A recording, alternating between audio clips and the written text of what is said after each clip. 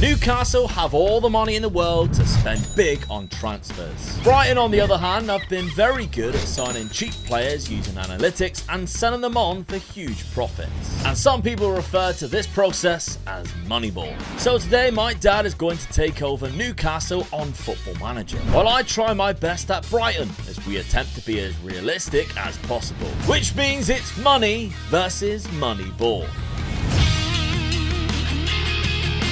Dad, as manager of Newcastle, I feel like you're obligated to spend a lot of money. Well, they're supposed to be one of the richest clubs in the world nowadays, so I like spending money. You do. While I am going to try and be smart and do it the kind of Moneyball way that Brighton have been doing, using very shrewd business in the transfer window. They're still spending money, I think, but I think when they spend big, like with the likes of João Pedro, for instance, this season, it's for a youngster with high potential. Yeah. A signing that in the future they could still make money They still know from. it's very good, yeah. Yeah, so I think that's kind of the way we're going to go about this rebuild, to be honest. I was still given rules as well that I had to buy young players as well. So, but obviously I had a little bit more money. Yeah, than so the you kids. stick to it. Yeah. Well, at the first season, you had no money, No, and I I didn't. actually the roles reversed because I did, have yeah. money because of the Caicedo selling, and Yeah. they haven't replaced him in centre mid. So I had like 60 or 80 million pound. You had about 5 or 6. Yeah. You brought in one player. They bought in a lot of players before I got there anyway, didn't they? Yeah. So they had spent a lot of money. But yeah, I only could buy one player, so I bought a striker in. Jonathan Rodriguez, £5.75 million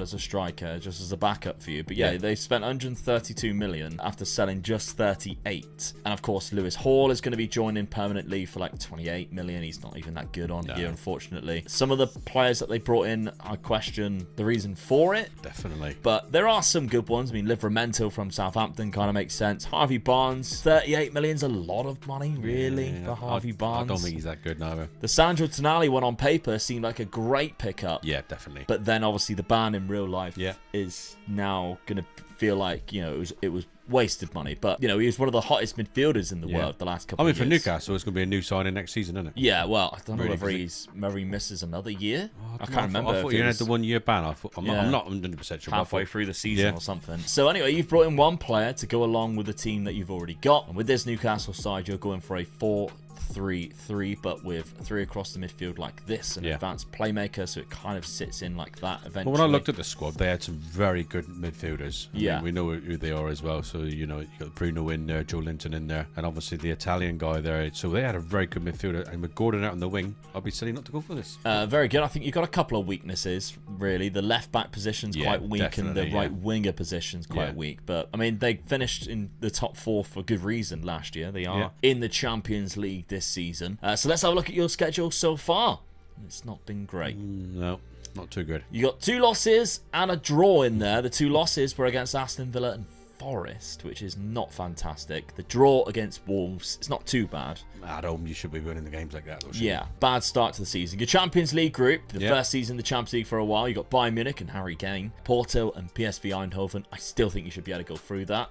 Definitely. I think I should be behind Bayern Munich there. Yeah. All the way. Maybe you and Porto could be a bit of a clash. If you don't put your ideas up from this, you might not even qualify. No. Also, we have Brighton then. And I have spent a little bit of money. Now, they sold £160 million. I've brought in a total of 128. So even though I have spent £27 million there and £7.5 million there, really, they have outsold way more than what they have brought in. So that's the kind of... I won't be doing that every year, don't get me wrong, but the players that I will be signing will be for good reason and not just splashing the cash, which is kind of the direction that you're going to be going in. Yeah, definitely, yeah. So, Yusuf Fofana was the first guy I brought in. 24-year-old midfielder, plays in 2 different positions. That's where I felt like we needed to bring in some players, and Fofana does fill that role quite nicely because of the fact that he plays in both naturally. £27 million, he's young. Yeah, he's only 24, it's a good signing. Yeah, so 1 goal and a player of the match in 3 games seems like a great signing so far. And Patrick Berg, for £7.5 million, I think he's absolutely mint. 25 years old now. He's been around Europe already for a long time. He went from Bodo Glimt to Lens, back to Bodo Glimt when it didn't quite work out. And this time he's in the Premier League. So let's see how he fares. Two good experienced players, really. Yeah. So they sold, as we mentioned, quite a lot of centre midfielders. £100 million for Caicedo. McAllister also leaving for £35 million. That's the biggest loss for them, don't you? Yeah, because he's, I mean, only for £35 million, he's been absolutely mustard for Liverpool. So tactically then, I'm going for a classic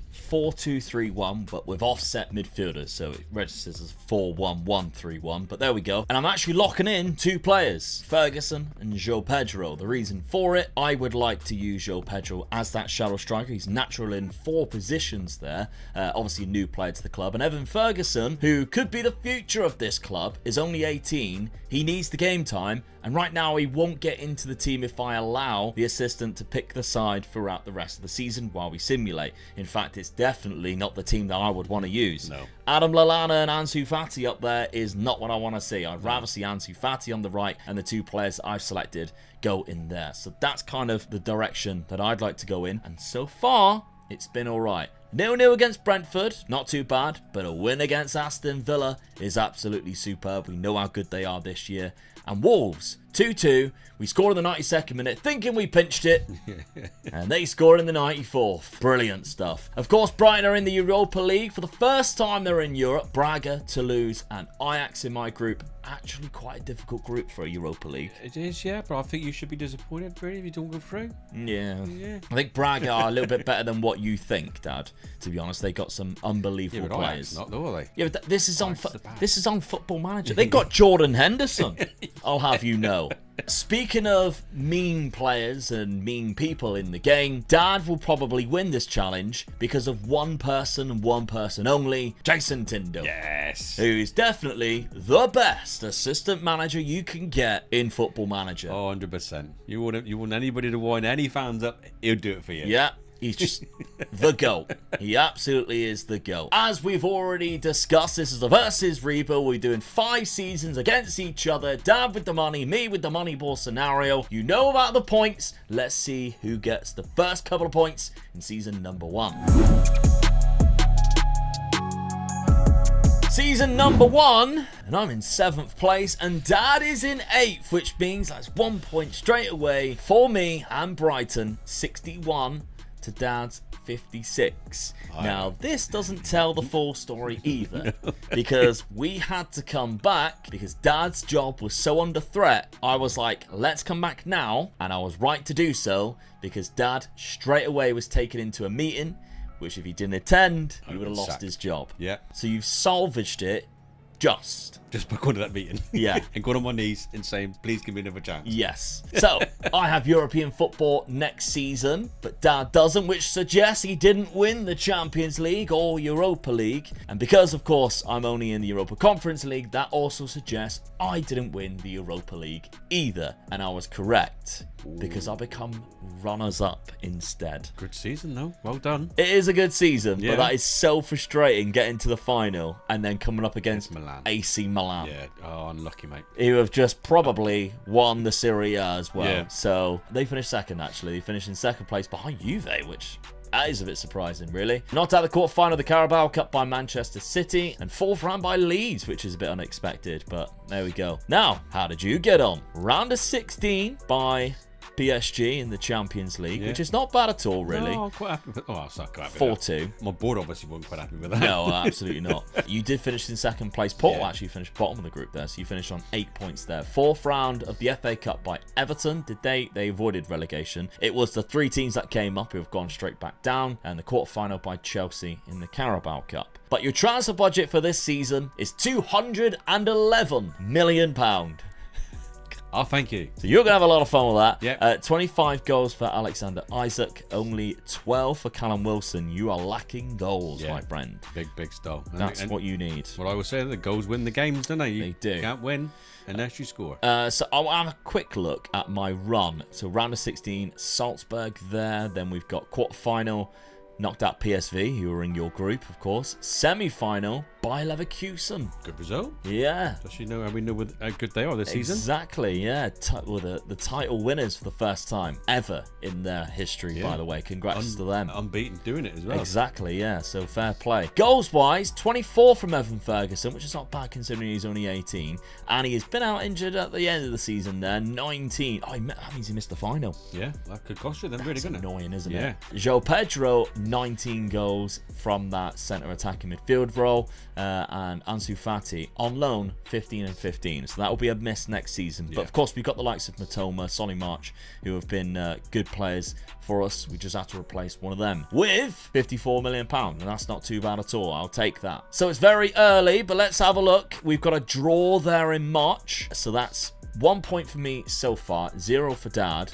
But that is no points for either of us for drawing. However, you beat me earlier on in the season at my ground as well, which gives you a point. So we're 1 apiece already going into season number 2. Well, what turned out to be a very busy transfer window for both of us, Dad. Yeah. I ended up selling £97 million worth of players, including Patrick Berg, who's only just come into the club. Huge profit on him, signed in for £7.5 billion, playing 36 games, selling him to Saudi Arabia for £25 million. Sounds like Brighton. Igor, who came in as well, bought him last season for £14 million, out for 25. Yeah. Again, didn't even play that much games either. A few other guys left the club as well as bringing in quite a lot in the loan market too. So £1.2 million there, another 155k. Doing what I like to do best, earning money for Brighton. But I did spend it quite well.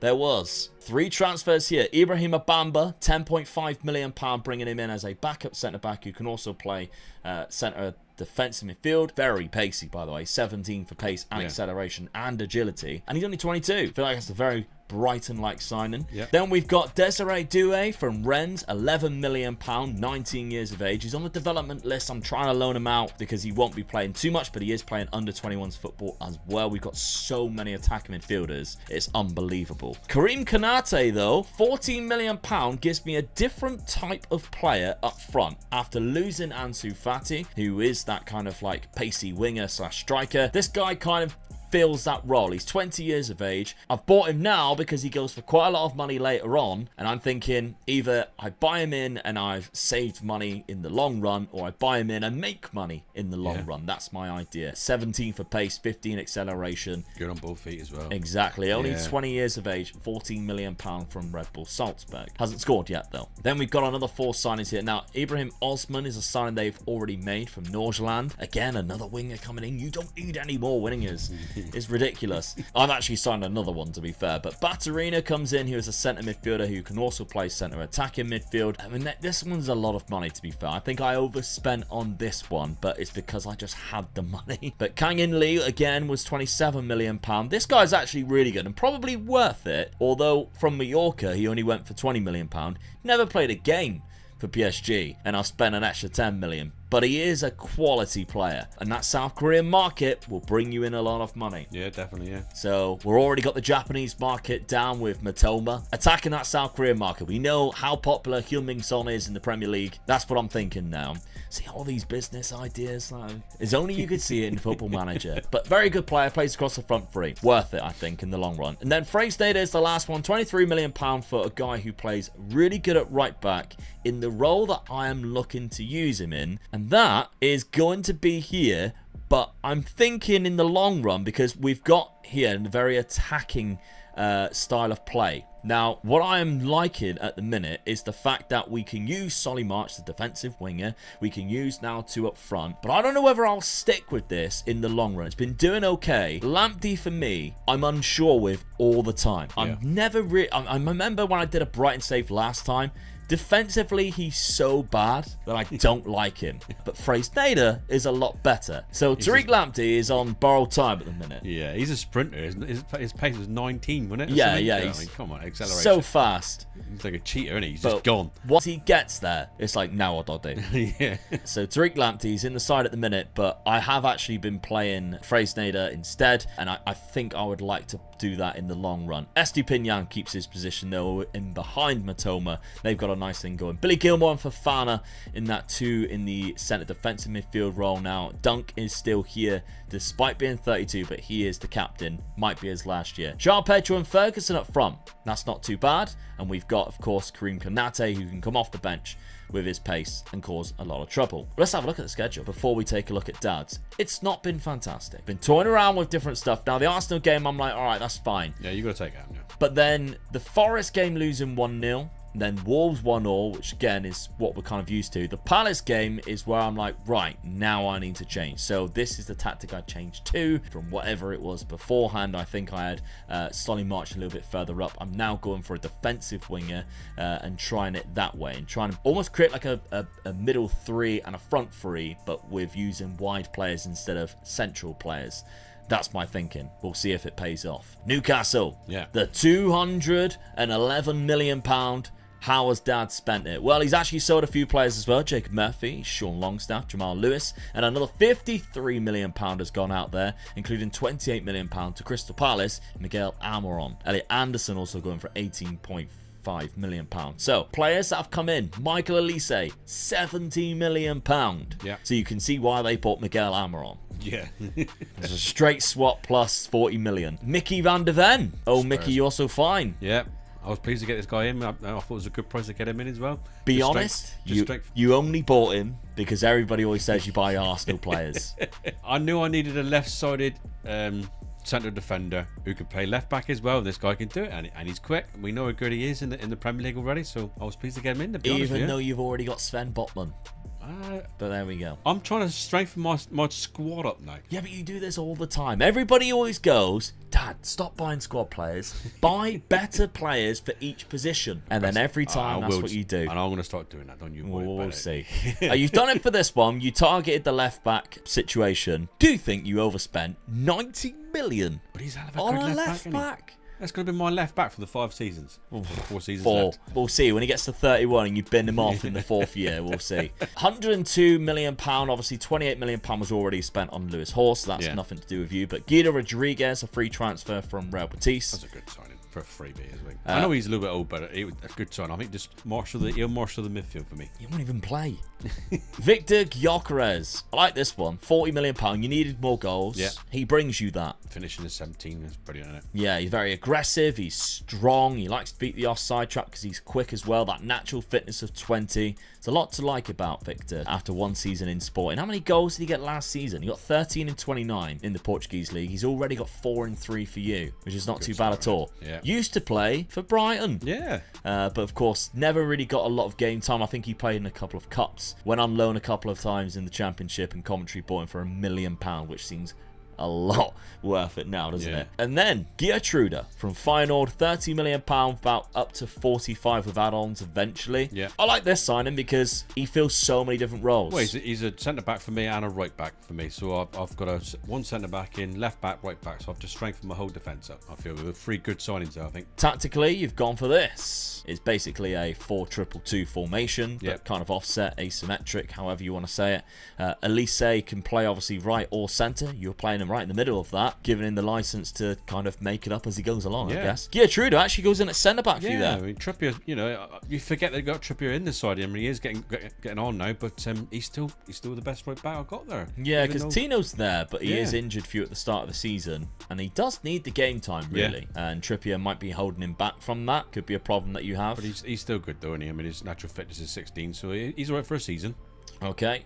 Let's have a look to see how you've been getting on. So far, you've had a couple of losses as well to Palace and Bournemouth. Yeah. Despite buying Elise off of them, and then before giving them Miguel Almiron, you lost to them, which is quite funny. I think Elise was injured as well at the start of the season because you didn't actually have him in your lineup. Lost to Bournemouth as well. That's a Tonkin 4-1. I can't believe that result. Luckily, you actually got European football. Now, the results of whatever happened in other competitions, or the fact that because we now go to the new league phase, meant that everybody's European football was bumped down 1. So you got Europa Conference football, and you are now qualified into that league phase for that. You also played Ipswich in the Premier League, who managed to come up, which looks like they could do in real life as well. But a 4-4 draw at Stamford Bridge after scoring a 95th minute goal and then scoring the same, well, pretty much a minute later to draw the problem game. I had as well, I had to start winning because my job was on the threat again, really, wasn't it? Yeah. You know, they were still looking at me and sort of thinking, you know, we could still sack you. Absolutely. And I had Man United, Liverpool, and Tottenham coming in my next 4 games. Yeah. So you need to start winning some games. Yeah. Now, your European football that you've got here, you should be breezing through this competition. Like, I'll be disappointed if I don't do something there. Speaking of European football, of course, I was going into Europa Conference League, but now I'm in the Europa League again, which is great. I've got Rennes, and everybody hates Rennes. Well, I do anyway. You should hate them just because I hate them, unless you support Rennes, and then you're dead to me, and I hope that you don't watch this video, but I'm only joking. If you are a Rennes fan, I really question your loyalty to the club of Rennes, but I guess everybody has their flaws. That's just your big one. FSSB, we've got Maccabi Tel Aviv, Villarreal. That's a couple of tricky ones in the middle there. FC20 as well, and ending with Dortmund. You've got to make sure your job's done before you get to there. Yeah, so if I can still qualify, we'll soon find out though. Let's simulate this second season with the scores tied at 1-1. It's another close one, but Dad, you picked the post this time round. 7th place. Do still have the job for now as well. Yeah, my goal difference wasn't that good now. It's 27. I mean, it's better than yours, but... So, I mean, my board are probably not expecting me to get right, European football each time. But yours... My board would want to be in the Champions League. I'm shocked that you still have a job. Manchester United won the league, though. That's pretty impressive. That's pretty good. Rasmus Højlund was the top scorer of the league. But Gyökeres was down there in 5th place with 17 goals. He also had the highest average rating across the whole season and the 5th amount of player of the matches with 5. So that's not bad. He's had a great season. That's a good signing for you. Signing, But down in 7th place, finishing behind Crystal Palace, who you just signed their best player. Yeah. Miguel Almiron is laughing right now. Brighton underneath though, 58 points. Maybe we drop into Europa Conference League. Hasn't been confirmed yet. Maybe even a Europa League, depending on, I guess, Champions League final or something like that. Because there's only 4 places there in the Champions League right now. So I imagine it might be a Champions League that could be determining where we play next year. We're on Brighton. Doesn't look like I've won anything, even though I was in the Europa League. How did I get on this time round? Quarter-final by Monaco. Would you believe it? Would you? Adam and Eve lost to Monaco 2-1 on aggregate. Man City was in it. You had Man City in that group. Well, they probably went on and won it, didn't they? Who did go on and win it. They beat Lille in the final. Now that's very frustrating. I forgot that they were in it because obviously where they finished last season. There's no way he kept his job. Josie. Of course it's Josie. I bet they would hate that. That's a very different style of play, isn't it? Where and did they he finished go in then? 4th. I wonder where he went. What, Pep? Yeah. He probably got sacked, didn't he? Yeah, he got sacked after all he's done. Winning the treble, and then he got sacked. All right, he's at Bayern Munich. He's gone back there. He wanted to manage Harry Kane. So, fair enough. That's how I did. How did you do, Dad? In the Europa Conference League, won it. Yes, Getty. So you That's why I kept my job. Yeah, that is why. Oh, well done. You won the 3rd best European trophy. Who do you think you are? West Ham? Sorry, West Ham. West Ham caught stray bullets then. I'm really apologise. When was the last time Newcastle won anything? There you go. I've just put a European trophy in their cabinet now. Yeah, well done. After extra time against a Greek team. Don't matter who's against, is it? You just got to beat any team they put in front of you. All right, let's have a look at your run then. Who did you scrape by? 7th. You lost 2 games against 2 teams that I bet Dad couldn't even pronounce. Sigma, Luma. No, I can't. You say Knockout playoff round you didn't go into. The round of 16 you did. You knocked out Randers FC from Denmark there. Quarterfinal knocking out Sevilla. So that's a good one. That's a good result. They're in the wrong competition. Yeah, they were in the one above. You never would have knocked them no, out. Definitely not. And then in the semi-final, probably just some crap team from Estonia or something. Oh, Bologna. Who? Thiago Motta's still there? Thiago Motta's still there. He's a very good manager right now. 8-3 on aggregate, so he destroyed them there. Oh, it was an all-Greek semi-final. Yeah. That's quite impressive. Yeah. Fair play to the Greeks getting there, and Panathinaikos was in this competition as well. It's just surrounded by Greek teams. But Newcastle were the winners. Quarterfinal by Tottenham in the FA Cup, Dad. Liverpool went on to win it by the looks of it. They beat Wolves in the final. And quarterfinal by Brentford in the Carabao Cup. A lot of penalty shootouts in that one. Other than when Bristol City knocked out Tottenham from League One because they got relegated. Oh dear. That is mental. So they went into the semi-final and lost to Arsenal, the superior North London team.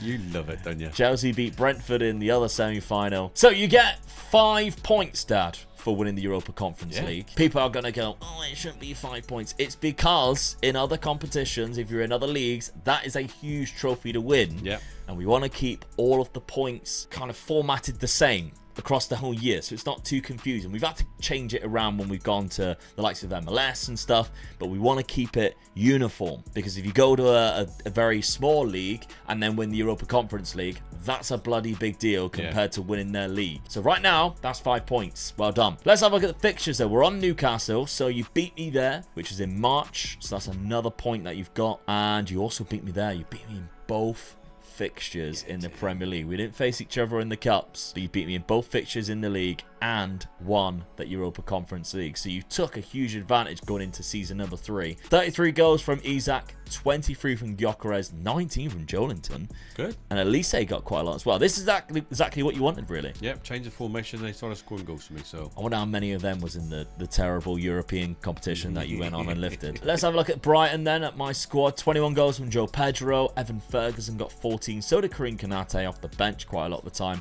And then Ciso, who's come back from loan this year, scored 12 off the bench mainly. Matoma, quite disappointing. I mean, his average rating was high. It's actually the highest in my league, but 10 goals and 11 assists. I was hoping for a little bit more than that from my Japanese midfielder. But there we go. My transfer budget next season, £62 million, which is very good. Yeah. Your transfer budget for next season, Dad, just the £222 million. That's what happens when you win European competitions, mate, doesn't it? All right. Let's have a look at the points tally after season number 2. Well, the season points are as follows. Omega Luke with 0, Omega Dad with 8, meaning the total points are Omega Luke with 1, Omega Dad with 9.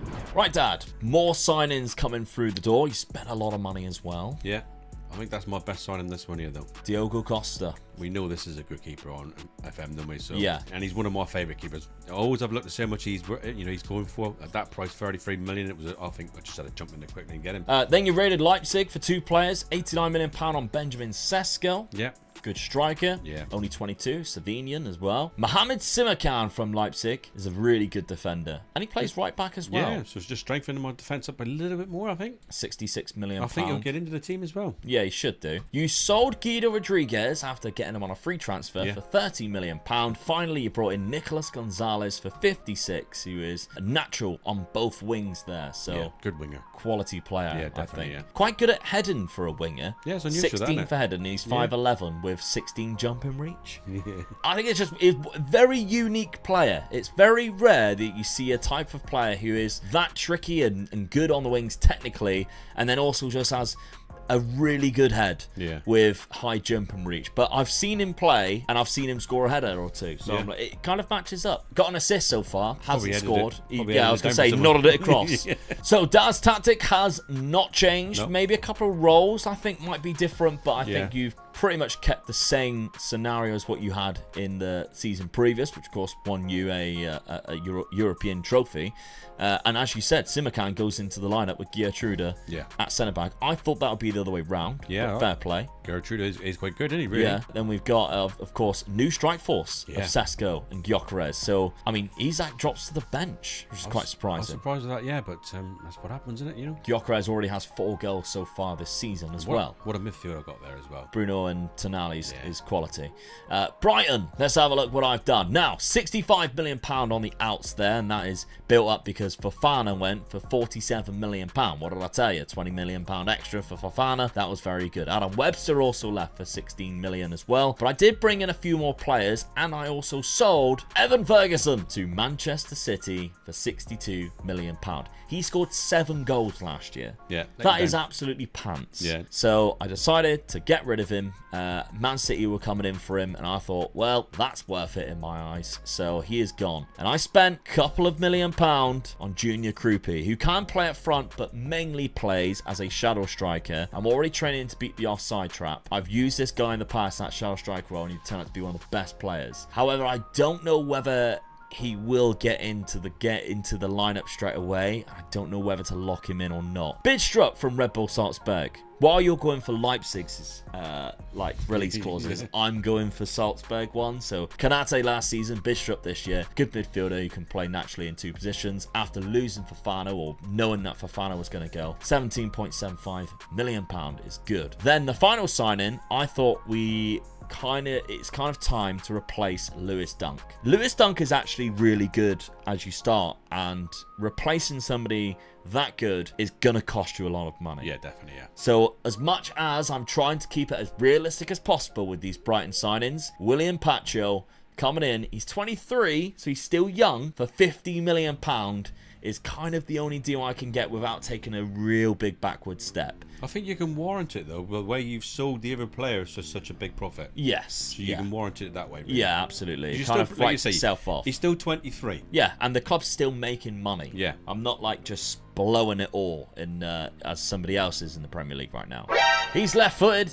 He's good on the ball, but he also is very strong. £50 million from Eintracht Frankfurt. Don't know if you knew this before, but they're my favourite club in Germany. Yeah. Bingo cards are back out. Scratching them right off. And my tactic, this is going balls to the wall right now. And the reason why is because there's so many bloody attacking midfielders in this team. Yeah. I swear there was just like more just flying out. I mean, I bought Krupi, and then I was like, oh crap, there's two that's just come back from loan in Buonanotte, who's actually really good. Yeah. Just needs some game time. And Ciso, really good again, just needs some game time. 21. Yeah, it's just mental. So then obviously we've got Lee, Matoma. We've already got, of course, Kanate, who then doesn't get into the team because João Pedro then goes up front, but Krupi's there as well. Baleba, who's like a centre midfielder, who's actually really good, just needs some game time as well. Then I've of course still got Desiree Doué, who I bought last year. So, and then Sarmiento's another one who plays from the wing, as well as Batarina. There's some of these I did sign myself, so I hold my hands up. I'm also just as big a part of this problem as what the Brighton board are, who already bought this, but I have changed a few other things. Now, I knew that I was going to have this problem, which is the reason why last season I was alluding to buying Fraser-Nader. I knew that I would have to go more defensive at the back to allow me to have so many attacking midfielders, and that's why Fraser-Nader came in, because as an inverted wing-back on defend, he plays a lot better than Tariq Lamptey, who is just kind of a winger who's stuck at right-back. Yeah. In my opinion, anyway. On the game, he looks like that. Estupiñán still has a license to go forward, but Fraser-Nader probably won't. He will be tucked in here next to Billy Gilmour to create like a midfield 2 when we have the ball, and obviously on quick breaks, so we don't get overrun in that midfield and Billy Gilmour isn't left there by himself. That's kind of like where I'm thinking right now. But schedule, you can't ask for much better than that. No. Considering the start I had last year. Ipswich, who managed to stay up last season. Congratulations to them. 3-2. Nice. Cardiff, who just came up. Congratulations to you. I still gave you a 1-0 defeat though. Brentford 3-1. Happy days. Lovely stuff. Maribor was 6-0 in the first leg. Is there any point in you turning up to the second? I still beat you 3-4, which meant I qualified for the Europa Conference League. So despite obviously being out the European positions last year, I still got a Europa Conference League. If I can win it like Dad can last season, then I'll be absolutely buzzing. Got Hearts in there, which is quite nice. I mean, I've got to play a Greek team. I think that's just what happens when you go into this division by the looks of it. You just have to play all the Greek sides. They're always in this competition. Never heard of that team, but I love their badge. That is hilarious. I've seen that in my children's school books. They are from Finland, who is, by the way, the happiest nation in the world, and I wonder why, because they have badges like that for their football teams. Definitely. It's so ugly, it's great. Like, there's no symmetry about it. Don't know why, but that's the teams I've got to face. Dad, your tactic obviously looks like that. Your schedule has been very good. You've only played 3 games, though, so let's not go overboard. To be honest, I was pleased to beat Nottingham Forest. Yeah, 2-1. Own goal as well. Yeah, well done. that'll do. And a penalty. Yeah. So, yeah, great result. Watford, who just come up, scraped by 2-1. And then Blackburn, who've also just come up, 6-0. Yeah, I've started now.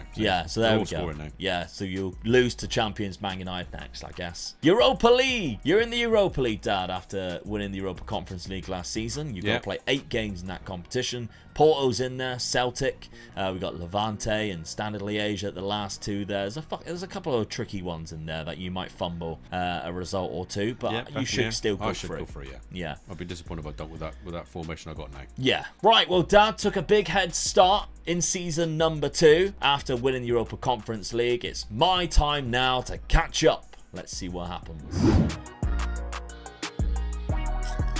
Season number 3, and Dad is finishing in 4th place. Joint third, really. Joint third. Yeah, so I actually had a mid-table blip for a while. I was down in 10th, managed to climb at the end there up to 5th place, which is the highest I got outside of the first couple of games of the season, which never really counted, does it? I mean, I actually finished above Man City, though. So, money ball over money. Maybe not for Newcastle, but for Man City. Tottenham actually finished 9th as well, considering, obviously, they were 2nd, I think, in the first season or so. They've got Ryan Mason as their manager, probably because Ange has just been sacked. Yeah, he has. So Ryan usually just sits there and just takes over for a little while. Yeah, he just waits to fill in and then doesn't get the real job. But there we go. So Karim Konate got 21 goals that season. It's not a lot, really. No. So I'm kind of worried with that. Competitions. Semi-final of the Europa Conference League. Nice as well. I wonder how many Greek clubs I had to overcome before I faced Nice. That semi-final was a lot more difficult than your semi-final. Yeah. Real Sociedad got to the final and lost to Nice at the Tottenham Hotspur Stadium. Oh, such a missed opportunity. Could have won a European competition at Tottenham and gone, ha! I won a European competition before Tottenham did in their stadium. Quarterfinal knocked out Hajduk Split. Round of 16, Viborg, who triangle badge. Lovely. Yeah, but on the kits, it's not triangular, so make up your mind. Round of 16 was against them. Did I play in the knockout playoff round? I didn't, and that's because in the league phase, I finished 2nd, only behind Nice. Yeah, I did beat Olympiacos though, away from home in Greece. So, Dad, after finishing in 4th place, which of course gets you a point, I gained no points there, but I might have beaten you in the league, or maybe not due out for cup competition. What happened? Oh, you got another one. Get in. Back-to-back European trophies. Building up, say, for the Champions League, I am. Oh, yeah.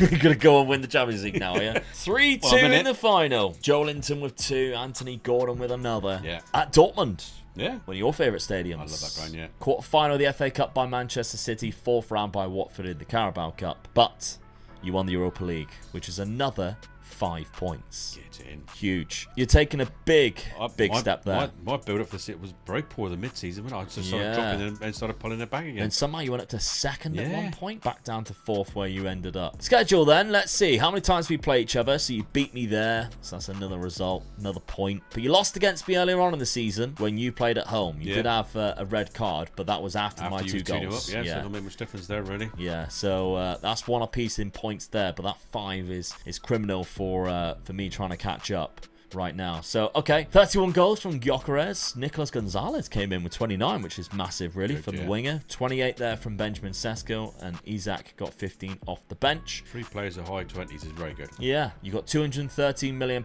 with such a huge wage budget. You could even go up to nearly 300. So, I imagine there'll be a lot of players coming in and out next season as well for Omega Dad at Newcastle, who will be playing in the Champions League after back-to-back European trophies. My goals, as we've seen, was only Karim Konate on 21, but there was a lot in the double figures. Just so many attacking midfielders. João Pedro got 17, Matoma with 13 there. Kang In Lee had a good season, actually, with 19 assists as well, which is decent.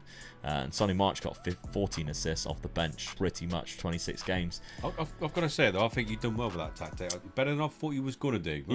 When I seen you lining up for that, I thought, oh, I don't know, is it too much attacking? I mean, we say that. I mean, you scored the most goals. I had the 3rd highest amount of goals, nowhere near where you were. What is interesting is the fewest conceded. I was down in 12th, which isn't that bad, really, because I only conceded 2 goals less than you did. Yeah. So it is good, yeah. Yeah, 55 goals. I mean, 24 Arsenal is the reason why they won the league. Yeah. That's insane, really, because they had the most clean sheets as well, like, huge amount.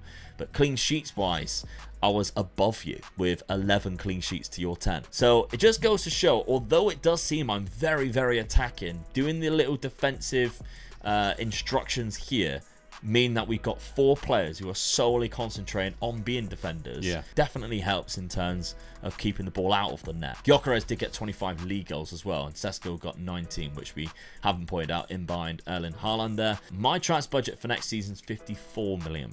But again, it's kind of like, what can I wheel and deal with this budget, and how many attacking midfielders can I buy this season? Before we have a look at the points, though, for this season, you'll notice that I'm wearing a nice blue hat with TCW written on it, and that is my wrestling promotion. Now, there is a show that's coming up on the Sunday that you're watching, that this video is released, but there's going to be another show that is coming to July, and that show is going to be our biggest yet. It is called the Summer Transfer Window, and I don't know where we got the idea of that name from, I wonder, but that is going to be a huge event on July the 6th down in Plymouth at the Woolwell Centre again, and the likes of Wild Boar is going to be on the card. And he used to wrestle in the bloody WWE. He is incredible. Yeah. He has no front teeth. He's very scary, but he's an unbelievable wrestler. Some massive names like James Ellis and my old friend Jordan Sparks is going to be down as well wrestling, and I'm going to be going up against the very good tag team of Act 2. If you can make it to the show, I please do implore you to come and see this one. It's our biggest show yet. I want to get as many people in that building as we possibly can. A huge event justified for the chosen charity. Again, it is a Plymouth Children's Hospitals charity, and there's going to be a link at the top of the description for you to donate as well as buy tickets. And of course, if you cannot get to the venue itself, but you'd like to donate, you can also watch the shows on the TCW YouTube channel. Really do appreciate it. But anybody who wants to come and check out some of the wrestling, if you ever need to just wonder where I am wrestling, just drop me a DM. I'm kind of wrestling around the southwest area. Maybe it's a show near you. But after that, the season points for number 3 was Omega Luke with 1, Omega Dad with 7. Which means the total points are Omega Luke with 2, Omega Dad with 16. Dad, Anthony Gordon has left to go to Aston Villa. Yep, I felt I just could get better. Okay. This is where I'm starting now to buy first team players. £49 million.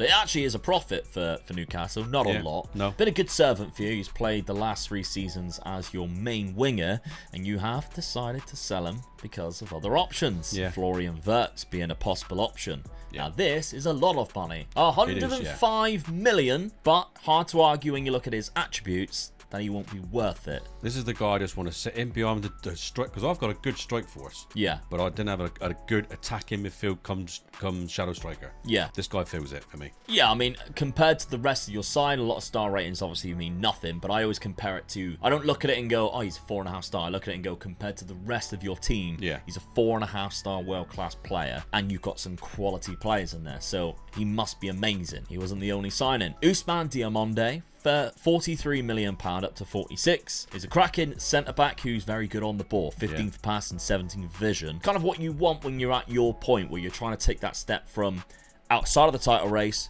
to the title race. Yeah, definitely, yeah. Affectionate personality as well. 22, yeah. Really not good. bad, really. Been playing his football in Portugal, of course. But then, it was another £122 million spent. First off, on a backup goalkeeper, you knew it wouldn't be long. Mohamed Ashvili came in, one of Dad's favourite goalkeepers to go for. Yeah. The Georgian, 25 years of age, from Valencia. This is a reserve keeper, so not every player was for first team, but what a good reserve player. Yeah, I mean, he very much is a good backup for Diogo Costa, because he's also very good at passing, good vision, and, you know, good on the ball, kind of like Diogo Costa. I've got 2 world-class keepers now, and he was prepared to be number 2 as well, so that made it even better for me. Yeah, absolutely. Enzo Fernandez has joined the club from Chelsea. Now, Chelsea have had a stinking time in the Premier League. They are, like, finishing the bottom half, kind of like what they were doing in real life at the minute. Yeah. And Enzo Fernandez put in a transfer request. He's good in the 2 positions where I want to play in midfield, so yeah, I'm really pleased with this. So I just think that sort of really sort of strengthens my midfield up now. Yeah, they've actually lost money on him, so £84 million seems kind of worth it, really. But let's have a look then. Dad has not changed his tactic for 3 seasons in a row. Don't worry, the channel or the world is not ending. And I'm buying players who are going into the first team. No Arsenal players or changing the tactics. I mean, Chelsea players is kind of bad anyway. Yeah. But not changing the tactics for 3 seasons in a row. I almost fainted. But there we go. The lineup looks very similar. I was quite surprised because Bruno did keep him out of the team as well. Yeah, Enzo Fernandez doesn't go into the side right now. But I mean, when they're that good compared to Bruno Guimaraes, it's going to be a case of as soon as he needs a bit of a rest, yeah, definitely, yeah, he's just going to be chopping and changing in the side. But, so it's a cracking team that you got going on there, Dad. But let's have a look. My wheeling and dealing has probably come to a bit of an end. To be fair, I sold Tariq Lamptey for £41 million. I mentioned I might do it. I just don't like that type of player. I like to have better technicals. I know pace rules all in Football Manager, but I do prefer them to have a little bit better technicals, and I do prefer my right back in the system that I'm running to be a bit better defensively. Did sell a couple of other players as well as loan a couple of other players out, and I signed 2 players for around about 50 to 60 million pound, and it kind of going against the... But I'm at that point now. I've just got like Champions League football. Yeah. I need to start spending more money. So Ivan Illich has come in, and he's 48 million pound. It's a lot of money, but he plays in so many roles, including attacking midfielder. Well, maybe I didn't need one, but there was a lot of other places that I could really get better for the money that I had. I then spent 56 million pound on Aruna Sanganti from Monaco for 56 million, and he's a backup centre-back. Although he is 4-star compared to my team. He's a good one, though. I thought he would go in straight away, and the reason for it is because his physicals are unreal. Yeah, definitely, yeah. And he has 17 positioning. I mean, he's that quick, that agile, that strong, and 17 positioning with good anticipation. It's like, well, how the bloody hell did you get past him? Yeah. With concentration of 15 as well. But for some reason, when I go best 11 pick, he doesn't necessarily go into the side because Van Heck is in there. And how the heck... I don't know. But there we go. He is good on this game, though. He is cracking. His mental attributes are phenomenal. I think I'm being harsh on him, and it's just because of his pace and agility and strength is not quite as good as the last guy that we've just bought. But there we go. But Kanate now takes his position up front after I've trained him to beat the offside trap and scoring quite a lot of goals last season.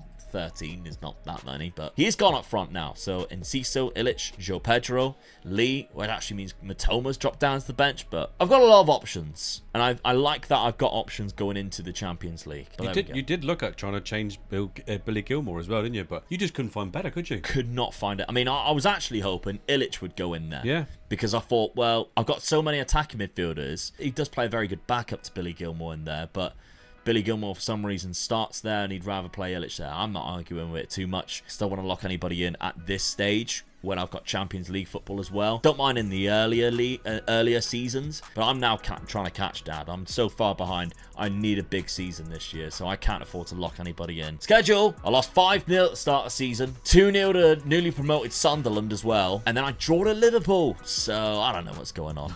Beat Burnley 2-1 away from home, and I knocked out Charlton from the EFL third round. But it is Champions League football, and it is some horrendous games I've got. Napoli and Bayern Munich to kick things off, by Leverkusen, then Barcelona and Real Madrid. You got them all in one group, haven't you? Bayern Munich, Barcelona and Real Madrid. Yeah. The weird thing is, I might still go through because Genk, PSV and Young Boys, that's 3 games I could win. Yeah. And all of the difficult ones, bar Bayern Munich, are at home. Yeah, you got a chance, haven't you? Yeah. Imagine if I just do one of these 2 here, yeah, and it's my 4th win, I could still qualify. Who knows? Maybe I'm a dreamer. Dad, though, let's have a look. You're also having a weird start because you stuffed Watford 8-1. Yeah, I thought that was brilliant. And then lost to Crystal Palace. Couldn't believe that one. I mean, in between that, of course, you played the Super Cup. Real Madrid. And I think I rest a couple of players for that game. You did, actually, yeah. And it was being, you're playing against the likes of Jude Bellingham and Tchouaméni in their side. It's, lost to Man United, though, who have for Richarlison. What? I think Spurs are glad to get rid of him. Eric Ten Hag, I question that signing. That's very weird, but there we go. You did beat Fulham 4-1, so that's a good result. Your Champions League fixtures look a lot easier than mine, I must say. Olympiacos, don't know what they're doing in this competition. You've also got to play Real Madrid, but outside of the Real Madrid game, maybe Arsenal, that is not Champions League fixtures for me. No. That's a gimme into the next round. I'd be so disappointed if I don't get through the next round. Yeah, I think you should be finishing top 8. Yeah, definitely. I should be winning 5 games there easily. Yeah. So, okay, let's have a look and simulate this 4th season and find out what happens.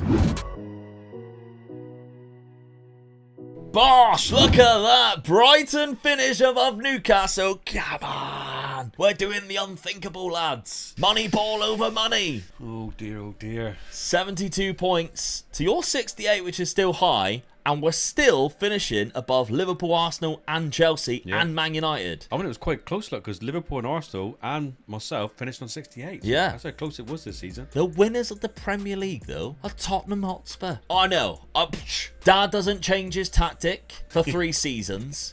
Tottenham win the Premier League. We should all be heading towards bunkers right now. So there we go. Spurs only lost 3 games all season. This game is so true. Like, it just takes me sometimes how good it is. Yeah. Erling Haaland got 28 goals. Sesko got 21. Madison got 16. That's why they win the league. How are they doing that? Who actually... Marco Rose is their manager now. It's like they haven't even signed a striker. They're just relying on really good centre attacking. I could do that. I've got about 15 of them. Anyway, I get a point for finishing above Dad right now. We're on Brighton. Did I manage to do anything else? No. Got away with it then. No, that was a huge opportunity there. I could have done with a cup as well. Yeah. Round of 16 by Benfica, which you actually knocked out of as well by Liverpool. Yeah. Let's have a look at the league phase. Or did I play in that one? No. Which meant we both finished in the... Look at that! I finished above you in that as well. Do I get points there? Do we check? VAR? Can we check that? I don't. That is so good, isn't it? Yeah. How did I manage to do that with the games that I played? I lost 2 games. Real Madrid and Bayern Munich. I won 6. I beat Barcelona. Well, 4-0. You did call it, didn't you? Yeah. You did call it. You had them at home. If you beat one of those teams, you'd go through. Napoli and Barcelona, the home fixtures there that I'm very proud of. Really good. Yeah. You lost 1 game against Arsenal, Dad. Tricky one. But you did draw against Ajax away from home. Yeah. Beautiful stadium, that is, by the way. And Real Madrid at home, 0-0. 5 wins, though. All the 5 fixtures we suggested that you would. Yeah. But they're straight through into the top 8 there. Brighton only finishing higher than you with 1 point there. We'll check the fixtures in a second, but I could really do with you not winning anything, and you didn't. Thank God. 3rd round by Nottingham Forest. 5th round by Manchester City. We know you didn't win the Champions League, so we're all good there, but it's a big ask. Okay, there's one more point there for me. You lost against me in the Premier League and in November too. So that's 2 points added on to my total. All right, I think I still got a lot to do in that final season, but I think it's still possible. I've had a poor season, but I got away with it, I think. Yeah, definitely. A lot of goals being scored there. 25 there from Gyökeres, 23 from Isak, 27 from Sesko, which is great. Gonzalez having a great season as well. My goals were... Oh, it doesn't look great. João Pedro was 16, Konate with 18. How did I finish higher than you? I don't know. When you look at that, you just think, no way. Yeah, I must have just conceded a lot less. 51, you conceded 54, but you scored so many more. My goal difference was plus 14. No idea how I finished that high in the league. That's mental. My transfer budget for next season is £56 million. Your transfer budget for next season is £200 million for the 4th time in a row. I don't know where I'm going to spend this one, though. God. Blimey, I was struggling last season. Let's have a look at the points. So the season points are as followed. Omega Luke with 3. Omega Dad with 0. So the first time Omega Luke got more. And the total points are Omega Luke with 5. Omega Dad with 16. I won't show you Dad's just yet. Good God. Let's start with Brighton, shall we? Now, £66 million worth of players, mainly because Bamba went for £50 million. Not bad for a £10 million player. That is the Brighton way, in my opinion. Adingra for 1.5, actually, we spent quite a lot on him. Bataruna lost money on it as well, but we ignore those ones. I did sign, though, Lewis Ferguson to begin with from Bologna. £65 million. It's a lot of money, but he's a very good centre midfielder, and he fits the homegrown quota because for some reason, even though he's never played in the Premier League, because he's Scottish, he counts as homegrown. I really like his attributes, and he's actually quite good in real life too, I must say. But 18 for natural fitness and stamina, and he's got some fantastic work rate ability and mental attributes too. Good player. Yeah. Then I signed one of Dad's favourite players, Antonio Silva, as a centre-back option for me there, even though I've got another one from last season that I spent quite a lot of money on. But now I've got 4 very good centre-backs, so I'm happy with my defence and how that is set up. And tactically, I've gone for this, and it looks horrendous. But I'm going to live with it. We'll see how it goes. Kangin Lee goes on that left-hand side now. Matoma is still around. He is now 30 years of age. I would personally still play him there, but I think because Kangin Lee has the better technical ability right now in terms of left foot, you might go there. I don't really know the reason why Kangin Lee goes there over Matoma. As on a postcard, really. But the back 4 is still the same. Yeah. Despite obviously spending over £100 million worth of centre-backs in the last 2 years, it's still Pacho, Van Heck and Fraser-Nader. But there we go. Ferguson goes into that role there. And Ciso and Buonanotte look very good now. João Pedro actually goes from that right-hand side. as a winger, and that is because Konate is nailing down that position at top with his 19 acceleration, hopefully for some more goals for him. I'm looking at that team. I think you've done well sticking to the Brighton way. You look at the players you've bought, they're all in their 25 below, I think. 1 or 2 players you bought might have been just about 26 now, but you look at, I imagine with the average age now, you've probably brought it down a little bit. So yeah, I think you stuck to the Brighton way. Ferguson was probably the oldest player I bought in 28. But 29 Purvis, Estupinan's been at the club for a while, and obviously Matoma's 30. That's the oldest player on my team. Yeah. When you're in Europe as well, you needed those more experienced players, and you bought them in for that as well. That in season 4, I think it was. Yeah. We'll see how that tactic plays out, though. Dad, though, here we go. So much money. Now, you sold £86 million worth of players here. Yeah. 60 of it was gone to Nicolas Gonzalez, and I'm shocked that you sold him because he had a great season for you last year. Yeah, we did. Yeah, but I just felt I got my hands on a better winger, I feel. And this season, for me, it's got to be, I've got to go for it this season. Harvey Barnes for £11 million is left as well. I'm sorry. Lewis Miley never developed because you didn't really give him the game time, so £13 million there. But you spent £200 million on a 23-year-old striker. I mean, just look at those physics. Samuel Morodion. Everybody knows he was my go-to guy at the start of this FM, and he is still very good. And I actually think he got given a bit of a bump in the winter update. His physicals are mental, but I tell you what else is mental is my dad, because he's just spent £200 million on a guy who only scored 13 goals last season. I got to the end of last season, and like I said on the earlier, was I don't know where I'm going to spend that type of money that I've got. When I sat there and thought about it, I thought I need someone who's going to score a lot of goals for me, so I need a better striker than what I got. So I just went out and just found what I feel was probably one of the best strikers out there at this particular time that I could get. All right, I paid $200 million on him, but I'm hoping it's going to pay off. He is also a player that during this save was relegated from La Liga in the first season and has done nothing since. I bet when you offered that $200 million, Atletico have gone, cheeky Newcastle, putting £20 million bid in. They go, no, that's $200 million. Is it? Oh my god, what are they doing? Maybe that was a typo. And then they message you and go, hello, Omega Dad. You seem to have a bit of a typo in here. you offered £200 million, and then you've gone, do you need more? And they've gone, oh, he's bloody serious. Mate, I've got a striker and a half in here, I'll tell you. And half is Asensio, the other half. £43 million worth for Asensio. He plays across that front three from PSG. Tactically then, we finally changed it. He couldn't stand finishing behind me this time round. He's had to change it. Samuel Morodion does go into the lineup, and good job too, really. Yeah.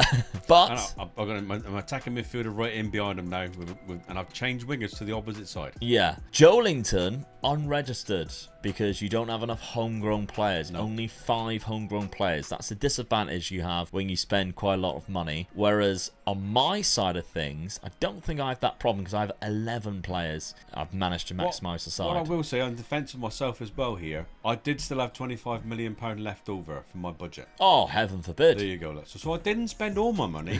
I generated some money and left a little bit in the kitty for them as well. So. Oh yeah, how very generous of you. I couldn't find anybody for $25 million.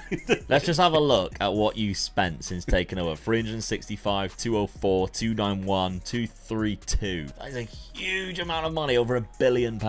Well, they supported me, didn't they? That's why they're the richest club in the world, and they got the right manager in to do the job. Schedule then so far for Omega Dad. After spending £1 billion, he drew against me 3-3. Oh, I couldn't believe that. Open game of the season, and I thought, I'll give you a good tank in here, and I drew 3 each. Samuel Morodion opened the scoring as well on the 18th minute. I went 3-1 up. But you kind of rescued it with your other sign-in, Marco Asensio. 3-1 against Wolves. Good result there. Samuel Morodion got a goal. Benjamin Sesko got 2. Leicester, 2-0. Ipswich, who still managed to stay in the Premier League. Well done to them. 5-0. And then you defeated the champions Spurs. 4-2 in the EFL Cup. And you got to play them next as well. Champions League, Dad. I think you're paying them off. Because you have 2 hard games. And the rest of them suck. PAOK, Cologne, How do they even get in the competition, I wonder? Celtic and Salzburg as well. Ajax aren't very good on this, although you did draw against them, I think, previously. And then PSG and Barcelona and Porto. I should be disappointed if I don't get 3. Good God, yeah. My fixtures, let's have a look. It's not been great. After the draw with Dad, I beat Sheffield United. Lovely stuff. But then I lost to Chelsea 3-2. I lost to Burnley 3-2. And I'm out of the EFL Cup already on penalties. And considering, of course, I was 11 points behind you, that is not a good start. No. I need to pull off something huge if I'm to catch you up. I very much doubt that's going to happen. King's not working, is it, for you this season? Not right now, anyway. Champions League, which is probably the worst thing for me to be in, really. I could have done with dropping into Europa League. I'm too good for my own good. I've got to play against both Red Bull teams. Thankfully, we've stole all of their players, so we're all right there. Salzburg and Leipzig. I've actually got all right fixtures. That group's all right. Yeah. I actually think I've got easier fixtures than you have. Yeah, come on. PSG is my only real difficult one, but Benfica, of course, did knock me out last season. Then if they hold on to their players, they do tend to be really good, so we'll soon find out. But anyway, it's the 5th and final season. Let's see what happens. Dad is 11 points ahead. I've got some catching up to do. Well, it must be all over. Get in. Because Dad has won the league. When you spend 200 million on a striker, you win the league. What a thing to brag about. That's like Hugh Hefner going, see what happens when you spend loads of money, you get all these women. Bloody hell. Mate, I've just built a good side, and that was my final straw. They're getting that striker in, and bang, there he is. Look at the goals I scored, look. 112. Almost double what I scored. I rest my case, my son. Yeah, well done. Go. Well done, spending £1 billion. Premier League title. You're in the bag. You must feel like a Man City fan right now, celebrating. I like to see what happens in 5 years' time when FFP come for your ass and you get this stripped away. But there we go. I'm down there in 8th place, holding on. Sad to see Ipswich finally go. As well done to them for clinging on for so long. You didn't even have the top scorer of the league. Samuel Marodion is not even there. See what happens when you spend £200 million on a player? He's not even your 3rd top scorer. Florian Wirtz was higher. Where is he? 17th with 9 goals. He played 14 games. He must have got injured. Yeah, I'm sure he did. He must have got injured. He did. Yeah, no, come on. Not a lot, really. What, he was out for 6 weeks. Then 7 days and 3 weeks, 5 weeks. On international duty. So... broke a rib, I feel sorry. I know how that feels. Yeah. That's a real bad one, that is. That is absolutely mental. What makes it worse, if you go to the... where's the Man United player there you just had there? Rasmus Højlund. It was between him... who you were going to buy. Him, but he was the same price until I approached him, and they wanted 200 odd million for him then, and I thought, I'm not going over the 200 million. Oh, yeah. Oh, no. Yeah, you don't want to overspend on players, do you? No. Good God. Right, okay, let's get this video over and done with. Let's have a look. Competitions, I won none. Round of 16 by AC Milan. Dad, you were also eliminated by Real Madrid. I think we both were in the playoff. We had easy fixtures and we didn't even get in the top 8. You defeated Juventus. I knocked out Fiorentina. League phase. You were telling you scraped through. You won 2 games. You beat Salzburg and Cologne. You drew to PAOK at Ajax, PSG and Barcelona. You lost to Celtic. I lost to Celtic as well. At least I drew against PSG. You lost to them. Who the hell was Celtic got? That Brendan Rodgers is still there. Okay, let's have a look at the... Celtic probably went through and won it. Yeah. I went 4 wins. 7-0 against Cologne. Beat Leipzig 4-0 as well. The final was actually won by Milan. Dad, your final season, you won nothing as well other than that Premier League, which is still big, to be fair. I got to the semi-final. Bloody Arsenal knocked me out there. Yeah. How many goals did he get in total? 13. He only played 26 games, didn't he? And 8 off the bench. Yeah. Don't forget them as well. That's a huge amount. I can't even say he assisted because he got 5. Only got 5. Yeah, he only got 5. We're going to take a look at the points, but this save game file will be available for Patreon members and YouTube channel members. So patreon.com/MegaLukeGaming, or press the join button, and on the £5 tiers, you get the save game files for this. Maybe you want to use the tactics that we have created here, because obviously both of them are still on there. I think I've even kept this one by by the way, once I tried that, it didn't work out well. Don't use it. But you might want to try that one. That one's still there should you wish to try it as well. So you get those on the save game files on the £5 tier. But let's have a look at the final points tally. And by the way, if you did get it, only 132 million, but you do have a stupid amount of wages that you could look to change as well. Let's have a look at the points. The final points is as follow. There were no points for Mega Luke because no victory over Dad in the league fixtures either, meaning the total points for Mega Luke is 5, but Dad also got 5 points in Season 5 alone, making his total points 21. So Dad, money versus money ball. I think you did definitely have slight advantage, but you won either way, 21 to 5. Took the big one. That was the main one, the big one, the Premier League. So I got there in the end. But there we go. Hope you enjoyed it. Keep your suggestions coming through. Of course, if you want to help watch a wrestling show or donate, the links will be there at the top of the description. But right now, what I'd like you to do is go watch this video right here, because I took over my beloved Manchester United for 10 seasons. It's a brand new format. It's a really good video, and I'd like you to give it a try. Thank you. It's a versus rebuild battle today against my dad on Football Manager. We've got 5 seasons as managers of Wolves and Aston Villa to try and become more successful than each other by being smart with transfers and creating out-of-the-box tactics, but this one is very close. We have the exact same win, draw and loss record. Our goal difference is the same. Dad, neither of us had any budgets with Villa or Wolves. Well, that's the thing when we take over a team. It's nearly always in July, is it? They take over mid-July type of thing. So usually the budget's already been spent by someone by then. So, but I was still quite happy because I looked at the team and I felt that I still had a very good team. Absolutely. I think you've definitely got the better starting team. I've got a team which can progress quite nicely. There's a few players in there who have good potential on the game. So without bringing anybody in or selling anyone, this is Dad's tactic in the 3rd season. It's a 4-3-3, but we've got 3 across the middle of the midfield instead of like 1 in DM. Balanced mentality, pressing forward. You've basically set up all their favorite roles, I think, haven't you? I probably did, yeah, because I just sort of like looked at every single player, put them my best starting 11 in their favorite positions and see what it came up with, and that's the tactic it came up with, really. So yeah, let's have a look then. I'd never signed anybody either, so my players, I mean, I didn't have much of a budget, and nobody in, nobody out compared to it, and I went for this tactic. It's a 4-2-3-1, really. It's just a little bit offset, bit of asymmetrical. I've got a player who's sitting in there as a ball winner,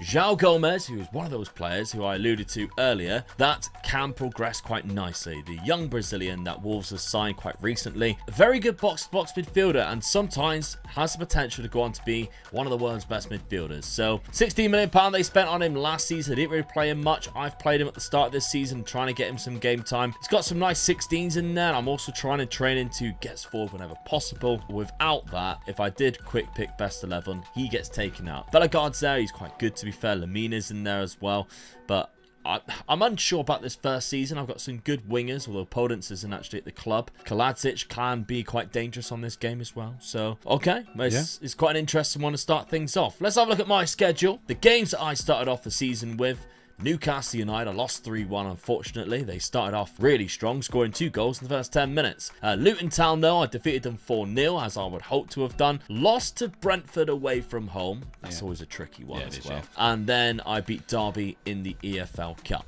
However, Dad is currently top of the league because he has won every single game he's played so far and scored 4 goals in every game other than the last one against Saruka, who you only got 3, with Ollie Watkins getting all 3 as well. So 4 goals being scored against West Ham. Ollie Watkins that's his 3rd hat-trick as well. That is, yeah, 3rd hat-trick, He's hit the ground really running, isn't he? Yeah, Brighton was a 4-0 away win. Yeah. Amazing. Aruka, which was Europa Conference League qualification games, he beat them 4-1 and 3-2. And Sheffield Giant 4-0. You haven't had a massive test yet. That's the only thing. That was what we were saying.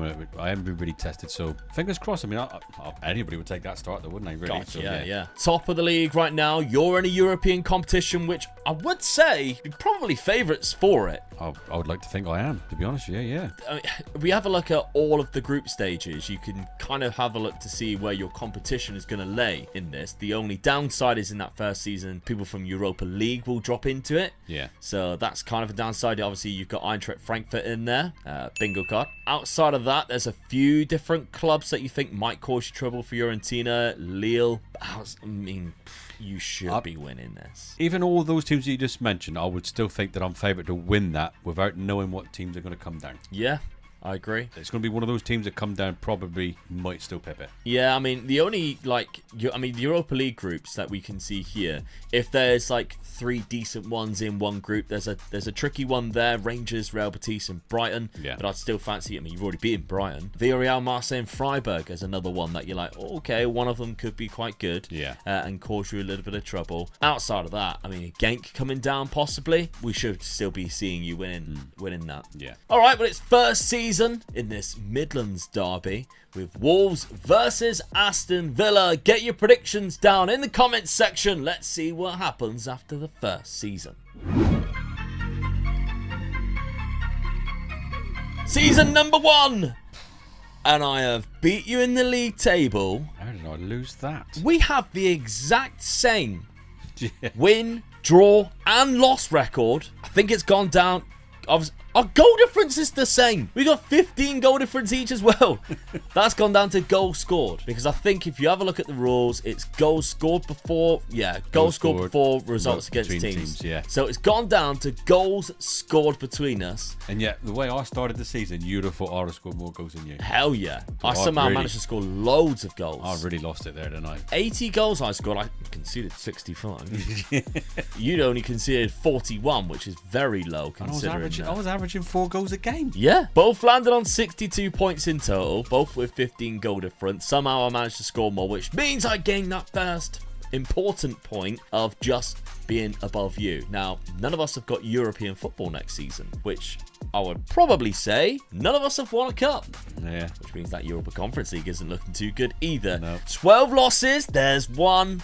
I've beat you once there, but I've also lost against you 3-0 away from home. So there's another point each in between there. If it had gone to head-to-head, we'd have had the same head-to-head as well. Yeah, we would have. Yeah, I think you would have won based on goal difference in head-to-head. Yeah. I guess, because you beat me 3-0, I only beat you 3-1. So, yeah, really close one, that is. But, yeah, Wolves, competitions, probably haven't won anything. Quarter-final by Chelsea. The only way that we're going to gain points now is if one of us has knocked out each other. And you haven't knocked me out here. Quarter-final by Chelsea in the FA Cup. 4th round by Arsenal in the Carabao Cup. Let's have a look at Dad's competitions. Quarter-final by Slavia Prague. Runners up. Manchester City. The one team you really don't want to see reach the final. No. That's unfortunate. But yeah, I avoided you somehow. So, where was I? 4th round? Liverpool. By Arsenal. You knocked out Barnsley in that, right? You getting all the easy ones when you Liverpool. Yeah, all the easy ones. Arsenal, all the easy ones. Don't know why you celebrate. You don't get any points for beating them in the semi-final. Still celebrate beating Arsenal, mate, I tell you. Is that because normally you're buying their players? It's a long 4 seasons that come, Yeah, exactly, yeah. Let's count how many come through the door. Final, then, was 2-0 against Manchester City. It's difficult. Let's have a look. Quarter-final as well by Man City in the FA Cup. Yeah. Which was the same done me twice, didn't I? Area. Oh, got to the quarter-final. Well done. Well represented. And got to extra time against Bournemouth as well. So that's lovely. The 3rd round, you knocked out Charlton. I knocked out AFC Wimbledon. 4th round, you knocked out Norwich. I knocked out Coventry. 5th round, Birmingham and Millwall. So, yeah, we played some nice fixtures there. The semi-final was, it's an all-Manchester derby. And Manchester United have won it.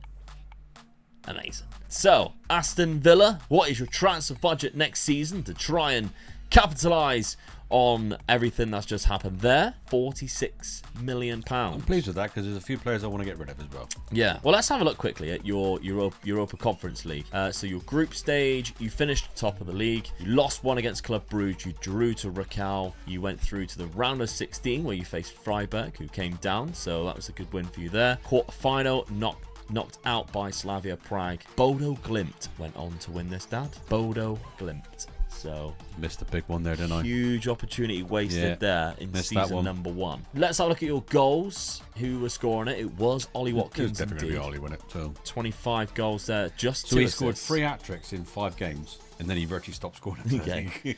9 in 5.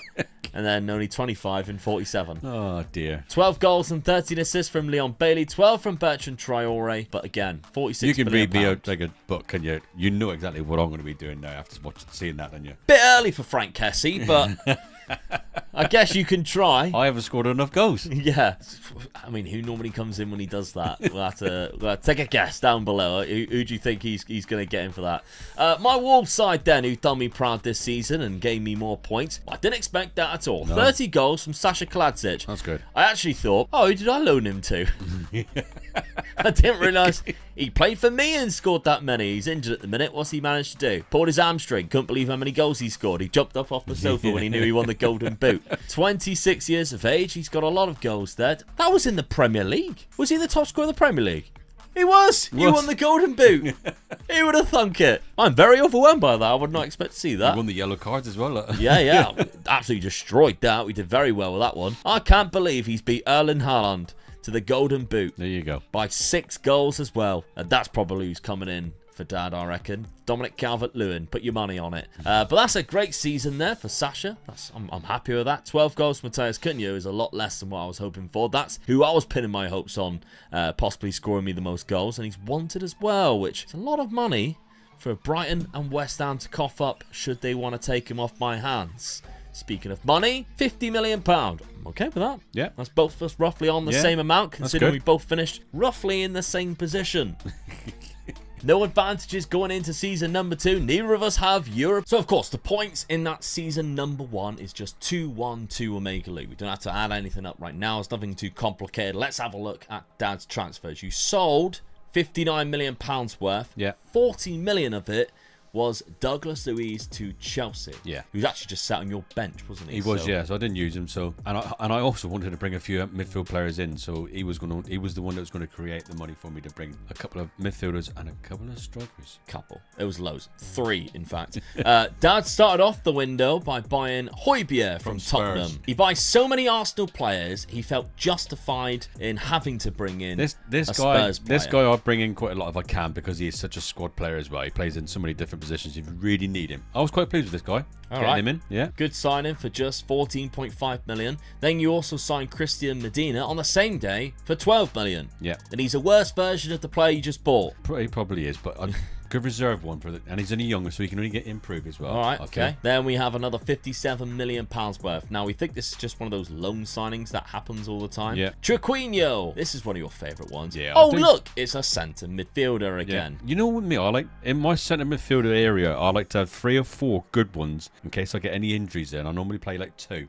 Yeah, but you already had 3. Yeah, I know. I'm just making the squad You had stronger. Kamara, Tillemans, John McGinn. Yeah, There's 3. Then you've brought in 3 already, and you've got rid of a midfielder. But we'll have a look at that in a sec when we take a look at Dad's tactics. Danny Gomez, £7 million. I mean, you're just throwing shit at a warrior, aren't you? One of my reserve strikers. He was going to be definitely be my reserve striker. I feel like you are actually disrespecting the Aston Villa fan base, bringing in absolute dross players. Don't try like and get Danny Gomez. Don't try and get the Villa fans to turn against me. They're looking at this and going, "Come on, Dad. Just have your faith in me. I've got the best wishes for Villa in this tournament. So don't even worry about it. We were expecting Frank Kessie. We were expecting too early for Frank Kessie. Ibanez. Too early for Frank Kessie. We all know that. Gonzalo Ramos, and instead we get Danny Gomez for 7 million. It gets worse, viewers, because he also went for Enrique Araujo. Look at the finishing on this guy. 15. If he gets a chance, he's going to take it. And his composure's 13. He's got 11 pace. Well, that's all right. He needs to get into the box. He'll only get better. Start filling the squad with players that can just drop in out if there's any injuries. I've got Ollie there. Ollie's going to be my main striker, and I need one more to go with him. £3.3 million down the drain. Sasha Bowie. Now this is an alright sign, and I'll give you this one. £19 million for a very good right back. Yeah, need a good right back. I think in real life he just signed for Bayern Munich, so £19 million on him. It's not too bad at all. He's got yourself 2 assists as well in the first 3 games. And finally, the third striker of the transfer window. Remember how many strikers he's bought this window alone when you look at the tactic. There you go. There's my second main striker, though, isn't it? What was the other 2 then? He's in with Ollie. All right, £25 million spent on Bull Idea for this tactic. You do actually have 2 strikers. You took one off the wing. You got Dia and Watkins up there already. The other 2 don't even make your bench by the look of it. Oh, Danny Gomez actually makes your bench. So talk to me. Why the change? I wanted to be a bit more attacking. And it's like a 4-2-2-2 really, isn't it? But I had really good wingers. Yeah. So I had to, as much as I was thinking of another tactic, because I had really good wingers, I felt that I had to play a winger. So I decided to go with Bailey out on the left.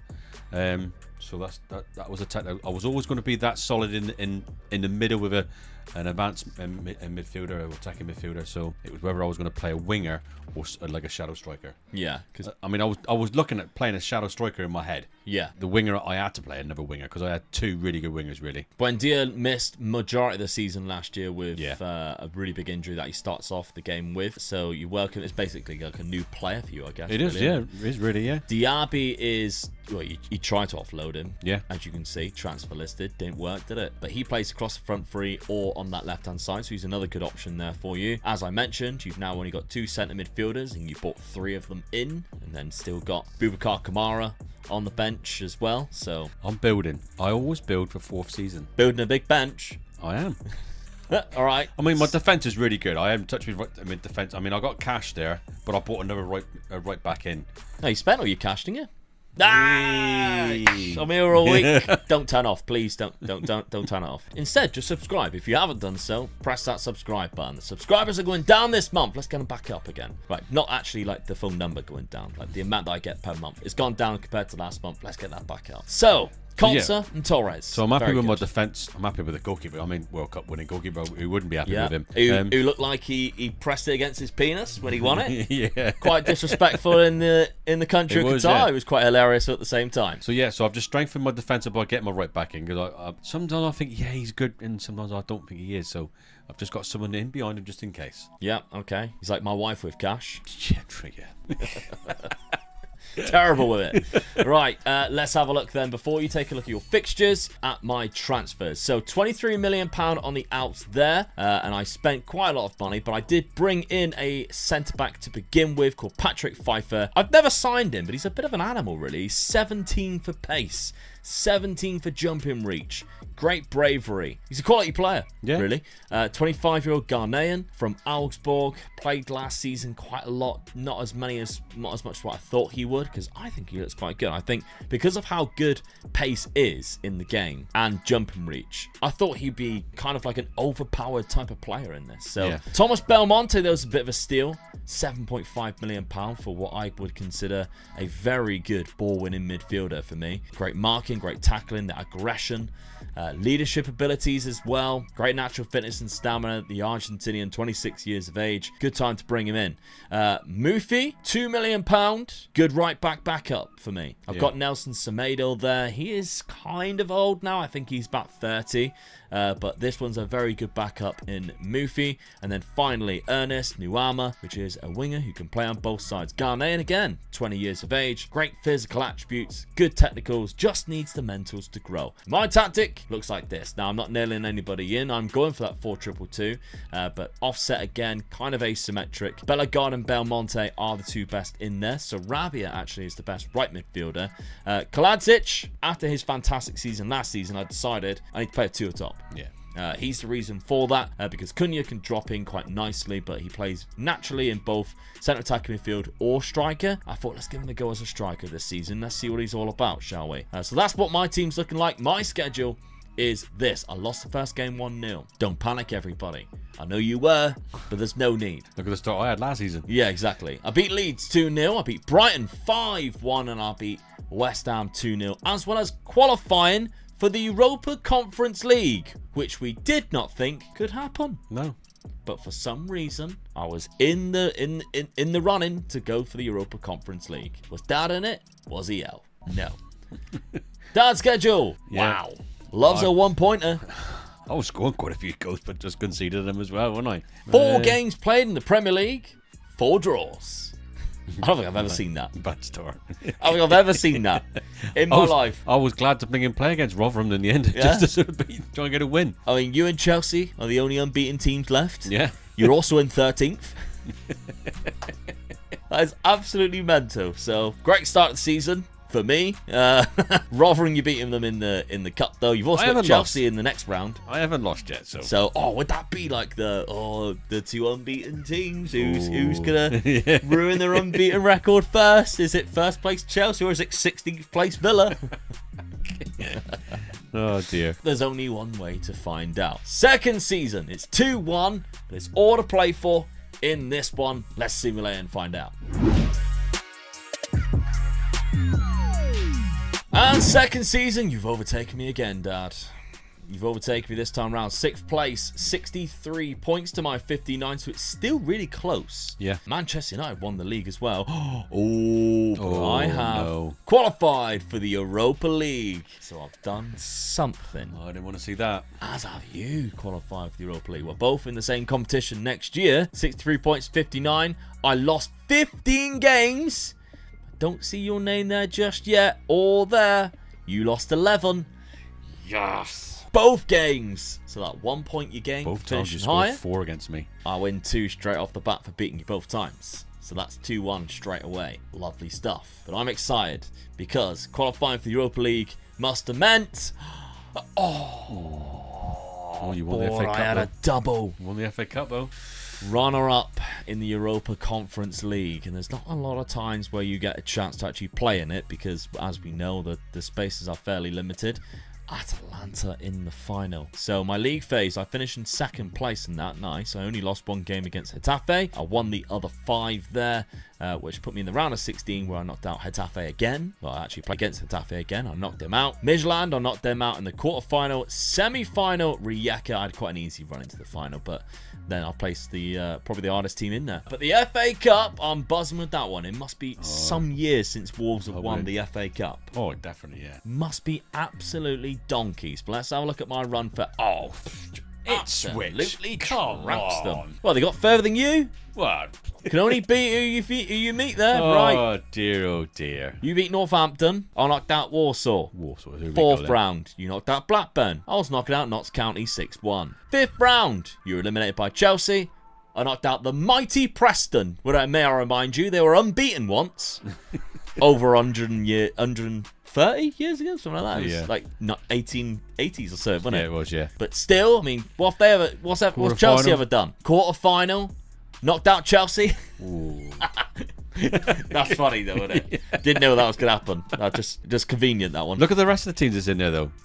West Ham, Fulham, Ipswich. Really the top 2 teams in that, really, then. Yeah, I mean, even in that, like Reading, Leicester, Burnley, the ones that were knocked out, I had the hardest one there. So all the real top teams, as I would say, Man City, like Liverpool, Villa, Man United, Spurs, are all out, aren't they? Spurs? Semi-final, I knocked out Fulham 5-2. I hope that comes back and bites you, son. I hope it comes back and bites you. Semi-final, knocking out Fulham into the final, beating Ipswich 5-0, nice and comfortably. So let's have a look then. Competitions. The last time, 1960. So, yeah. 65 years since they won the FA Cup last time round. Which actually, is that the last time that they won anything domestically? The Carabao Cup was 1980. Okay. I know they won the Europa League 1972. What was it then? The Cup Winners' Cup. Probably, yeah. But where did they win the cup to get into that? I'm quite curious about that. Yeah. That's weird. Yeah. Yeah, but nobody knows. We don't even know how you got into it, though, do we? No, that's true. Nobody knows. They're like, just go to... Because what was the first team to get played in Europe, or they were invited, or something like that? Because in the 50s, they were dominant, weren't they? Yeah. So when it was the Champions League, they were the first ones to be invited, I think. It was something like that, and they turned it down. I think we did that in a rebuild not so long ago. That was one of the Scottish teams, wasn't it? Yeah, because they accepted, but Wolves rejected it, or something like that. Hearts and Hibs. Yeah. But, yeah, maybe they were just like, Wolves, do you want to be in it or what? And they just, all right. Fuck it. Yeah. So maybe that was the case. I think it was the Hibs. Hibs were the first team to be in it, and Wolves. Didn't Chelsea turn it down and Wolves took it up? Or something? Yeah, possibly. I don't know. £55 million I've got to spend there. So let's have a look at the goals tally. I got 34 from Kalajdzic again. Great season. Cunha's up there with 32. Two strikers in 30. That's well done. Yeah, new winger coming in with 17 and 21. That's lovely. And off the bench, Fabio Silva with 15. Bellegarde with 11 and 13. So great season so far for those lot. Let's have a look at what you've managed to do. Competitions. We know you were knocked out by Chelsea in the FA Cup, but Chelsea also twice. in the Carabao Cup too. Unlucky Kentucky. You got 25 goals from Ollie Watkins, 19 from the new guy Dia, 15 from Buendia. You got Dia and Buendia. Really annoying view. Because you're really good with names. I bet you really struggle with that. I had that. £55 million as well. Have we got the same budget again? Pretty much have, yeah. Pretty much got the same budget. This is quite fair, isn't it? Yeah, definitely, yeah. All right. I like it. Well, European football next year in the Europa League, but let's have a look at the points tally. Omega Luke has another 5 points this season, taking his total up to 7. But Omega Dad, with just 1, taking his total up to 2.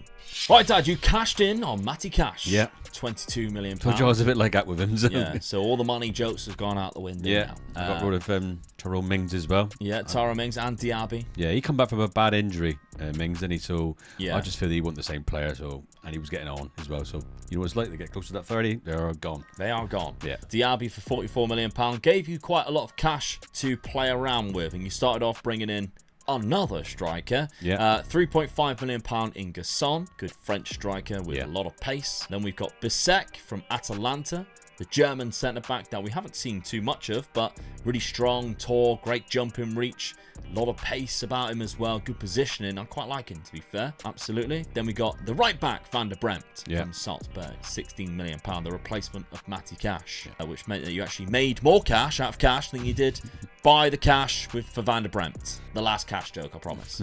Josh Deutsch, £14.75 million from Hellas Verona. He's a homegrown talent. Yeah. So it's always good to bring them in because he trained in Scotland. He's a very good left back as well for 23. Then we got Bento, which is a Brazilian goalkeeper. You do like the Brazilian goalkeepers. I had a bit of spare cash, so I just thought I'd get myself a better reserve keeper. No more cash. I just had to put it in. So I got myself a better reserve keeper in, because the reserve keeper I did have wasn't that good, and I'm not going to improve on the keeper I've got. So. Yeah. And then finally, when you know it, it's another striker. Yeah. £40 million on Jorgen Strand Larsen. But then you got to look at it. I mean, that's another good striker. He's an animal. As well. So yeah. So I've just bought in 2 really good strikers now. So I've got on my books now 4 really good 14, strikers. Yeah, about 14. Yeah.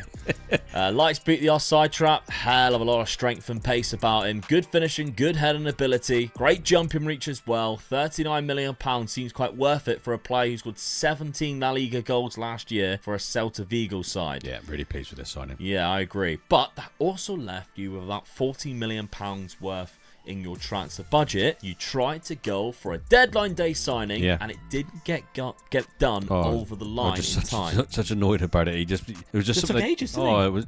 I mean, I think it was the day before I tried to sign him, wasn't it? Yeah. And it just carried on, and we went right through the transfer window, and right at the death, it just went, nope, sorry, couldn't do it. Cancelled. Yeah. However, you've put the bid through again now. It's been accepted, so you're on to the contract. It is Abiri Eze for £40 million. So if he does agree, it will be a January signing. Yeah.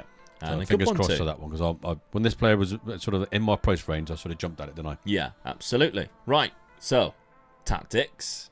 Has he changed it? Of course he has. I don't get strikers in for nothing, mate. I've got 4 really good strikers in. I need 3 in every game. Oh, you could field 2 teams of strikers by the sounds of it. Yeah, but I've got a shadow striker as well, so one of them will probably fit into there, even though I've got good shadow strikers in the team. Oh, yeah, you've got Buendia, you've also got Ramsey, and of course you're bringing in Abiri Eze, who plays there too. So I don't know where all of these centre mids are going to go. I don't know where the rest of the strikers are going to go. That's a good team, mate. You got to look. You look at that team now and you think that is a good team. Yeah, lovely, yeah. Yeah, well, there you go. I'm building my squad up, I tell you, mate. Okay, let's have a look though at what I've managed to do, because I've actually spent more money. £152 million on the outs, 78, which was a release clause for Mateus Cunha to Liverpool. Belmonte only just signed in for £7.5 million. He makes his 3rd move in 2 and a bit seasons for £41 million, so I cashed in big time. Daniel Podence went out for 26.5, and then a few other little ones that I let go as well. Let's have a look to see who I brought in as a replacement. So Junior Creepy actually went to Sunderland in one of the first seasons for £16.5 million. Had an unbelievable season in the Championship with 16 goals and 6 assists. So I signed him for £23 million. I think this is a really good sign-in because he could play 2 roles very good naturally, and he's only 19. I'm already training him to like to beat the offside trap. That's what I like to do with Junior Creepy. He's fantastic at it. Then we have a look at a centre-back who I tried to get earlier on in the window. Couldn't get him. Eventually, when I finally got the money, Mika Marmo joined, and he's a really good left-sided centre-back. Yeah. Who can also play naturally as a left-back too. And again, does that very well should we need him to. So covering all bases there. Salvatore Esposito, naturally in 2 positions. This is good because it gives me options should I want to change formation and tactics. That's a good signing. He's a cracking guy, isn't he? We're a big fan of his family because he's got 2 unbelievable brothers as well, both strikers. £15 million. He got 11 assists last year in the Serie A for Spezia. Then we have a look because I spent another £132 million. Terem Moffi for £31 million is a good signing. A lot of pace, a lot of strength. But when I sold Cunha, I had money to go big, and yes, I went and got Vitor Roque, who's £79 million from Barcelona after a few seasons of not playing since his move from Atletico Paranaense, and he's already got a goal in 3 games. £79 million is a lot of money, but he is a very talented player for 20 years old. Already training to beat the offside trap. Leandro Trossard. Was an Arsenal player. Yeah, I know, but I don't have a big rivalry with Arsenal. You never see me ever, though, buying a Liverpool player, do you? When do I ever buy Liverpool players? I can't comment on that because I can't remember. My memory's like you could have done it yesterday and I'd forgot. It don't happen. I don't remember the last time. The only other time I would buy, well, I'd loan Liverpool players, or I get them on free transfers for like clubs which aren't very good. When I'm at this level, I never go, hang on, I want to go buy a Liverpool player. Remember that Liverpool player that was out of this world, and I tried to buy him and I couldn't buy him, and then on the next rebuild you bought him. That was on Glory Hunter. Was it? Well, yeah, he was a Liverpool player though, isn't it? Yeah, but he's not a Liverpool player right now. He was a Liverpool player in like 2040, wherever it was. Anyway, the Liverpool player. Back to the present, because Dad's living in dreamland. £21 million, exactly the same money as what Arsenal paid for Trossard. Actually quite a good winger. He's just a little bit old, 30 years of age, but he plays naturally in 2 positions. So I don't mind too much. Those are all the signings I made. Play the exact same tactic as what I did last season. All I've done is change the roles up front, because now I don't have Cunha and I've got 2 different types of strikers I can do without. Now Fabio Silva's actually out on loan again, so he wouldn't fit into that role. I'm kind of hoping that Kaladzic or Moffi will just naturally fit in that, especially Moffi because he has that really good pace and strength, so he can play the pressing forward quite well. If we're using his strength, we've got Esposito coming in, that centre midfielder on attack. Wingers are in there too. I think my defence is slightly weak because all I've done to it is add that Pfeiffer guy in. The rest of them are all still actually Wolves' backline. Now, Kilman's okay, but I'm not going to be like winning league titles with Max Kilman, unfortunately. Ike Nori's decent, to be fair. He's a very good left back. Semedo, again, is one of those where it's like kind of average, and he's 31 now. His mental attributes let Semedo down because the rest of him's decent. Yeah. And Jose Sa, I'm like, if I wanted to do anything spectacular, I might have to upgrade. But I think the rest of the side is very, very good indeed. So, my schedule so far looks like this. I have played Manchester United, the greatest team in the Premier League. They've just won it, and I lost 4-2. You can't shake your head, because I did. They did just win the league. However, what you can do is celebrate, Dad, because you got the first point of the season. Beat me 5-2 at Villa Park.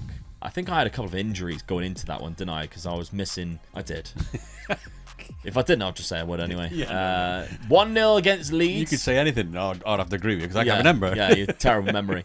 Brentford 2-0 as well. So outside of those 2 games, I was managing to keep clean sheets. Now, my Europa League fixtures are as follows. Rapid Vienna, Stuttgart, Besiktas, Roma, Partizan, FCSB, which is the old style Bucharest team, Club Brugge, and Slavia Prague. I'd like to think I can qualify for that. Should do, yeah. Let's have a look at yours, though. Well, of course, we already know you beat me 5-2, so that's a point plus 3 points in the league. You also beat Brentford 2-0, and you lost to Newcastle. Yeah, disappointed, but it was at Newcastle. So, I mean, in this league, the top teams will beat you at home, so. Yeah. Europa League, your fixtures are dealing with Zagreb, Hearts, Lens, Real Sociedad, Bilbao, Victoria Pilsen, Monaco, and Juve. Yours is a lot harder than mine. Yeah. I'll give you that. I think I've got to try and make sure I've qualified before the last 2 games. I don't want to go into those last 2 games thinking, I mean, all right, the Monaco one being at Villa Park, but I don't want to be playing Juventus at Juventus. No, and trying to win. Having to win now. So hopefully I can do it early doors. Let's see what happens in season number 3. I've got a slight advantage. See what Dad can do. And Wolves have finished in 5th place. And Dad, 3 points. Down in 8th there. Dear. Oh, they even qualified for the Champions League, finishing in 5th because of obviously the new qualification purposes. That might have just gifted you the Europa League qualification there. Although West Ham looks like they've won something because they have a Europa Conference League qualification. 66 points in total. You're only 3 points behind, Dad. We even had the champions Manchester United down in 6th, which is quite funny. Tottenham managed to finish in the top 4 by 4 points ahead of me there. Profile of the league, 19 goals from Yvan Gasson. Pleased with that. That's come out of nowhere, isn't it? Yeah. He even had 2nd highest average rating. Oh, we didn't check to see whether each other beat each other. So I had 10 losses this season. 1 was against you, which obviously we already knew about, But the other one was a draw. That's all right. 3-3 draw. Look at those draws. Every single one of them, other than the Brighton one, was like a 2-2, 3-3, 4-4. Unbelievable. All right, so I didn't gain any points there. So that's 1.1 for being higher, 1.1 for you for beating me, but not anything else because of the draw. But let's have a look. We're on Wolves right now. Did I manage to win any competitions?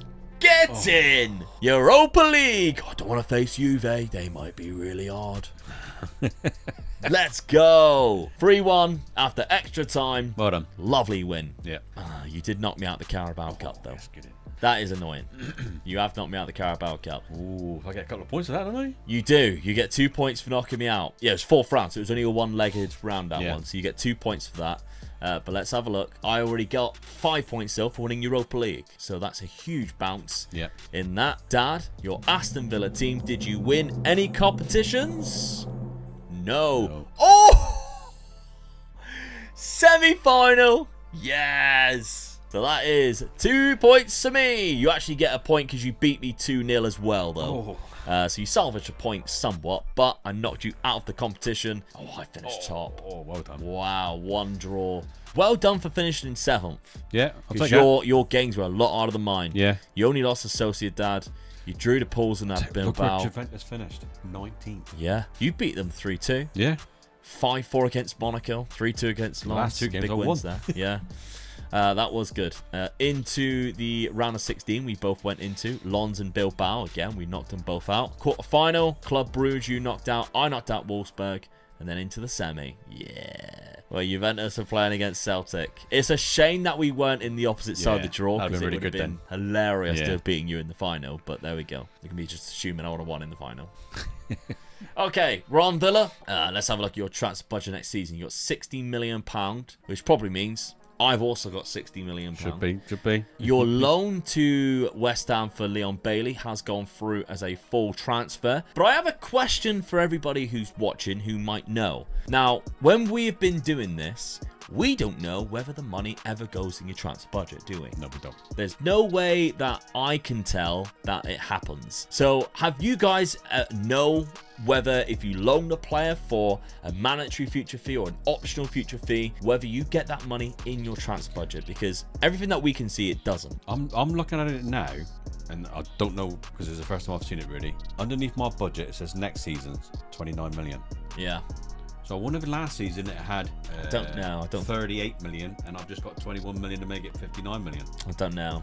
But we honestly didn't know, did we? No. Because that was one of the questions. As soon as that came up, that come through, I did say to you tonight, but do I get that 21 million then? Yeah. So we don't know. It's the same with installments. We know when you're paying installments, it comes out of like the next season transfer budget, the season after that's transfer budget. But when somebody else pays for your players in installments, it never comes up and said, oh, you get an extra 10 million this year for the player that you sold last season. So we're unsure. If you guys know if there's proof in the pudding that it actually does go in your transfer budget, or it doesn't, then by all means, please let us know down in the comments, because every day is a learning day, even for me, who's been playing this game since 1998. Yeah. So, Dad, let's have a look at your goals tally. Even Gasson had the most goals there with 26. Strand Larson had 25, as well as Ollie Watkins with 25. So they had some great seasons there. Yeah. My transfer budget, you had 60, was it? 59, yeah. 59? 52 for me. Not as much. Similar, but a little bit further off. Vitor Roque with 27 goals and 13 assists. He is looking good already.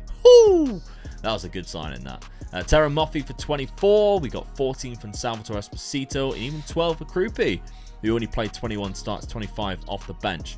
The 19-year-old, the development after a season there, that is looking lush. Yeah. Very pleased with that. So far, I'm in the driving seat by the looks of it. Let's have a look at the points tally. Season points for season number 3 is Omega Luke with 8. Omega Dad with 4, which means the total points, Omega Luke shoots up to 15, and Omega Dad is on 6. Another very busy window for both of us. We've got Højbjerg going out for £18 million, which created a little bit more cash for you, but there's way more to come, believe me. Eze did join you in January, by the way, for anybody who was wondering. Yeah, I was pleased with that. Capaldo for £600, which is the end of contract by the looks of it. So I was pleased to get him in as well. Just strengthening my midfield up as well. He's cracking. Very good signing from Salzburg. Adrian Traffert, £51 million from Rennes. The left back. I'm really going to start tightening my defence and my midfield up now, so that was why I was going for this. I feel that I got a really good strike force, so strengthen everything else up. Okay. Then we've got another £156 million on the outs, including 41 for Leon Bailey. Yeah. When they put it there, I'm like, oh, that must have gone in your budget. But again, it didn't look like it ever went up, did it? No. When it happened. Bissek went for £45 million to Al Nassr. Then we've got Alex Moreno, so the left back's gone now to damage, 4.5. Enrique Araujo went for 1.8. Yuri Tillemans to £32 million. He wasn't really getting a lot of game time. No. He played 36 actually. He actually started loads of game time. He didn't really want to go neither, did he? But he just didn't. He's forced out the door. He's 29. I had to keep pushing him out. Dad don't want to pay for 30th birthdays. I think that's what it is. Well, Van der Brempt went out for the right back to Bayern Munich. The problem I had really, wasn't it, is it's the 4th season, and we know what happens in the 4th season. The players from Saudi come available, don't they? And you guys are going to be asking, what about Frank Kessie? And I did go for him, and I did get accepted on the bid that I had for him, and I offered him the biggest wages that he could get off of anybody else, and he didn't come. No. Where did he go? He went to PSG, didn't he? Yeah. He chose PSG rather than me. So, Frank, if you're listening, mate, we're done. There he is. Dead to Dad now. Yeah. I could have put another winner's medal in your cabinet, but you didn't want to. You wanted to go to PSG. He'll be back. No doubt about it. Todibo, £47 million. That's a cracking signing. Yeah, I'm pleased with that one as well. Really like that one. Baselli, who you picked up from Real Madrid. Obviously, you don't start there. You went to River Plate, but last season, £10.75 million. Never played a game, and then they tripled the money. It's not a good signing for me, though. Yeah, and then this one's a big one. El Yawahi, £78 million from Lens. I strengthened my defence up, so now I've just thought, right, let's get another striker in. I know you might laugh at me, but he's a good striker as well, though. I wasn't laughing, but still. Hasn't got any goals for you yet. I've only played one game. Let's have a look at the tactic. It's bound to have changed, isn't it? Of course it has. It's changed again. It's a 4-2-2 with one player slightly deeper than the rest. Yeah. You got. It looks like it's like lopsided. It's like melted on one side. Yeah.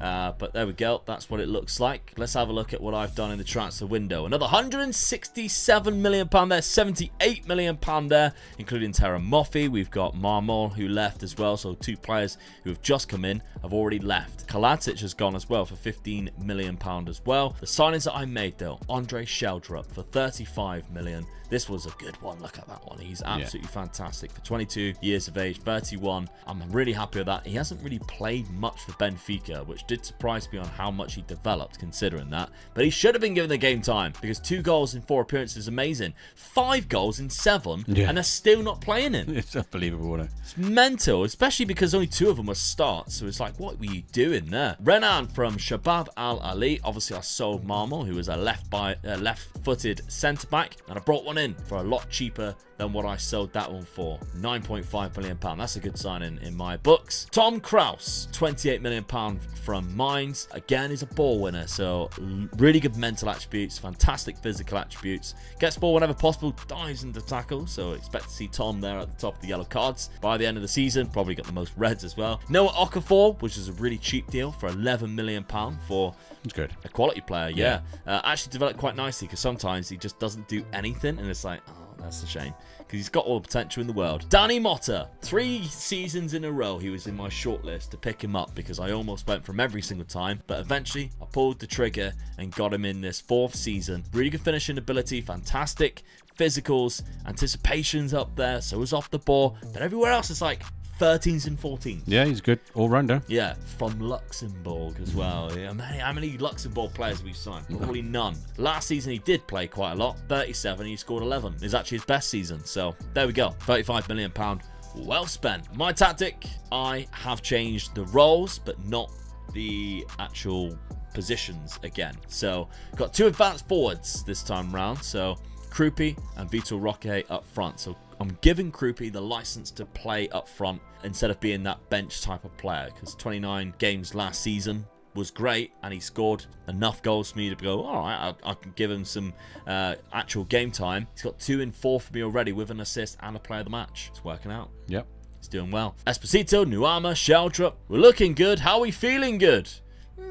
It's okay. Premier League, 2-2 draw against Leeds. Unfortunately, I come up against Real Madrid after winning the Europa League and they beat me 3-1. Never mind, but I did beat Tottenham 3-1. I beat Norwich 4-1. I lost to Arsenal and I'm already out of the Carabao Cup to Burnley. Champions League, there's some recognisable faces in the Champions League fixtures that I've got because there's Eintracht Frankfurt. I've also got both clubs from the El Clasico. I've got an Ajax in there, Juve. I've got former European champion Bodo Glimt. Yeah. All of these huge clubs that are in there. So what chance have you got? Well, zilch, probably. Aston Villa then. How are you getting on, Dad? Well, you only conceded 1 goal. Which was against Manchester United. You beat Fulham 3-0. Strand Larsen's getting some goals here as well. Yeah. Leicester 3-0. Crystal Palace 3-0. It's been a great start for you. The Europa League, let's have a look. You've got Sheriff, Sporting, Sevilla, FCSB Ghent, Feyenoord, Lens, and Levski Sofia. I'll be disappointed if I don't go for it. I think you should top the group. I should be, yeah, definitely. Should be top of the group after how well you started. You got a bit to chase me as well because currently it is 15-6. Let's see if you catch up in season number 4. Season number 4.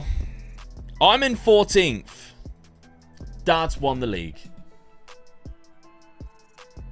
By a mile. How have you done that? What do you mean, how have I done that? Actually, do you watch more of a miracle? Like I said to you guys, you Villa fans, I had your back. 4th season, bang, I'm in. I might have signed loads of absolutely terrible strikers. Frank Kessie, you missed out on a winner's medal again. He did, yeah. Is he Harry Kaned it and lost the league? Yeah. I mean, I think what's more of a miracle is how I've kept my job. Yeah. Man United said they won the league 2 seasons ago. There you go, mate. See? Wow. 14th position with 49 points.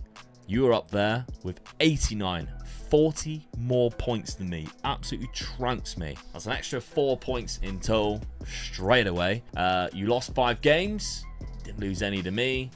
Or drew any, which means you get an extra 2 points for that as well. That's lovely. So that's 6 points straight away, straight off the bat. And I don't think I've won anything because there's nothing next to my name. So let's spoiler alert that. Round of 16 by Tottenham Hotspur. Oh, not Tottenham. I was praying for that one to come in. Thank you, my lord. Thank you. Oh, way too cocky too soon, didn't I? Quarter-final by Norwich. 3rd round, of course, we already knew by Burnley. Dad, you won the league. Congratulations. Did you top it off? Oh, get out. Beating Arsenal in the final. Even better, eh? That is funny. 105th plus 1 minute in the Europa League final, played in Brussels. Wow, so we've won back-to-back Europa Leagues, which is quite impressive. I'd probably say that you've done a little bit of a better job since then, but there we go. Back-to-back Europa Leagues won by this this rivalry that we've got going on. Right. Third round by Charlton. That's hilarious, though, isn't it? Disappointed with those two cups, I must admit, yeah. And Birmingham, the other one. How the hell can I lose against those two teams? That's not nice as well, No, is not it? Birmingham. No. No. So, you won the league, though. Fair play to you. Let's have a look at the goals. I was expecting to see your players. No, it was mine. Vitor Roque's there. Josh Deutsch. Tom Krause. I mentioned there he gets some yellow cards. There he is. Buendia with 11 assists. Martinez had the same amount of clean sheets as Vicario, and Wahi had the second highest amount of man of the matches. I genuinely don't know why they're keeping me, why I haven't been sacked, but there we go. £58 million, Dad, you've got to spend. I thought it'd be a little bit more than that. I'm really shocked with how little goals it was. Yeah, definitely. Maybe it was your defence. Must be your defence. Let's have a look. I mean, I thought you would score way more than that. Only conceded 31, which was the least by about 8. Yeah, so that's what strengthen that defense. Solid defense, yeah. 53 for the goal difference. That's very impressive. Who did I beat in the Europa League going through the rounds then? Oh yeah, let's have a look. The league phase, you finished in first place, didn't lose a single game in the. I deserved to win it, then, really, don't I? Yeah. So you went through to the round of 16. Knocked out Rapid Vienna in the round of 16. The quarter-final, you knocked out AC Milan. That's a good result. Wow, yeah. The semi-final, Bilbao on penalties as well. Straight through then. Yeah, to face Arsenal in the final. So 28 goals was the highest for El Yawahi. You got £58 million next season. We didn't have a look at my Champions League, so let's have a look. PSG. What was that, Frank? What were you shouting? Sorry, I didn't. Well done, Frank. Well done, mate. Winning the Champions League. Yeah. Made the right decision, my friend. Knew you could do it. I mean, you would have had a league winners medal and a Europa League winners medals, but did you win your own league, Frank? What would you prefer, eh? Europa League or that Mickey Mouse trophy? That's hilarious. They've actually won it 3 out of the last 4. The league phase. Oh, I actually did all right. I thought I'd get absolutely bonked in there. 3 losses. Real Madrid, only a 3-2 at the Bernabeu. Not bad at all. No. Only 1-0 against Juventus away. And a 4-2 loss to Barcelona at home. I did myself justice there. Me and Eintracht Frankfurt had a gentleman's handshake there because we both finished in 13th and 14th as well. And then a 1-4. Absolutely stuffed the crap out of that former European champion Bodo Glimt. Same as Ajax, 5-2. 3-0 against Dinamo Zagreb and 2-0 at Fenerbahce, which I meant into that. Knocked out Salzburg, 9-3. And you think, oh, the momentum is with you, Luke. Sure, you can go all the way. And then, no. You get eliminated 6-4 by Tottenham Hotspur. Never mind. I got 63 minutes. I got more in the bank than you, haven't I? Yeah. They're giving me more transfer, and I finished in 14th. And I scored more goals. Junior Krupi with 28 winless games. Look at that. How am I finishing so low with these 2 players? I'm going to struggle to keep them, I think. Not bad at all. What is bad, though, is my points tally for this season. Because I think it's at 0. But let's have a look. Correct. Omega Luke has 0 points this season. And Omega Dad has 11.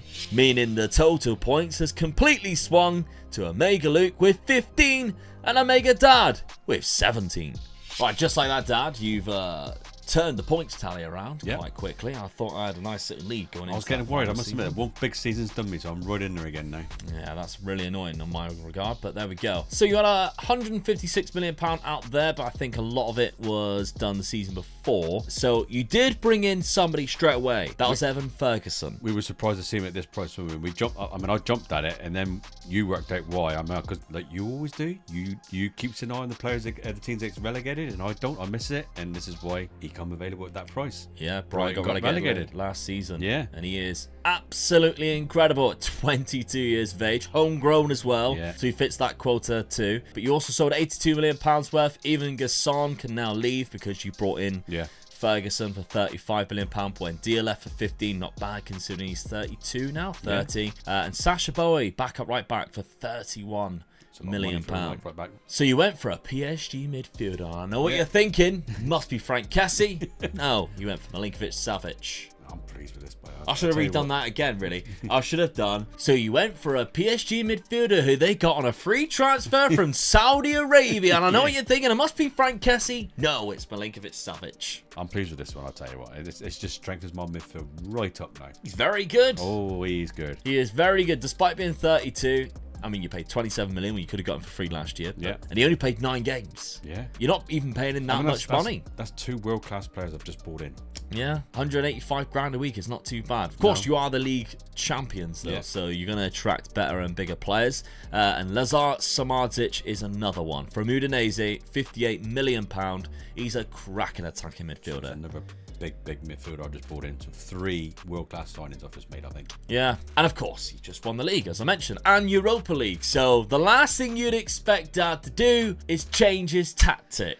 That's not what you played last season, was it? No, it wasn't. The way I looked at this, I thought, right, I'm going to bring in 3 world-class players, and I have done. I've just made my midfield now really, really solid.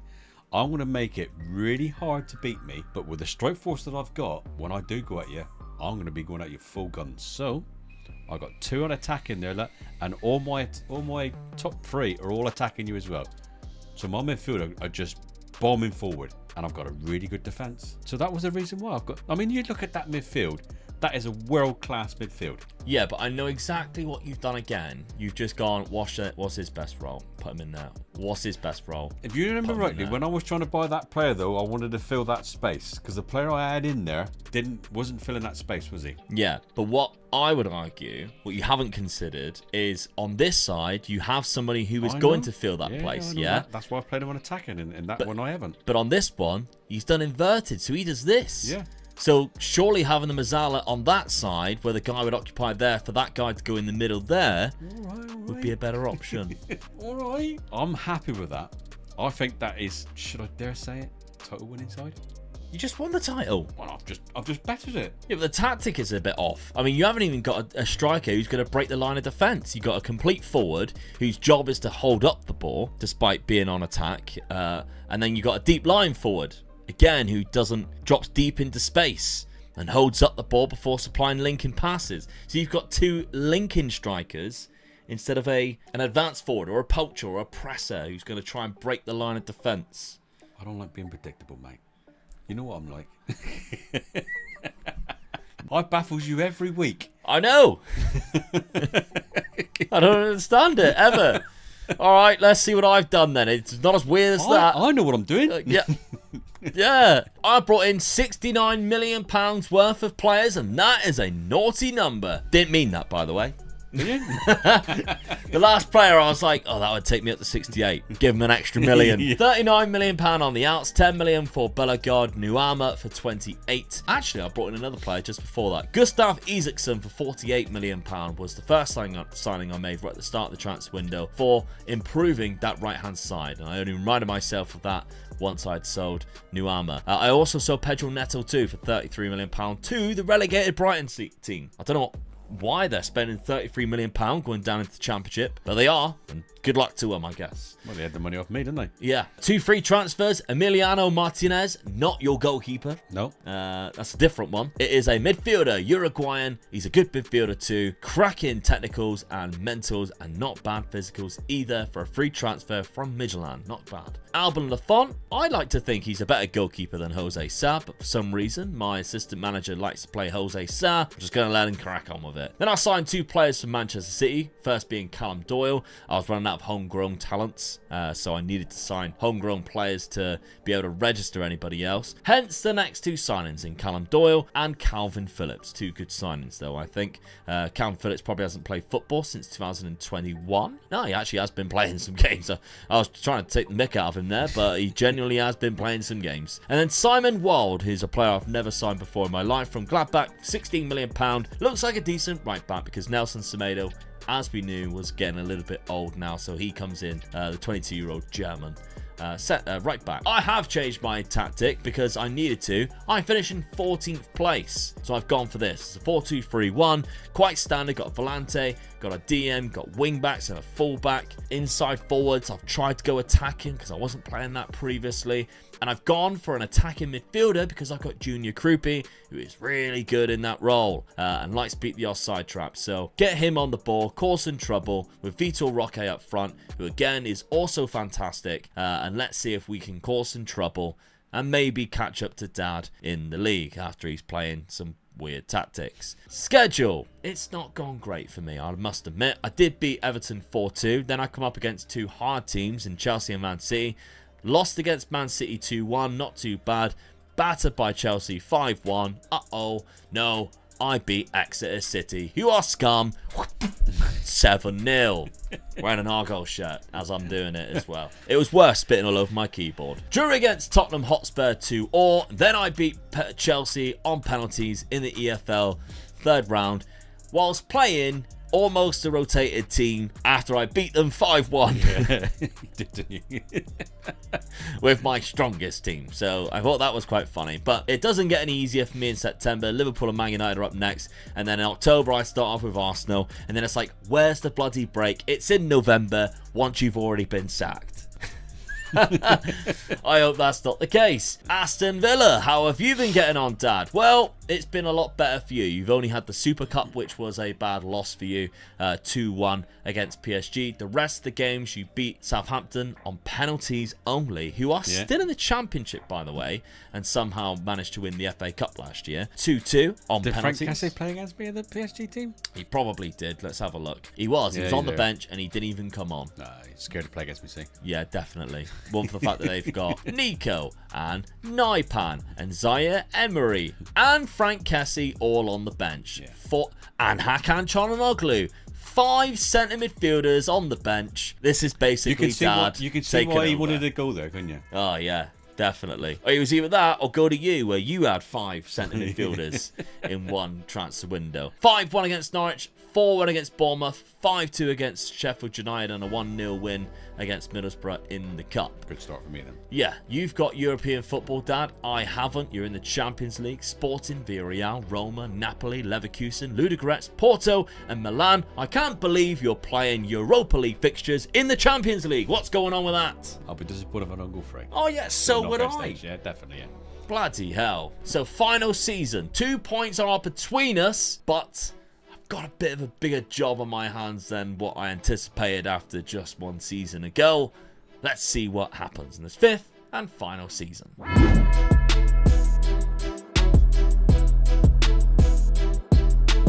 Ah, 5th season, that's awkward, isn't it? It's that 2 versus rebuilds in a row. I've been sacked. I'm not having a good time at the minute. That's minus 10 points. As we established on a previous versus rebuild, getting sacked is minus 10 points. I was already losing by 2. I think we know where this is going. You lost. Well, I lost. Never mind. I've been well, no, even if I get sacked, I'll still win. Even if you got... The only way I would not have been sacked is if I beat you in the league games before we were both sacked. Yeah. Or I won the Carabao Cup. Then I very much doubt they would have sacked me unless I was in the relegation zone. Because you would have got the to February Cup. then and winning the Cup. Can't see they would sack you. No. Get to February and winning the Cup, would they? Also, that would be hilarious, though. Oh. That would be like the ultimate spin. People would go, oh, I'm gutted Luke lost. I'm going to have to turn it off now. And then they would have missed it. Because obviously, I all know you're all rooting for me. And you're really annoyed when Dad wins. You won the league again. On the same points as with that tactic. I mean, they basically gave it to you. Second place only got 73 points. I got more than that in the relegation zone once. I'm only in that. I did better than I did last season. What I will tell you, and you'll learn from this, every day's a school day. The league table never lies. You lost 11 games as well. You even lost to Wolves. I don't know whether I was in charge at the time, but that's the point. You almost threw it away at the end there. 44 goal difference, though. What was your points tally last year? 89, or even second place then was nowhere near. 73. There you go then. So I'd have won the league 2 years in a row then. Yeah. Well, I have won the league 2 years in a row. Well, you did, yeah. Evan Ferguson was the top scorer. He also had the highest average rating across the season. That actually, top scorer only 20. Yeah, really disappointing season. What a letdown that is. Do you top it off with another trophy? Oh, God. FA Cup winners against Chelsea again in extra time. They must hate you right now. That's 2 trophies you beat them to right at the end there. Runners up, treble. Arsenal. Oh no. Oh, shame. And Tottenham in the Champions League. I could take that. So you qualified for the Champions League. Where to? In 12th place. So that wasn't really a bad tactic, really. Didn't nearly won with the treble. Everybody's going to look at that and go, how the hell did that tactic win? Because look at this again. No breaking the line of defence strikers. You've got Mazzala with a wing back. You've got an advanced playmaker with an inverted wing back. I don't understand Football Manager anymore, it seems. I keep getting sacked. I don't know what's going on. Weird tactics keep beating me. I don't know. Maybe I need to find a new game. Save game file if you want to have that for whatever reason. You can take over Dad's Aston Villa side. £70 million. You're losing Dia, but you've got £70 million to replace him and bring in some new talents. 29 goals from Evan Ferguson. El Yawahi got 19 as well, and he looks fantastic. You've got a great strike force up there, great midfield, and also a decent defense. You've got a championship winning team from the last 2 seasons, and a very weird tactic that somehow works. I don't know either, but there we go.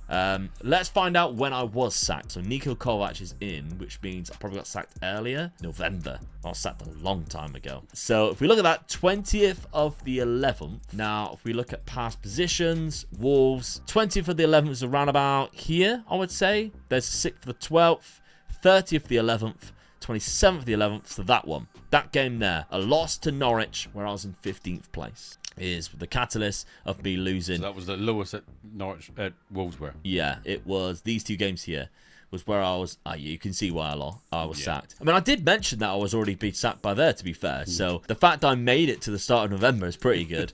But I got 2 nice little wins against Man United and Fulham before a terrible month in October. Happy days. Let's have a look at the points tally before we wrap up this versus episode. So the season points are Omega Luke with -10 and Omega Dad with +7, meaning the total points are Omega Luke with 5 and Omega Dad with 24. Well, it was a bit of a bigger gap than what I thought it would, considering at one point I was 9 points ahead. Yeah, really well and truly threw that away, didn't I? I mean, you know me like a book, and you know I build for the 4th and 5th season. I just bring a few players in and trying to get better, but that 4th and 5th season, I know I do build for that 2 seasons tonight. How has it just been like 3 months and now you're better at this than I am? It's so annoying. I wouldn't say that. I'm still learning.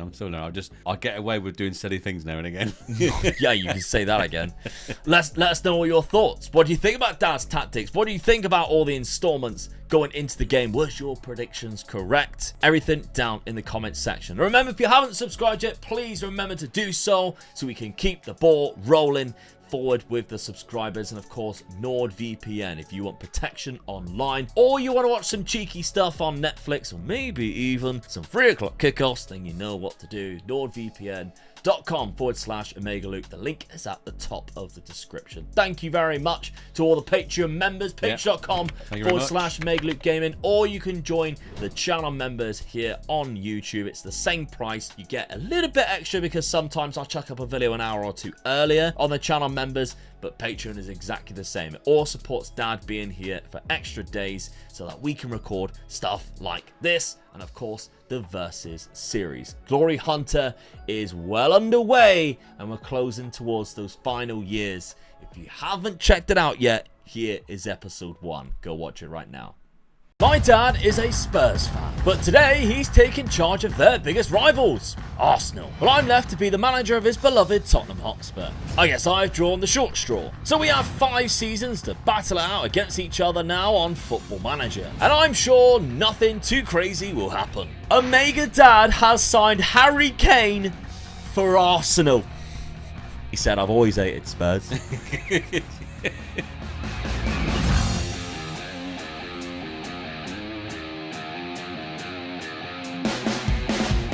A reminder of the points tally is as follows. You gain 1 point for a higher league finish, 1 point for a victory over each other, 1 point for eliminating each other from a cup competition, 3 points for a domestic cup win, 4 points for a domestic league win, 5 points for a Europa/Europa Conference win, and 7 points for the Champions League win.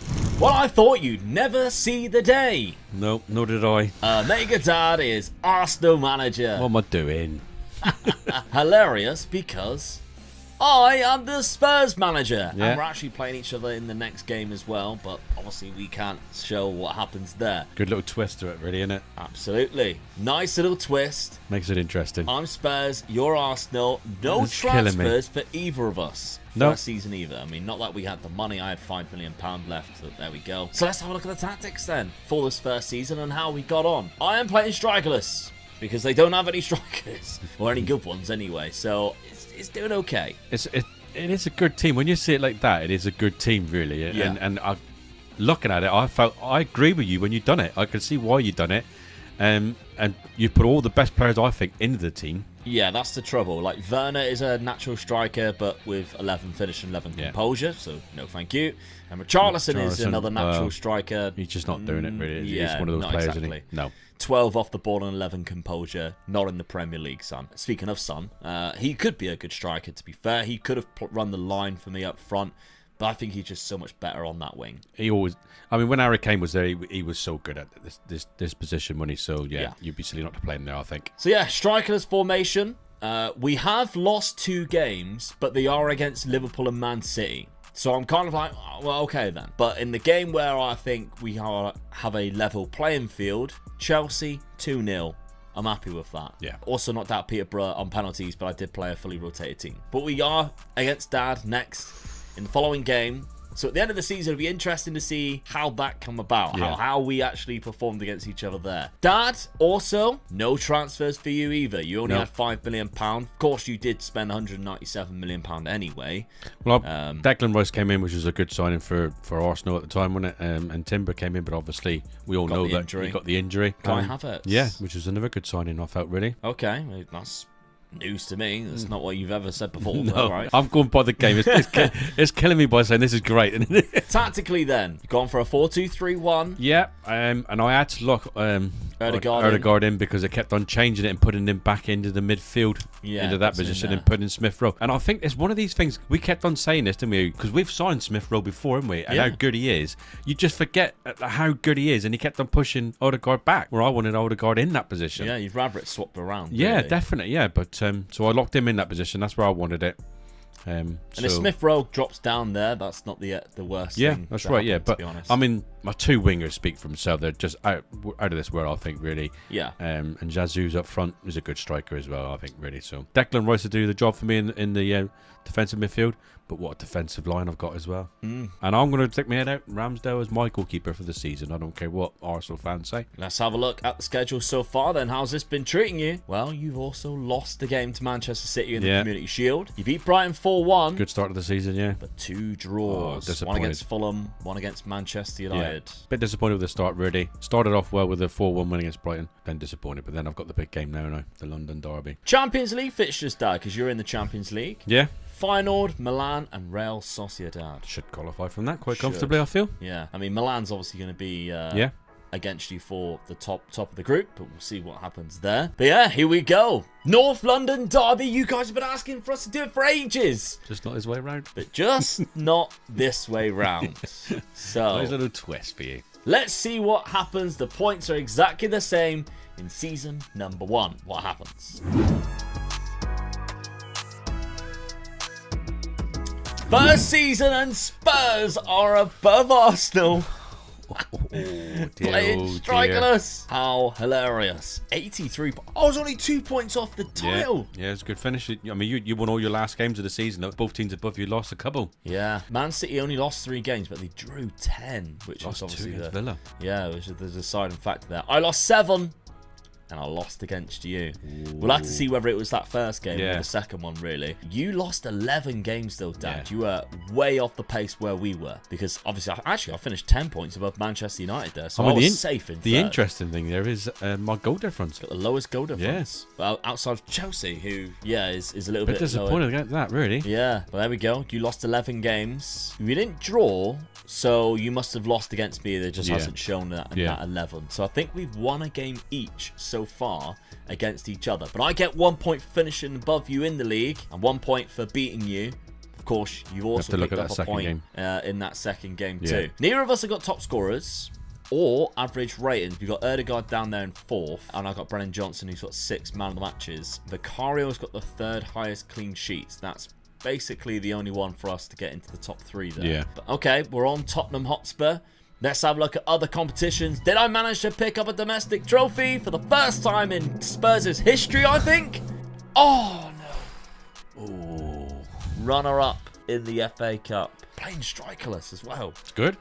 Good season, really, for you, I think. Yeah. Who beat me in the final? Oh, no. It's already begun. The Cup King strikes. If I'm any other team on the planet, I win that game. It's because I've got a Tottenham shirt on.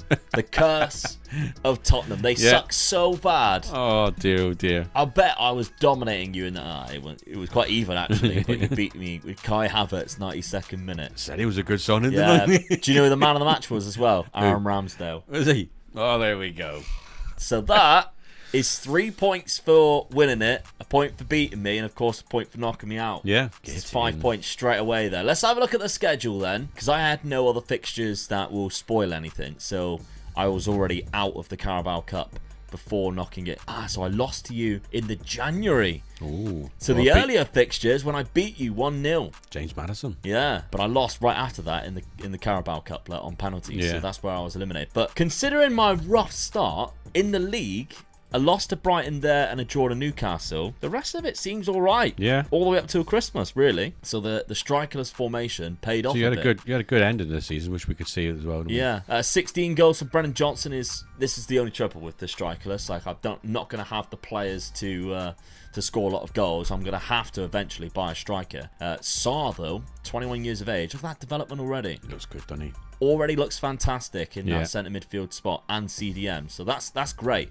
Heung-min Son's wanted, potentially. And he's unhappy that a transfer's blocked. Maybe I cash in on Heung-min Son. Who knows? Was he now 31? Yeah. For that type of money. Time to go. £55 million in the budget. But let's have a look at your competitions, Dad. We already know you've won the FA Cup.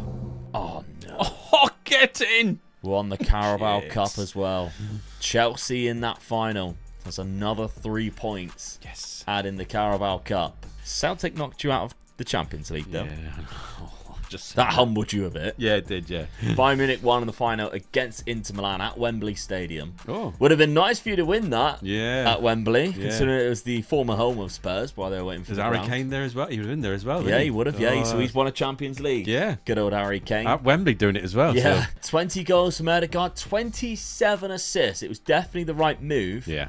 Putting him in that centre attacking midfield role and nailing him in there as much as you possibly could. Because Smith Rowe still played 46 games. Yeah. It's not like you neglected him because of that.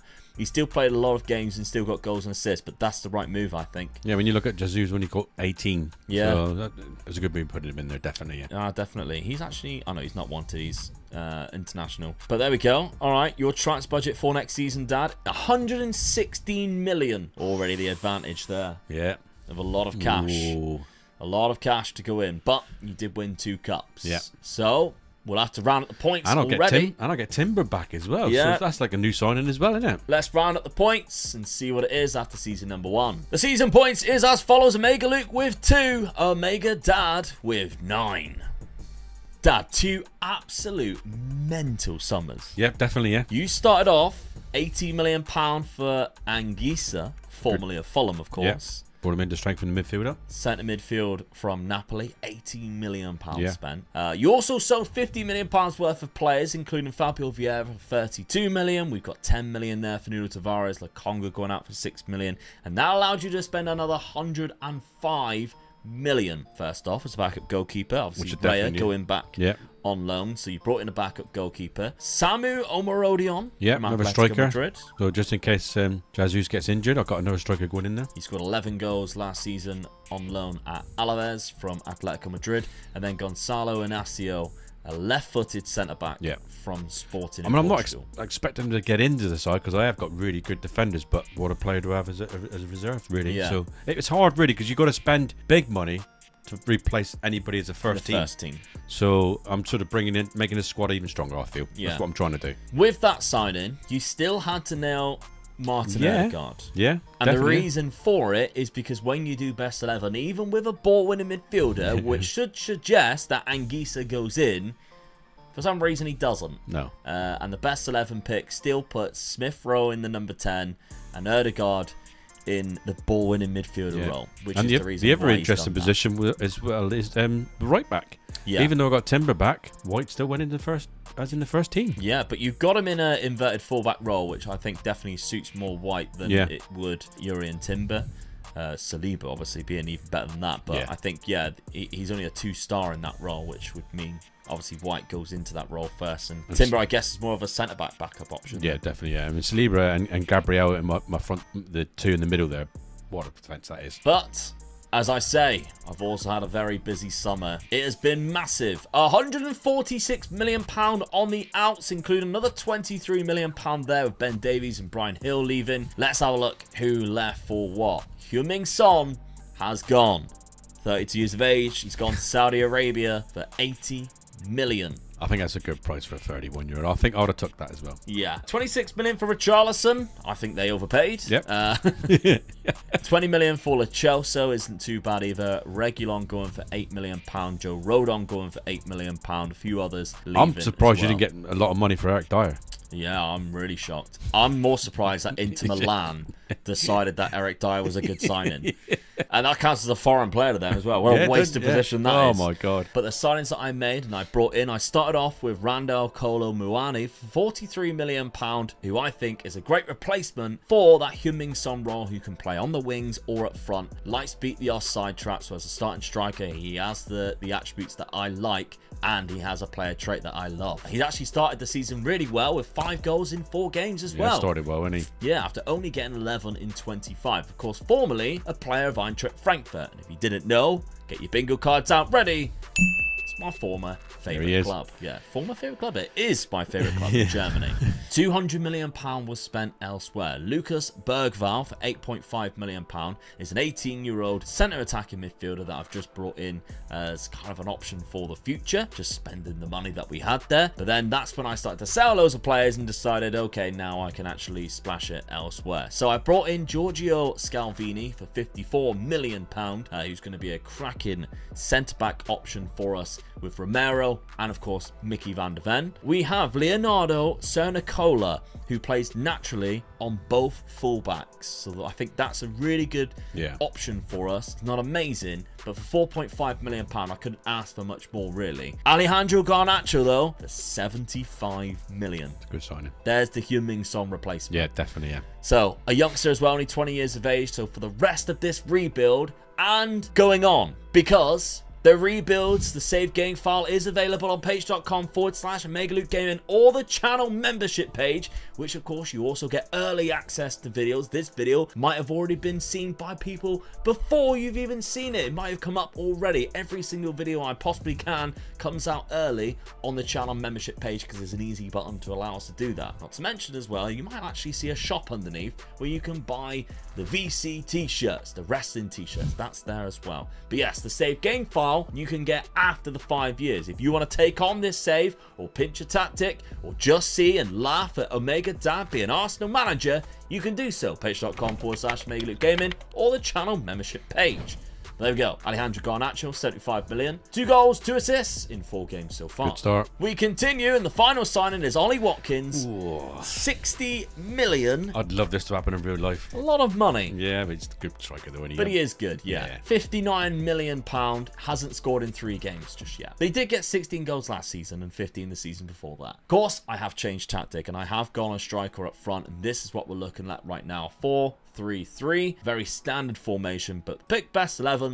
You can see Maddison actually goes on that left-hand side instead of Garnacho, which does surprise me. I would prefer it if he came in or even come off the bench and have Garnacho out there on that left-hand side and possibly have Rando Kolo Muani pop in there maybe from time to time and put Ollie Watkins up there. But I don't want to nail anybody in because they're all really close, whereas in your scenario, I get why you have nailed them in. I'm surprised with your centre-backs? Centre-backs with Romero. Yeah. Scalvini coming straight in with Romero and putting Mickey van der Ven down the bench. But again, they're all the 3 really close players. Yeah, definitely, yeah. So I don't mind that too much. Let's have a look at my schedule first, shall we? Now, we've played 4 games. We've won 4, and we haven't conceded a single goal. And the game's been hard too. Oh, 3 odd games there. Yeah. Start the season. Stamford Bridge, first game of the season, 2-0 win. Manchester United, best team in the world, 3-0 against them. Aston Villa, I get that I just pinched their best player, but 4-0 against them. And that was after I bought him. They could have, replaced him by then. And 2-0 against Fulham, another London team. But we've got each other down in the Champions League this time round. Ooh. So there's an extra fixture we need to consider. going in. So, as well as the 2 league games, we've got to consider that. Now, your fixture, let's have a look, looks like this. Fulham, 4-1. Man City, 2-1. That's a great win. Especially after I lost against them in the FA, in the Community Shield, yeah. 4-0 against Leeds, but a 3-3 draw against newly promoted Leicester. Yeah, they're always going to be they're a fighting side, aren't they, Leicester? So there's always going to be an hard game to go there. But the other results I was really pleased with, especially the City game. Yeah, absolutely. What's your predictions? Get them down in the comments section. A huge second season. Dance took the early advantage. It's time for a Spurs comeback, said nobody ever. Second season, no. 2 points, get in. And also, you took it on the final day. I lost on the final day of the season. If you'd won that game, you'd have had 3 points. You'd have won the league. That's if what you I didn't mean. lose that game. That's what I mean. The final day of the season was against you. No. 3-2 on the final day. You chucked the league away on the final day. That's so Spurs. That's such a Spurs move. Smith Rowe scored the goals.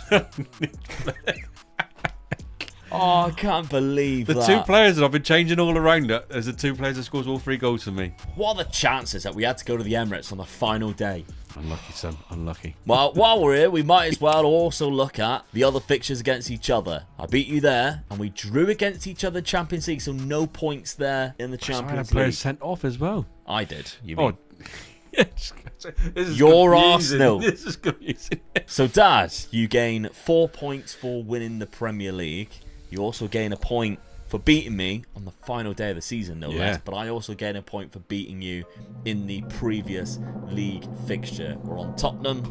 No other competitions won, which I didn't suspect because I didn't see a final there. But 5th round against Chelsea, 4th round against the Champions League. Champions League quarterfinals, where you are still in it at that point. Yeah. So you have a semi-final. How do you do in the semi-final? You are knocked out, but in the treble. A domestic treble. You beat Manchester City in the final 4-1 in the FA Cup. And the Carabao Cup, Crystal Palace. They're chucking anybody in the final. Sorry, Palace fans. Oh, I can't believe that. Hey, I've definitely turned into the Cup King, my son. That's 6 points just out of those 2 cups. So straight away, you got 4 points for winning the league, 5 points for winning against me, so that's 5 points in total, plus 6, that's 11 points just straight off the bat, immediately. Whereas I basically got 1 point for beating you in 1 league fixture. Dad, let's have a look at your goals. So 26 from Ødegaard and 35 assists. Phenomenal. It's unbelievable. Yeah. He's outscoring your strikers, which is worrying in a way, but also so it's been the right hilarious. Decision to lock him into that position, isn't it? Yeah. Really. Your transfer budget for next season is only £54 million. My goals, Kolo Muani only got 23. Garnacho got 16 and 10. So it's good that Garnacho was playing. Kulusevski did quite well considering he was playing in a different role. But Ollie Watkins only playing 9 starts and getting 8 goals is worrying slightly for me. But my best player by the looks of like my coach's rating of ability is now Sarr. Who, surprised with that? By all means, looks incredible. Oh, he looks absolutely amazing, doesn't he? But so that ain't too bad. It's nice that he's come through as a youngster. I don't have to worry about that centre midfield spot too much. My transfer budget, though, £48 million for the comeback next year. But yes, let's have a look at the points. I'm not going to enjoy this. Season points are as follows. Omega Luke with 1. Omega Dad with Arsenal with 11. Which means the total points is Omega Luke with 3. Omega Dad, again with Arsenal, 20. Dad, I'm starting to understand why you're always so miserable now being a Spurs fan. This absolutely sucks. Anyway, let's have a look at your transfers for season number 3. You sold £176 million worth of players. It's players I want using, really. I mean, Timber couldn't even get into my side, really. Yeah, so he's gone for 40. Yeah. 2 players have gone to Atletico Madrid, Zinchenko and Kai Havertz. Yeah. So that's quite cheap cost for Kai Havertz. It is really, yeah. I mean, he is a good player, but no, I just wanted to get rid of them ones I weren't using, really. Thomas Partey's gone to Saudi, and Eddie Nketiah has stayed in the Premier League with West Ham. That is a high price for Eddie Nketiah. Definitely. But I guess he gets the English tax. He didn't really play much at all in the last couple of years. However, just the 2 coming in. Yeah. And I feel like you're finally starting to learn when everybody goes, Dad, stop signing so many squad players. Use the amount of money to sign first teamers instead. This is what you've done. Yeah. Alphonso Davies being the first at left back. So there's a first team player. Yeah. In my left-back position, yeah. Better than Zinchenko, comes straight into the lineup and is going to improve your side. Then Vitinha, the second season in a row, you've attempted to buy a centre mid. But that's two midfielders I've brought in now. Two really good, strong midfielders. It could be in the first team for most teams in the Premier League. So I've got two really good, strong reserves for the two. What I class as the midfield is the art of the engine, really. You need good players in there. So if every one of them gets injured, I've got two other good players to come in. So yeah. I feel that I've strengthened the squad wisely, and like you say, there's two good players I've bought. Absolutely. And tactically, you've kept exactly what you were last season. Why would I change it? But you've nailed in two players instead of one. Yeah. Samuel Marodion nailed in up front. I definitely wanted this guy to be my striker this time. Give him more game time than Gabby Jesus. Because, I mean, let's be fair.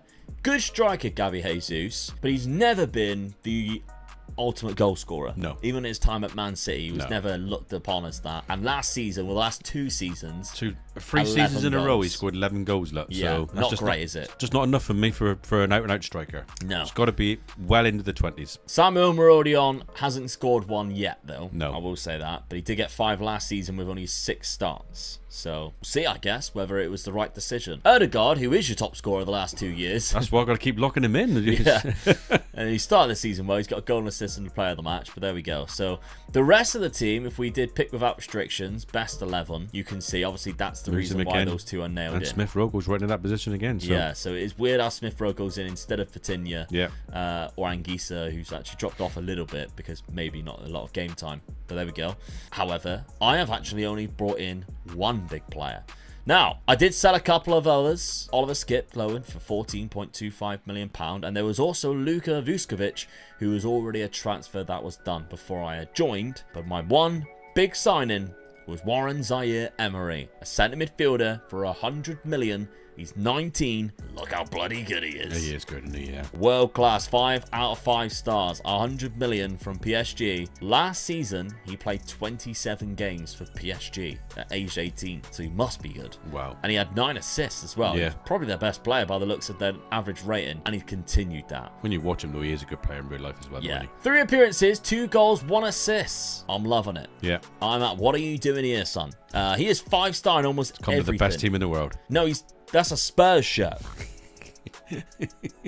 Grandad needs to put his glasses on, I think. Warren Zaire-Emery. Now, tactically, I'm keeping exactly how we were last season. We were very unlucky. We were 1 game away from winning the Premier League, and unfortunately, it was against Dad. But I think we've improved the team enough just from that one signing. We only had one real weakness, and that was in that centre midfield spot. Colin Muani, I'm sure could score more goals this year with more game time. He has the attributes to do so. But now we've got Sarr, Zaire-Emery and Basuma in centre mid with Maddison as a backup, Bentancur as a backup. This team is looking really good already. And they play for Spurs. I mean, I've had to buy a Manchester United player, a couple of PSG ones, you know, just to make it look okay. But there we go. Schedule. Let's have a look. Now, I lost to Dad on the opening day of the Community Shield on penalties. It was an even game until then. Yeah. But then I beat Brighton, Ipswich, and Everton 3-0. All 3 of them. And then you got me again. And we got each other again right after. Hilarious. I've also got Argyle in the EFL Cup third round. You're out of that cup, then, aren't you? Yeah, I mean, apparently they can't even sell out, even though it's Spurs. They were like, oh, we'd love a Premier League team at home. And they get pregnant. Oh, why can't we have had a good one, like Nottingham Forest or something? That's what they said. Behave yourself. I heard it. Behave yourself. Yeah. But there we go. Now, my Champions League fixtures, we did look at that last season, but let's have a look at it. We were 2 in awe of the fact that we had to play against each other. Yeah. Leipzig, Villa. I've got to play another English side there. Shakhtar, Inter, Zagreb, Rapid Vienna, Feyenoord, and PSG. 3 of their players are no longer there because I stole their striker and a midfielder, and you got the other midfielder. So, I mean, we know what PSG's like. They probably bought in some unbelievable players as well. £112 million that they spent just off this season, 154 the season before that, and 68 the season before that. So they are obviously spending money, but there we go.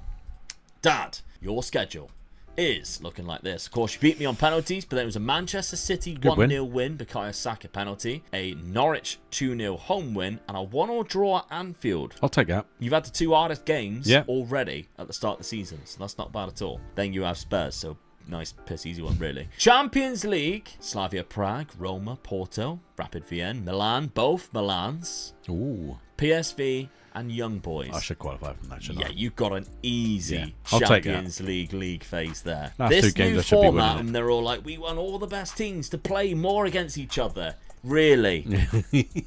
Because this is the outcome. Yeah, great. We'll get to see The Arsenal thing is that against both they are the Milans, best teams but- in their countries, though, wouldn't they? Really? Yeah, I know, but they made it out like, oh, because of the Super League, we need to change the format so that we have more dream matches all the time. And it's like, you've given too many spots then.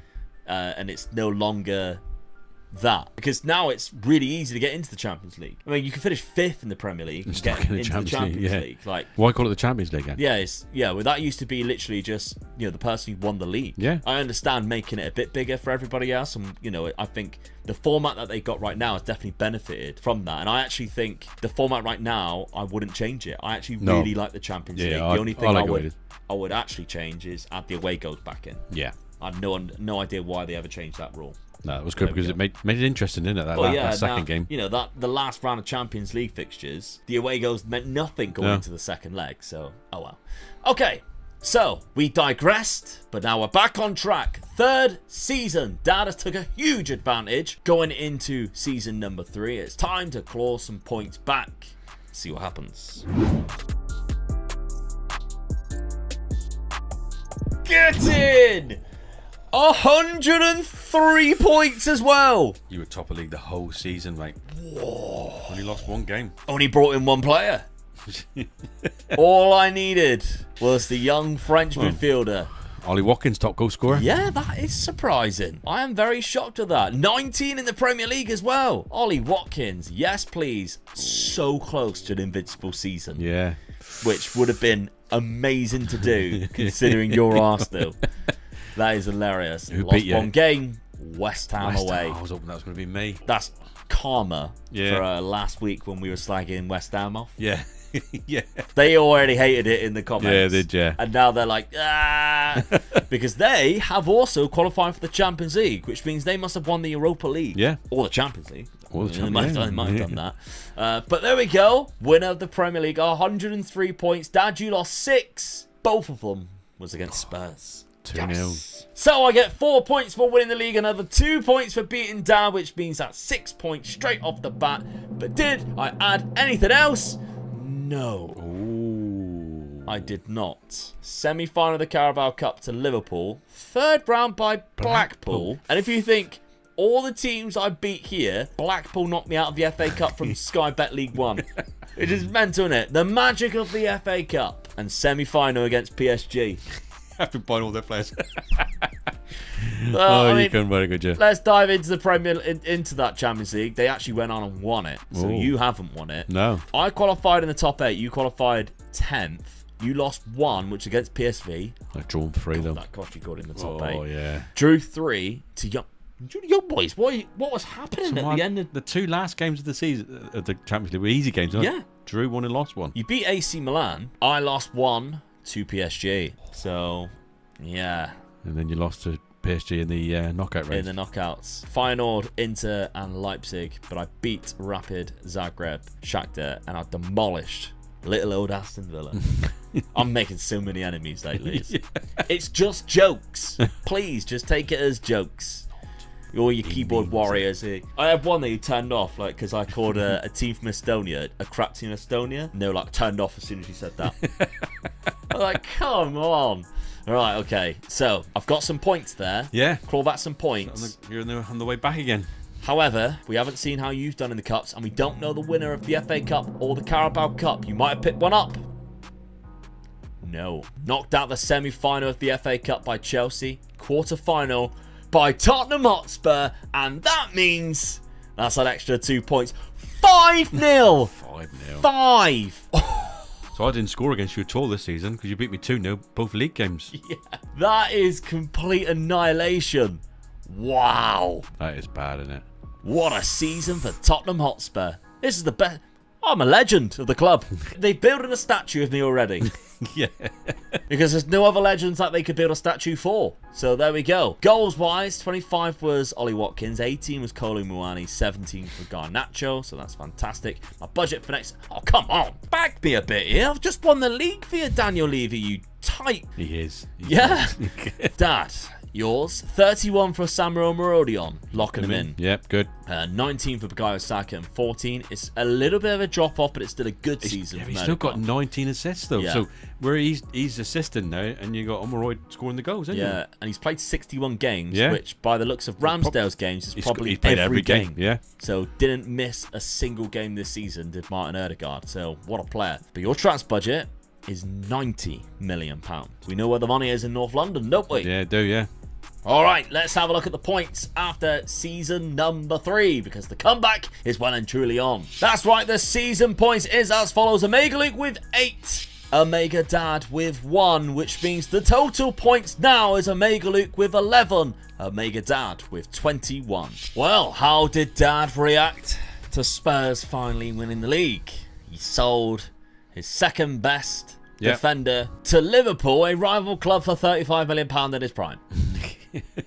I felt I can get better, so I just decided to say goodbye. I thought he's 3.5 star, and I just felt he was not good enough for my defence now. In replacement, you brought in Jurel Hatto from Ajax. I think this is a better replacement. This is and he's only 20 as well. So Yeah. Buying for the future for Arsenal. Yeah, for you Patreon members who are taking over. Yeah, £95 million is a lot of money. Yeah, it is, but I think very good. That's the price you got to pay to be replacing players like Gabriel. Yeah, selling £150 million worth of players, including Gabby Jesus for £62 million. We talked about it last season, didn't we? Not scored enough goals. So. Yeah, and you replaced him with Victor Osimhen. There's my guy. That's the guy that's going to do it for me. Finishing of 18, look. He is very good. He's got 3 and 4 for you so far, but he only got 11 last season, which is rather terrible, if I'm honest. Yeah. But we'll see. And then Emi Martinez coming back to Arsenal, of course. He come through the youth academy. Oh, no, he did come youth academy, but... I was surprised that he'd been there as a youth, though. So when you pointed that out to me, I was quite surprised so at that. many loan deals. Look how many loan deals. And then eventually, of course... I mean, when he comes in as my reserve keeper, I feel. But what a good reserve keeper I've got. Yeah, played 1 game, conceded 4.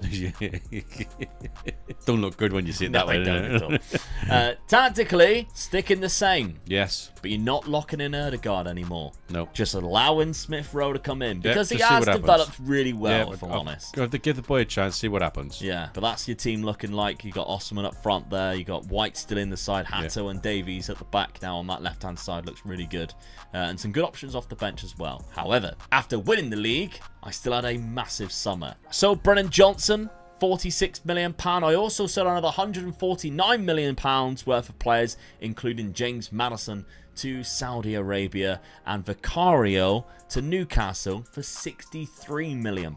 Money for a keeper, isn't it? Huge, yeah. Especially considering for an extra, 30 or 10 million, I brought in Gregor Kobel, who is a better goalkeeper from Borussia Dortmund. So I'm happy with that one. Definitely, that's an upgrade in my eyes. I've also brought in Mark Gehi, who is a free transfer from Crystal Palace. So that's an extra defender to bring into the lineup. James Trafford as a backup option in goal, and not a bad one to be fair. No, he's a good keeper. Million. Yeah, good young lad. Coop Miners though, this is for a good signing. £70 million, another centre midfielder. My midfield is the best in the world, easily now. Coop Miners comes in, plays in loads of different roles and positions, and then finally, the cherry on the cake. 100 million. £100 million spent on Endrick, bringing him in. He asked, "What is a Spurs?"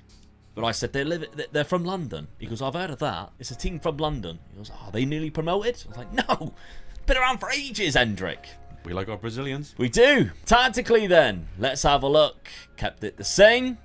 Endrick goes up front though. Kolo Muani drops to the left. That midfield has Coop Miners, Warren, Zaire, Emery and Sarr in there now, with Basuma and Bentancur coming off the bench. Unbelievable. Ollie Watkins is a bench option, as well as Garnacho. Porro's still there. Udogi's still there. Romero and Scalvini keep their positions, even though Markins joined the team. Good side. This is a good team. Yeah. This is a good team. Schedule. Let's have a look. I've lost the Community Shield to Chelsea on penalties. That seems to be the thing that keeps happening to me. I keep spursing it up.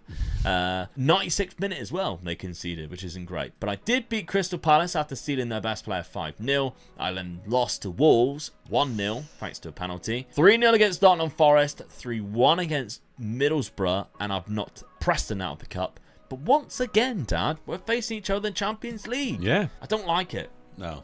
But that's the way this new formula's going, isn't it? Yeah. But I don't like playing the same teams in the same countries. But there we go. Not early on, anyway. Now let's have a look at your schedule. Man City 4-0 at the Emirates at the start of the season. That was a bad start, wasn't it? Because I've been usually beating them in the league, at the start of the season. So, yeah. 4-2 against Norwich to recover. 1-0 against West Ham.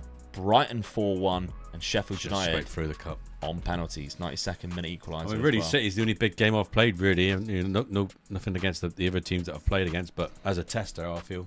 Yeah. You've got Barcelona, Juve, Atletico Madrid, Leipzig, some tricky games in that Champions League, as well as Tottenham. But let's have a look to see who I've also got in those Champions League fixtures. I've got AEK, Rennes. They always come up, don't they?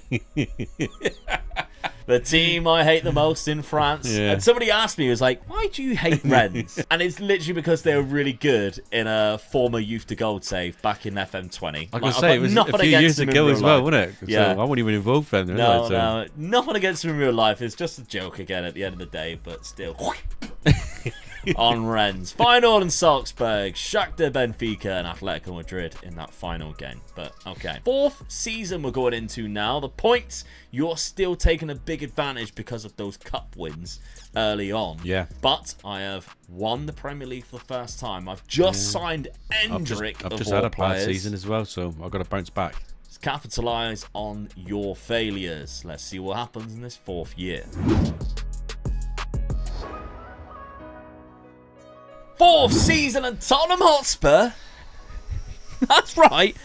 Tottenham back-to-back Premier League winners. 95 points as well. Dropped all the way down to 3rd there, Dad. Yeah, did you? Unlucky. You only lost 3 games this time. I did.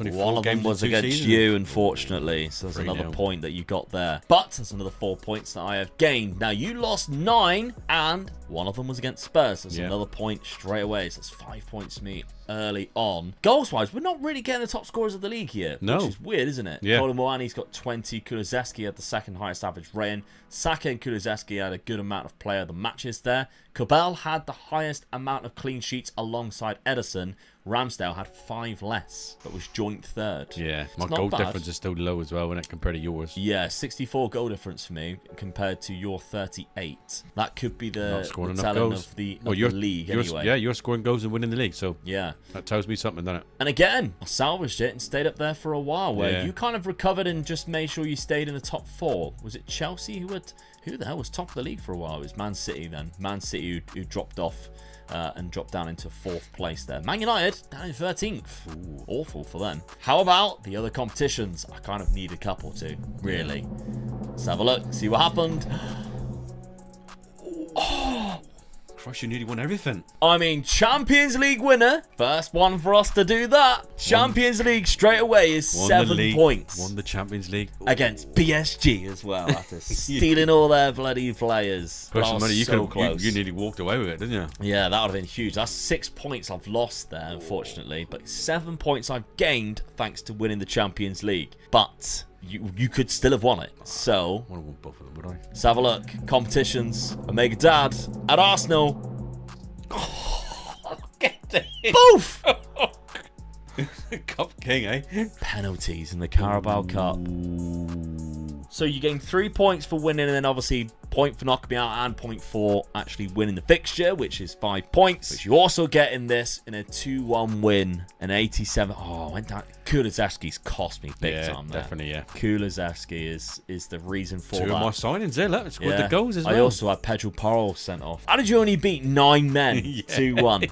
And you had more possession than me as well. Yeah. 6 points plus 4 points for knocking me out in both competitions. Of course, there were other fixtures. Just dragged it back, didn't I? Just dragged it back. I don't think any one of us has ever done that, won everything, have we? No. So that final game of the season there, 2-1 against me in the FA Cup final. In the league, you went on a good run there because you actually beat me in the Premier League 2 games after as well. Yeah. But how did we get on in the earlier game? So you lost against me in the Premier League, which we've already seen, and you beat me in the Champions League 3-0. So there's another point that you've got there. which is a massive season for you. Yeah. Let's have a look at that Champions League. That was the only game I lost. Yeah. Was against you. You lost 2, which was against Leipzig and you look Barcelona. at that, Tottenham and PSG top 2. Yeah. And that's the 2 that got to the final. Yeah. I drew to Rennes. That cost you being the top of the league as well. Yeah, sometimes Football Manager writes itself. Yeah. You drew to Feyenoord 3-3. You don't have a grudge against Feyenoord, do you? No, I haven't, no. Nice guys. I like Feyenoord. They're Love good. a bit of Rotterdam. Yeah. I won 6 games. I beat some of the most difficult teams, and some of the goals I scored as well. Unbelievable. Yeah. You won 5 as well, including obviously the game against a lot of goals as well. 6-0 against Atletico Madrid. Yeah. Okay, so the knockout playoff round, neither of us were in it. The round of 16, I knocked out Bayern Munich. Ooh. Which he's still there. Still there. Yeah, he's still there. So's Klopp. Bloody hell. You knocked out Real Madrid. Oh, what a result that was. Yeah, with Arbeloa as their manager. Oh, there's a big surprise, isn't it? For the last 2 seasons. Arbeloa. The Liverpool fullback. Well, I'll be damned. Yeah. This is where you were knocked out by PSG. PSG, fancy that. I knocked out Porto. Porto. You in the final, that'd have been good, wouldn't it? Who's manager of PSG? Somebody crap like Pascal Chimbondo or something? Pep. Oh, that was a good guess. Cool, yeah. Semi-final, I knocked out Stuttgart. I had an easy in the semi there, and Chelsea was knocked out by PSG. But okay, goals in Arsenal colours: Victor Osman 31. Bukayo Saka 23 and 21. That's good. Huge. Erdegaard still got 19 assists, which is massive as well. Yeah. Your transfer budget for next season is £74 million going into that final year. Squad-wise, 34 goals from Muani. It's a nice amount. I was expecting more from Endrick, though. Garnacho got 20 and 13. That's the highlight of the season for me, I guess.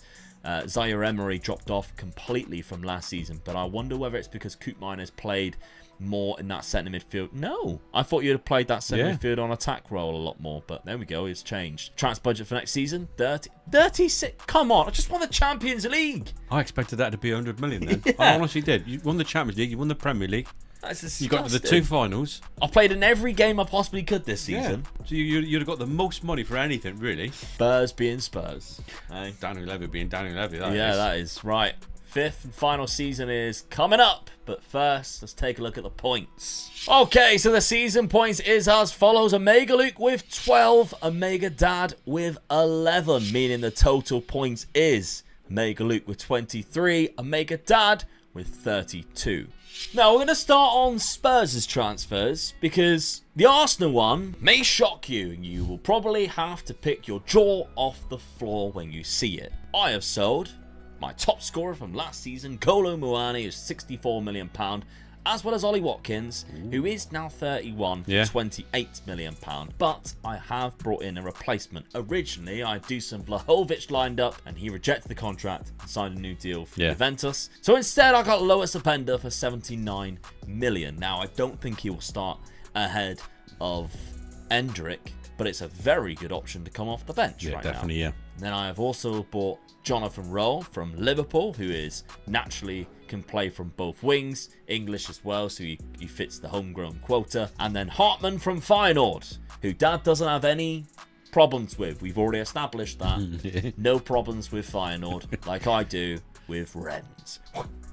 But anyway, Hartman joins the club. 25 years old. He's just a backup left back for now. Tactically, sticking with the 4-3-3. I was very unlucky. I played every single game last season. It's just the matter of the cups. The bad luck in the cups. This team could do anything. Champions League winners, of course. Do you know the biggest surprise is the players that are still there from the start of the season? I know. I still have Spurs players. Yeah. Mental.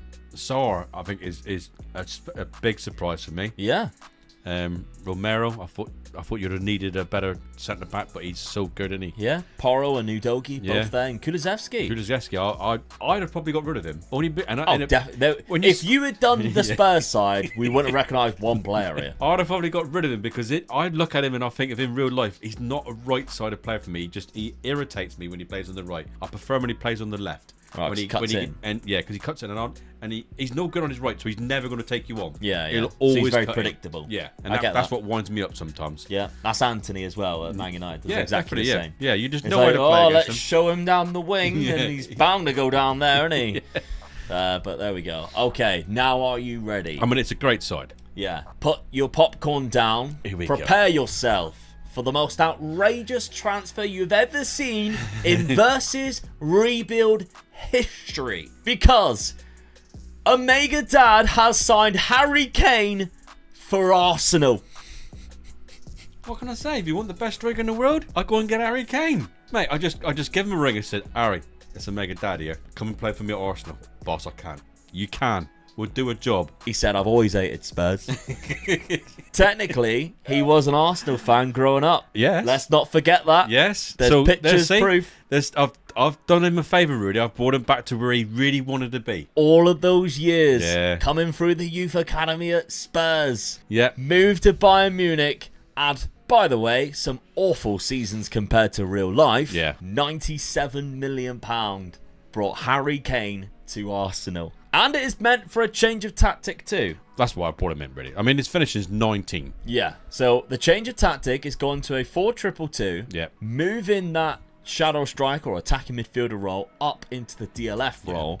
I mean, as we looked at the last 2 seasons, I didn't score enough goals. Yes. Even though you won quite a lot of competitions, it's a risky change in some ways. It is, yeah. But then it's only one. I'm only moving one player. Yeah, everything else basically stayed the same. Yeah, stayed the same, yeah. And very similar to what it has been throughout all of your 5 years. If you look, we saved the same tactic because we know people on the Patreon or the channel members might want to use the 4-2-3-1 that Dad created. And to be fair, you could do that because Harry Kane's very good in that shadow striker he role. could play in that role as well. But no, I've got him in for scoring goals. But he's gone to He's a 19 DLF. finisher, so he'll do the job for me. All right, schedule-wise then, let's have a look. Has he done anything yet? He has scored some goals. We can see there he has got a couple of goals. You also lost against me in the Community Shield, which is straight away a point. Harry Kane's first game was a loss to Spurs.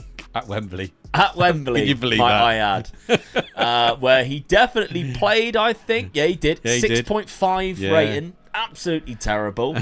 And then Hendrick went over and he went, do you want to swap shirts? And Hendrick was like, who the fuck are you? Everton 4-0 though. It started off well in the actual Premier League. A 3-1 against Aston Villa where Harry Kane finally scored. Yeah.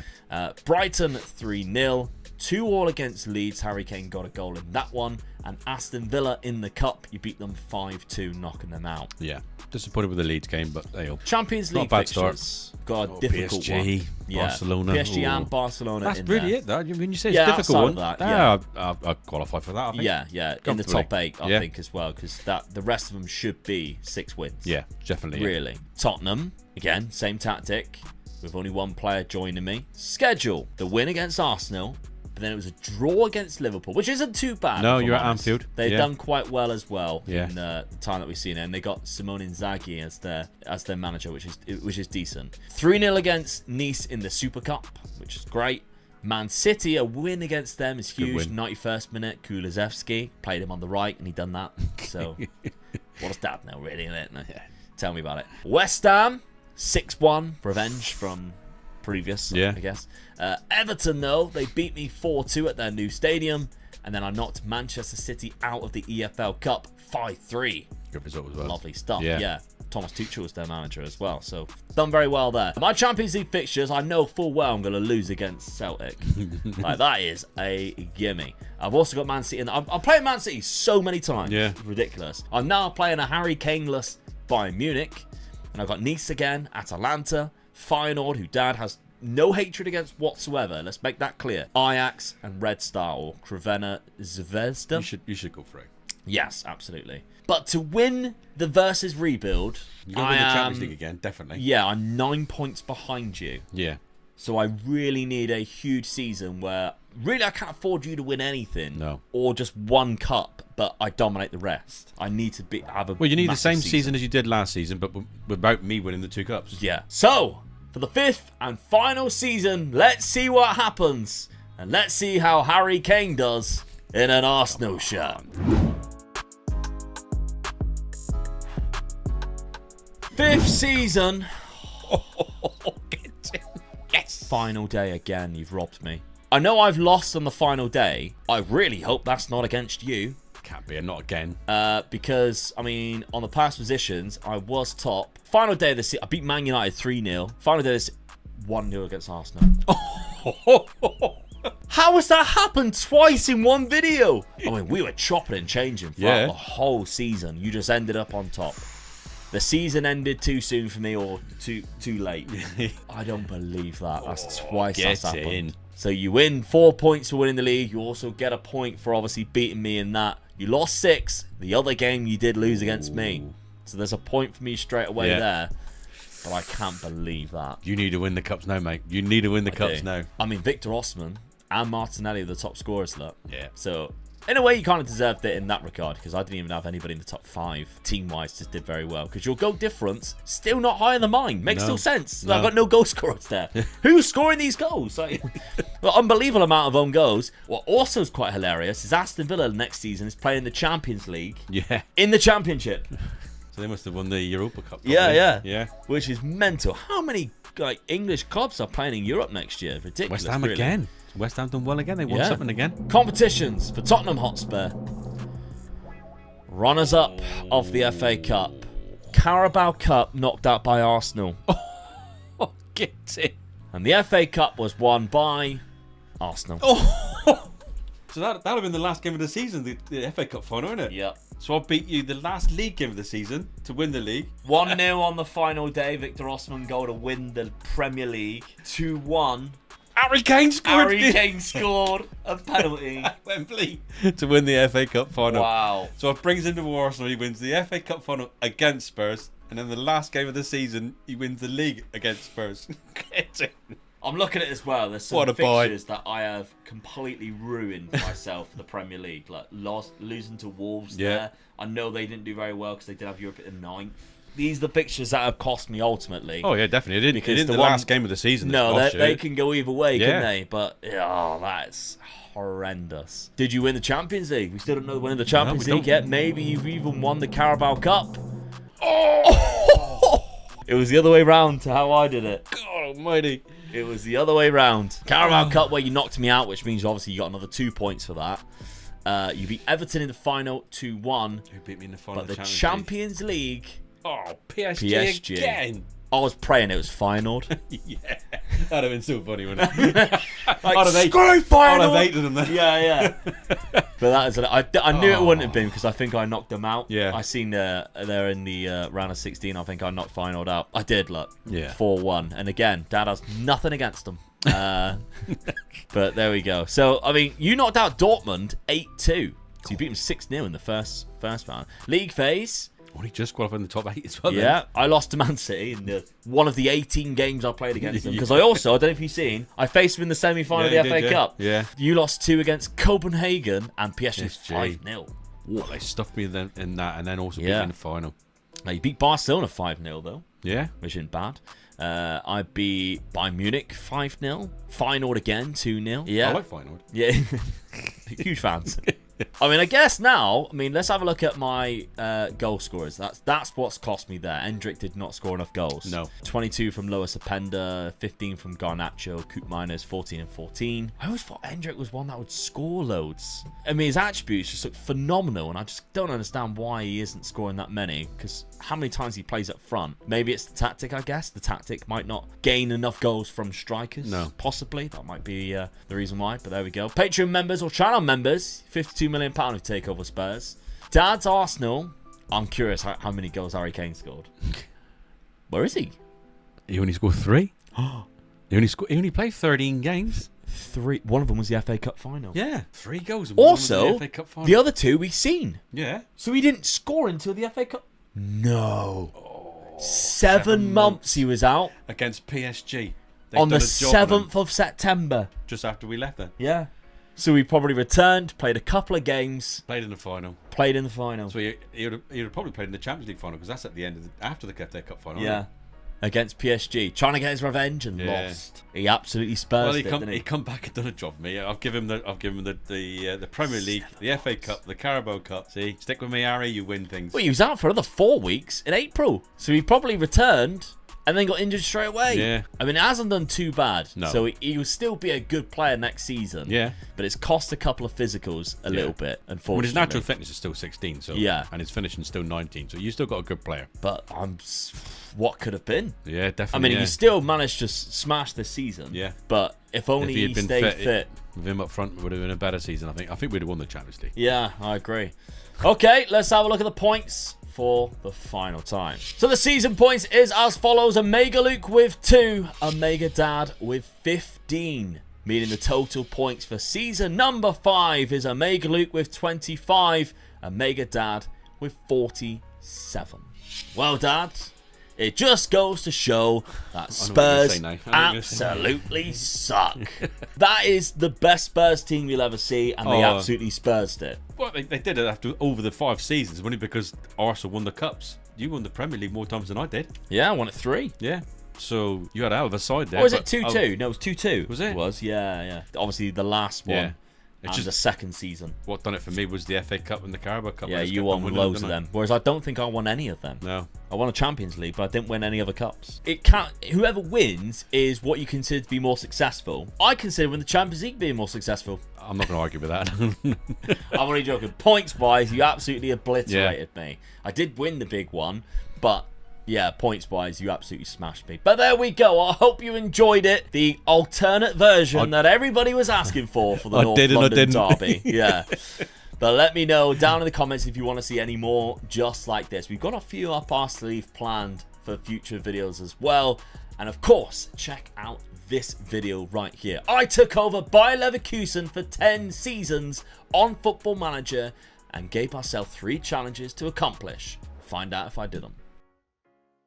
The first versus rebuild of FM24 had to be with myself in charge of Manchester United. And my dad, of course, as the manager of Spurs. So sit back and enjoy because we are starting FM24 off with a bang. Unbelievable. This could be my best ever sign on an FM, and I got him for free. Welcome back, it's another versus rebuild. We're back, the big ones. Manchester United versus Spurs. Well, this is a big one for us, isn't it? But we got some really big ones planned as well, haven't we? But for us, this is the big one. This is the one everybody's been asking for. Absolutely. So it's your first one we're going to do for you. For sure. Let's look then, Dad, at your transfers at the start of this season. Yeah. You sold Oliver Skip for £20 million. Yeah. And Perisic as well on a loan deal with an optional future fee. I was always going to get rid of him.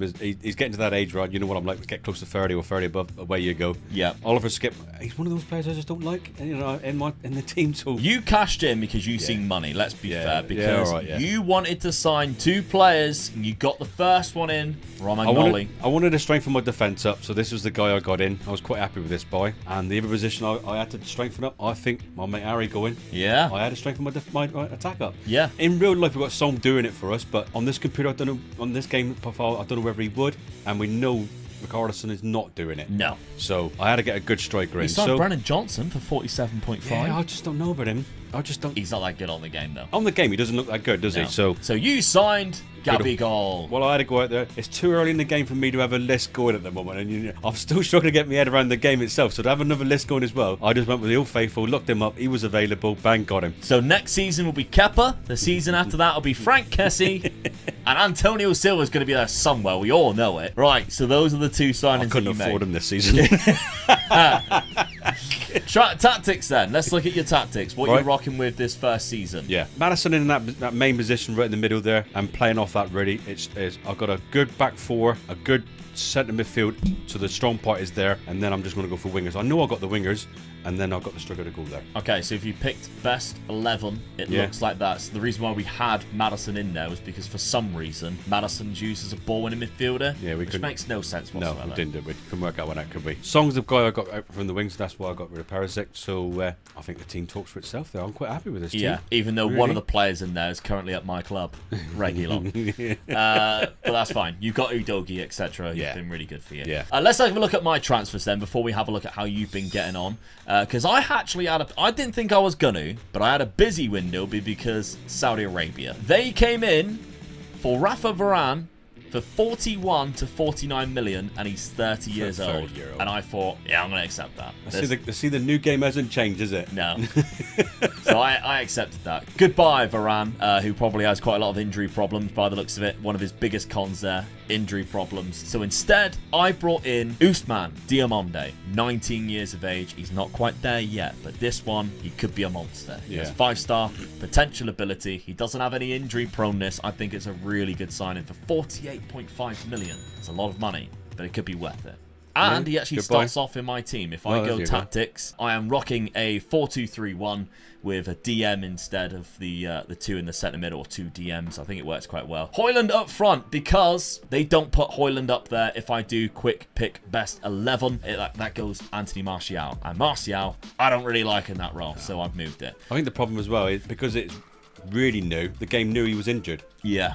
So, I mean, and he was injured at the beginning of the season. Yeah, Højlund was, that's so true. that's probably why it hasn't put him in yet. Yeah, absolutely. I've also loaned out Harry Maguire, so as you can see, he is here, but he won't be actually here. It's Diamande. So there we go. I'm using that inverted fullback role. I'm using the wing back 4 in behind the Rashford. I'm quite happy with that. Sancho over Anthony, I'm like, I don't really care as long as one of them plays. Like, that's, as long as he that's can look and say, sorry, boss. If he says sorry, then he's more than welcome back in the team. But there we go. Okay, so let's have a look at schedule-wise, what I have done so far. It's been a good start to the season. We have played 3 games each. I drew my first game of the season, so I said it's a good start. For Manchester United, that's actually quite good, to be fair. Unbeaten in 3. That doesn't happen very often. It was a 2-2 draw against Everton with Bruno Fernandes and Marcus Rashford. Then it was 4-0 against Crystal Palace. I will take that all day long. Yeah. Started off well with Rashford. Garnacho even started a game and got a goal. Mason Mount even scored his first goal. And then the Spurs left-back Reguilon scored the only goal against Nottingham Forest. Absolutely buzzing with that one. Thank you very much. We've only had one ever rebuild where a player's played for both clubs. So if he goes back, because I don't have a buy option in there, and you ain't going to accept any bids that I send your way unless it's silly money, and I ain't going to pay silly money. So I'd imagine after this loan deal... I don't know. I don't like him.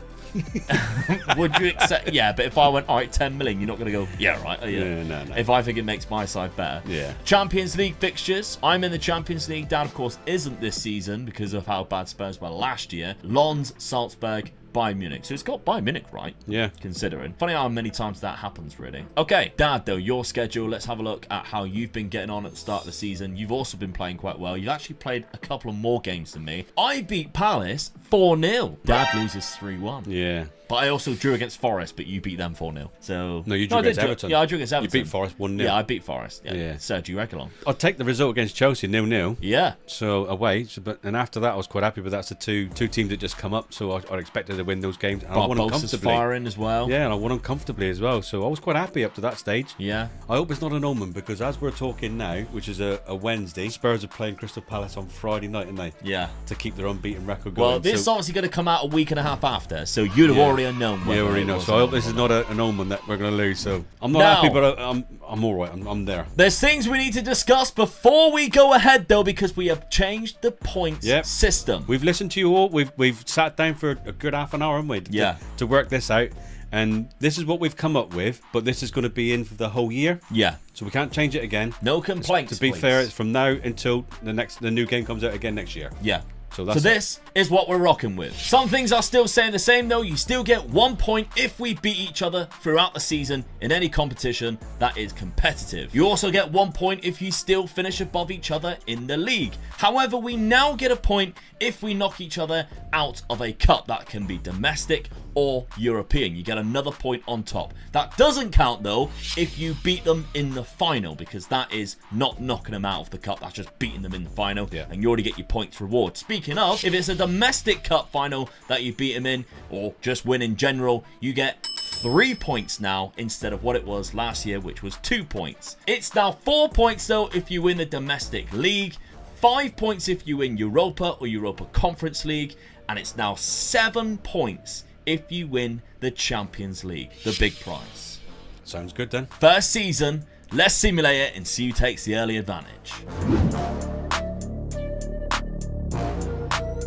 First season, yes! A point. That's bloody the first point. 70-40 or 73. And you lost less games than me. I'm going to say, I drew too many games. That's what my problem was, wasn't it? Drew 10 games. We are some way off Man City and Liverpool, by the way. 96 and 94. 20 points behind them. I had a good run into the end of the season. You didn't, so I was catching you all the time, man. Absolutely. Let's look at the profile of that then. So, Gabby Barbosa, 25 goals. That's what I got him for.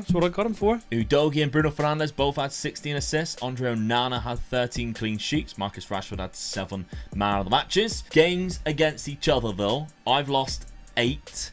You've lost 7. Haven't lost against you. No. Ooh. So we drew against each other twice. Oh, that makes it interesting then. So it stays as it stands, Ooh. just 1 point, 1 point in it. Oh, here we go. The Cup King will be in now. Cup King, here we go. I want to have a look at past positions first to see whether we overtook each other or not. No, by the looks of it, right after that. Oh, you were, well, I'll give it to you, mate. You were consistent. Yeah. I was up and down. Yeah. I was pretty much in a league of my own for ages, because I probably wasn't catching Liverpool or City. Okay, we're on Manchester United. The Cup King is back, United fans. Come on, FA Cup or something. Oh, runners up. Runners up of the FA Cup. You started losing cups then. Oh, big against me. Come on. No, Man City. Oh, my God. Oh, I could have knocked him out, though. I could have knocked him out. Which you didn't do to me because I was eliminated in the Carabao Cup by Leeds. Yeah. All right. Round of 16 in the Champions League. I'm curious to see how I got on in the Champions League group stage. I was finished second to... Oh, that's really annoying. Beat him on goal difference, look. Yeah. But it's not done by goal difference anymore. Okay. Fair enough. What about Dad? We know he hasn't won the FA Cup. Could he have won the Carabao Cup? Come on. No. Leeds also knocked you out. Oh, Christ. I got to the quarterfinal. Oh, no, well, you got to the final of the FA Cup, didn't you? Oh, that makes it quite funny at the start of the season then. So, Barbosa, 30 goals for you, I'm Dad. happy with that. Kulizeski got 18, 10 assists. Yeah. Son did all right. Yeah, he was doing what I wanted him to do. Madison as well at 10 goals. Yeah, 10 goals, 11 assists. Because then when you look at him in here, this game, he's not that good, is he? No, they kind of underrated him a little bit, I think. I think that's where you've got to balance it now. For what I've seen in my head while I'm watching him this season so far, he's been outstanding. Yeah. But on the game, he's not. So they're not quite... I mean, he went down with a relegated side, didn't he? So yes. Yeah. I've got to accept that, really, don't I? Transfer budget-wise, you've got £52 million, but you've got a minus wage budget. Oh. So you're going to be messing around with that a little bit. My squad-wise, I had 28 goals from Rashford, only 26 from Højlund. So Rashford scored more goals, 13 assists from him as well, 18 and 26 from Bruno Fernandes. That's outstanding. Yeah. So I love that from Bruno. 15 assists from Mason Mount, who looks like he actually had a good season too. My transfer budget, £58 million, but I got a positive wage budget, so I've probably got a little bit more money than you. So that's not too bad. But the total points, well, the season points is as follows. It's Omega Luke 1, Omega Dad 0, which means that is also I'll take that for a season. Total points. I'll take that for a season, I must admit. From how I struggled around this game, I'll take it. Yeah, absolutely. I'm still in it, put it that way. Still in it, season 1. I'm still in it.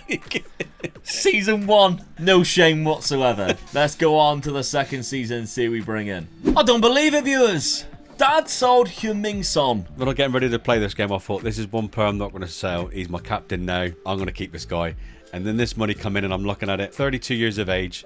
They offered me 67 million up front, up to 72 million. I thought, he's 31, 32. I've got to take it. And I took it. I'm sorry, Song, but unfortunately, mate, you had to go. He's watching this going, what? Yeah. The whole of South Korea's just switched off. They're fuming with you. I hope I don't regret it. But you know what I'm like when a player gets to 30 plus? He's on his way out. And when you're being offered silly money like that, I just couldn't afford not to say it, to sell him. So you could have. No, I couldn't. He had to go. All right, fair enough. But I knew I had to get someone in to replace him. So hopefully I've got the person I want. Okay, well, the rest of the transfer window, also you sold loads of players because he also got rid of his goalkeeper, guys. Vicario, gone. I wasn't happy with him. 33 million. I must admit, I wasn't. I was looking at some of the results and I was drew a lot of games and I thought I'm conceding goals. Why am I conceding goals? I've got a good defence. No, I'm going to get rid of my keeper, so I got rid of him. 33 million. And I was forced into it as well because I was trying to get rid of Lloris and he would just not go, would he?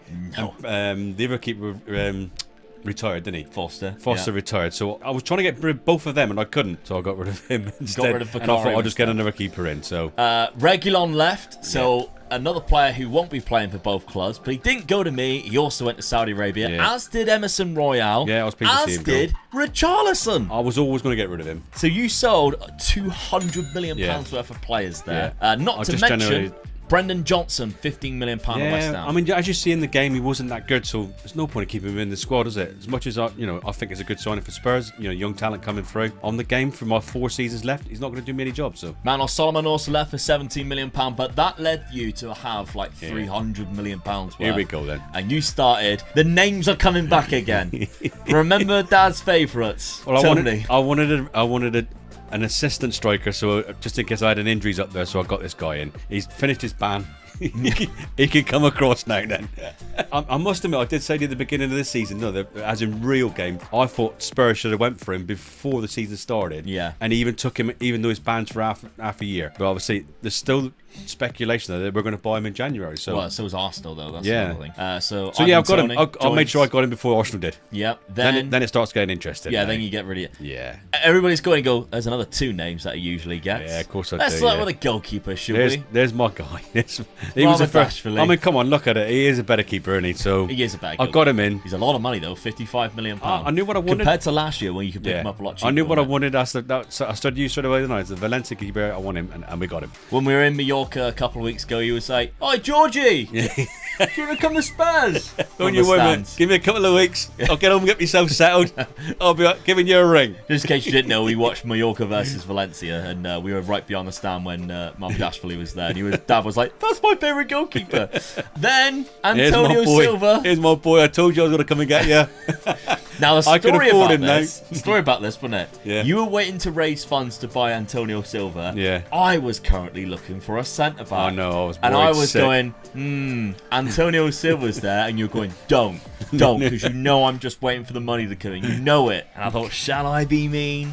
But I didn't. I let you have him in a way. He's my lad, isn't he? So you only signed 20 Antonio years Silva. of age. Look at him. Like, he's good. I do like this guy. Starting off with 88 to 98 million pound in Florian Wirtz. Well, this was my signing after Song went. I knew I had to go out and get someone to replace him. This guy ticked all the boxes for that, and I was quite happy with it. I paid a lot of money for him. Yeah. But as you can see from what you can see on the screen there, I'm quite happy with this. I think he could do me a job. Yeah, you can also play on the left. Mate, he's only 21. Yeah. Come on. So I've got rid of a 31-year-old for a 21-year-old, and I've got that. So I'm happy with this. All right, fair enough. Okay, £88 million from Bayer Leverkusen. Yeah. They made a big profit on him, considering, and it's only one big season that he's had in the first team. Yeah. Then finally, Coop Miners. Yep, strengthen my midfield up a bit more. Very well rounded. I'm quite happy with this buy. I think when you signed him, it was a case of like, if I'm going to buy somebody from midfield, I need somebody who's better than everyone that I've got, and this was the man that we found. I must admit, at the end, I sort of struggling to better what I had, didn't I? Because I looked at a couple of defenders as well, didn't I? But I just want to improve in what I had. You changed tactic? Yeah. Of course he has. He would have changed it if he won the league, everybody was saying. I silly if I didn't, did I? So I do like playing 3 centre-backs. And I think I've got 3 good centre-backs in the team as well. So strengthen the midfield up a bit more so I can go more players in midfield, but attacking midfield, I think, and then I'm going to go for it. Yeah, I mean, the reason, obviously, you signed Florian Wirtz, and Son was more of a winger. Yeah. Wirtz is more of a centre attacking midfielder. You'd already changed the tactic when we went to sign. When you were looking for a centre attacking midfielder. So I knew I was going to do this tactic already. Yeah. So at that stage, you went for a centre attacking midfielder, which was Wirtz. I think you mentioned swapping. I was trying to swap them over, but it doesn't matter too much really. It might just be the player roles that Kulusevski suits more of an advanced playmaker. But yeah, you've changed it. Coop Miners goes straight in there in that DM role on defence. Basuma box to box. I think you were quite happy with that, really. Yeah, I was, yeah. Let's have a look what I've done then, because I've also had a bit of a busy window. Let's take a look. I sold £56 million worth of players, including Jadon Sancho to Bayern Munich for £32 million. Just like real life, he was kicking off because he wasn't playing much. He didn't apologise. I sold him. He's gone.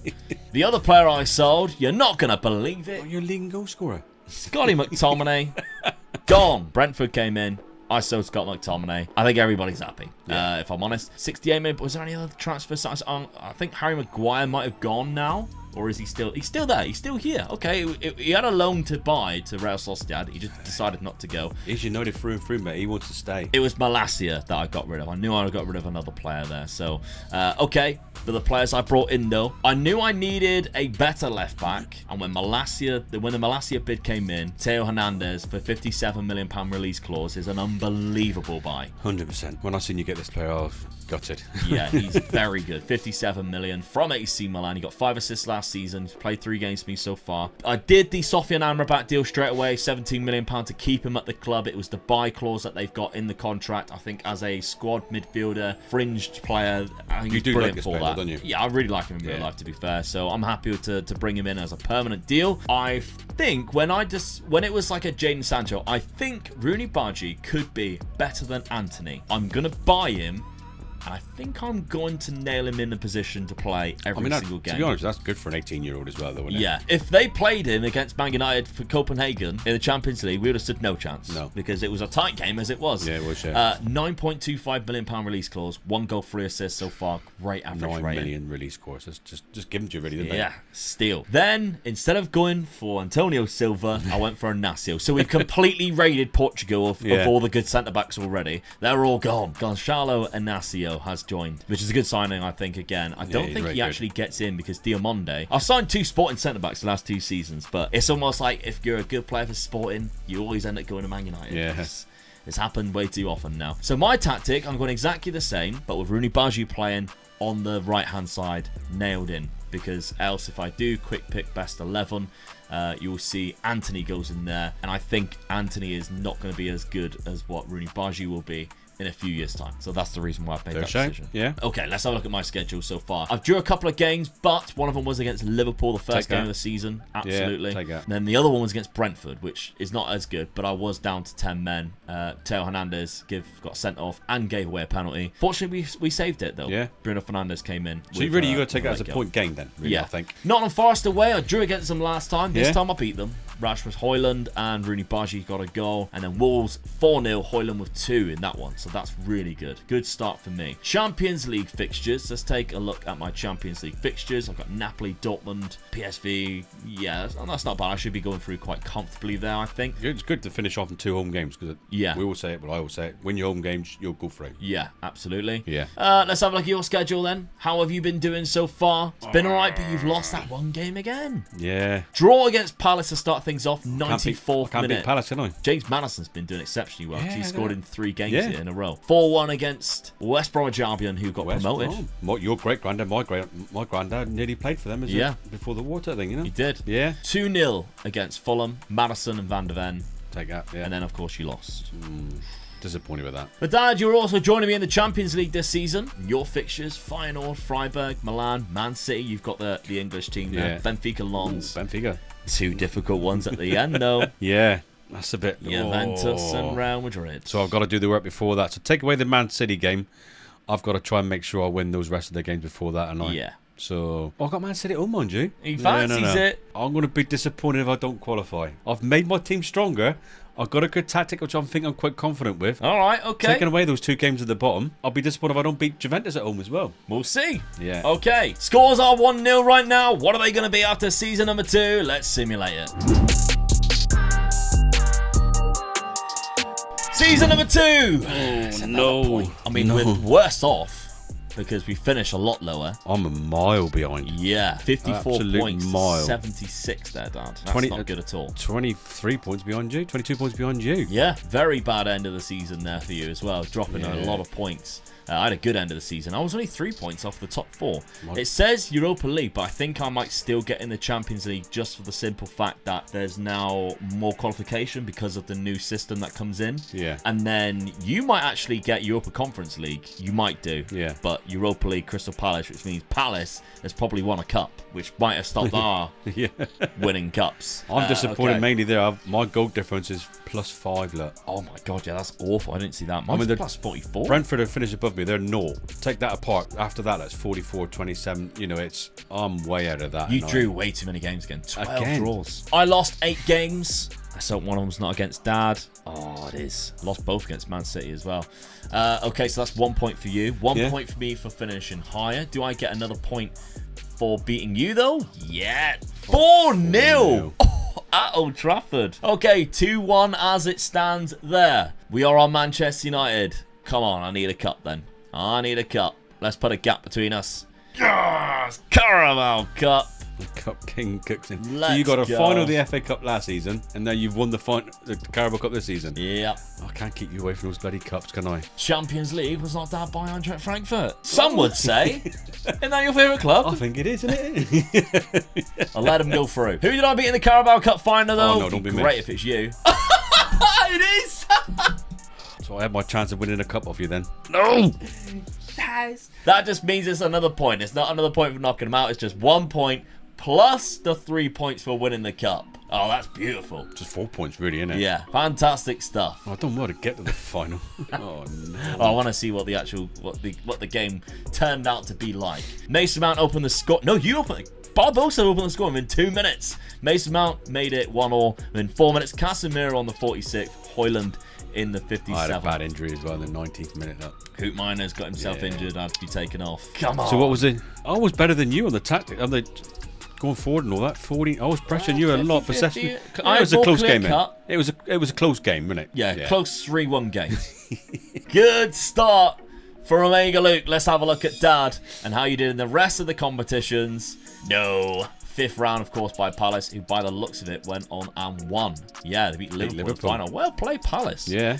Quarter-final of the Champions League down by PSG. So you did qualify. Oh, yeah. You did qualify. Oh, well, look at my results for that. Did I finished in 12th. You finished in 17th there. So you won 4. I beat Juventus at home. Yeah. I beat Man City at home. You beat Man City and Freiburg. You lost to some of your former clubs. Real Madrid, Benfica, and Feyenoord. So the only home game I lost was Feyenoord. I think that was my first home game as well. Yeah, and then away lost to AC Milan there. I won 5 games. Beat Marseille, Roma, PSV. I don't know who that club is. Donetsk. Yeah. And then Napoli. I drew against Porto. And then I beat Ferencvárosi and Dortmund. Okay, not bad. In the knockout playoff round, you knocked out Rennes. I knocked out Freiburg. Nice. And in the round of 16, that's where I lost to Frankfurt. You beat Arsenal. Get in. I knocked Arsenal out of the Champions League. Get in. That is good. That's worth a point to me.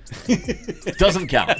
That's not how the point system works. You know, because if I had beat Frankfurt, I would have been like, another point. This is too early in the game to be celebrating that, really. I shouldn't have celebrated that, because I bet you I'll get bitten on the ass with Arsenal now. 100%. They're going to beat you in some kind of final, aren't they? And then 6-1 on aggregate, Dad. You got absolutely tonked by PSG. Okay, and the goals. Oh, I thought we had to scroll up because I want an up. Yeah, that's poor. You are not scoring goals with this tactic at all. But it showed that with my goal difference being 5, wasn't it? Yeah, that's what's cost you big time this season. Yeah. To rectify it, you got £18 million. Oh, hello. That's not bad at all. Good wage budget as well. I'm happy with that. My goals, 23. I'm happy with that because there's a lot that scored loads. So I'm not relying on one player. Hoyland with 23. Bruno Fernandes and Rashford with 18, but with high assist tallies as well.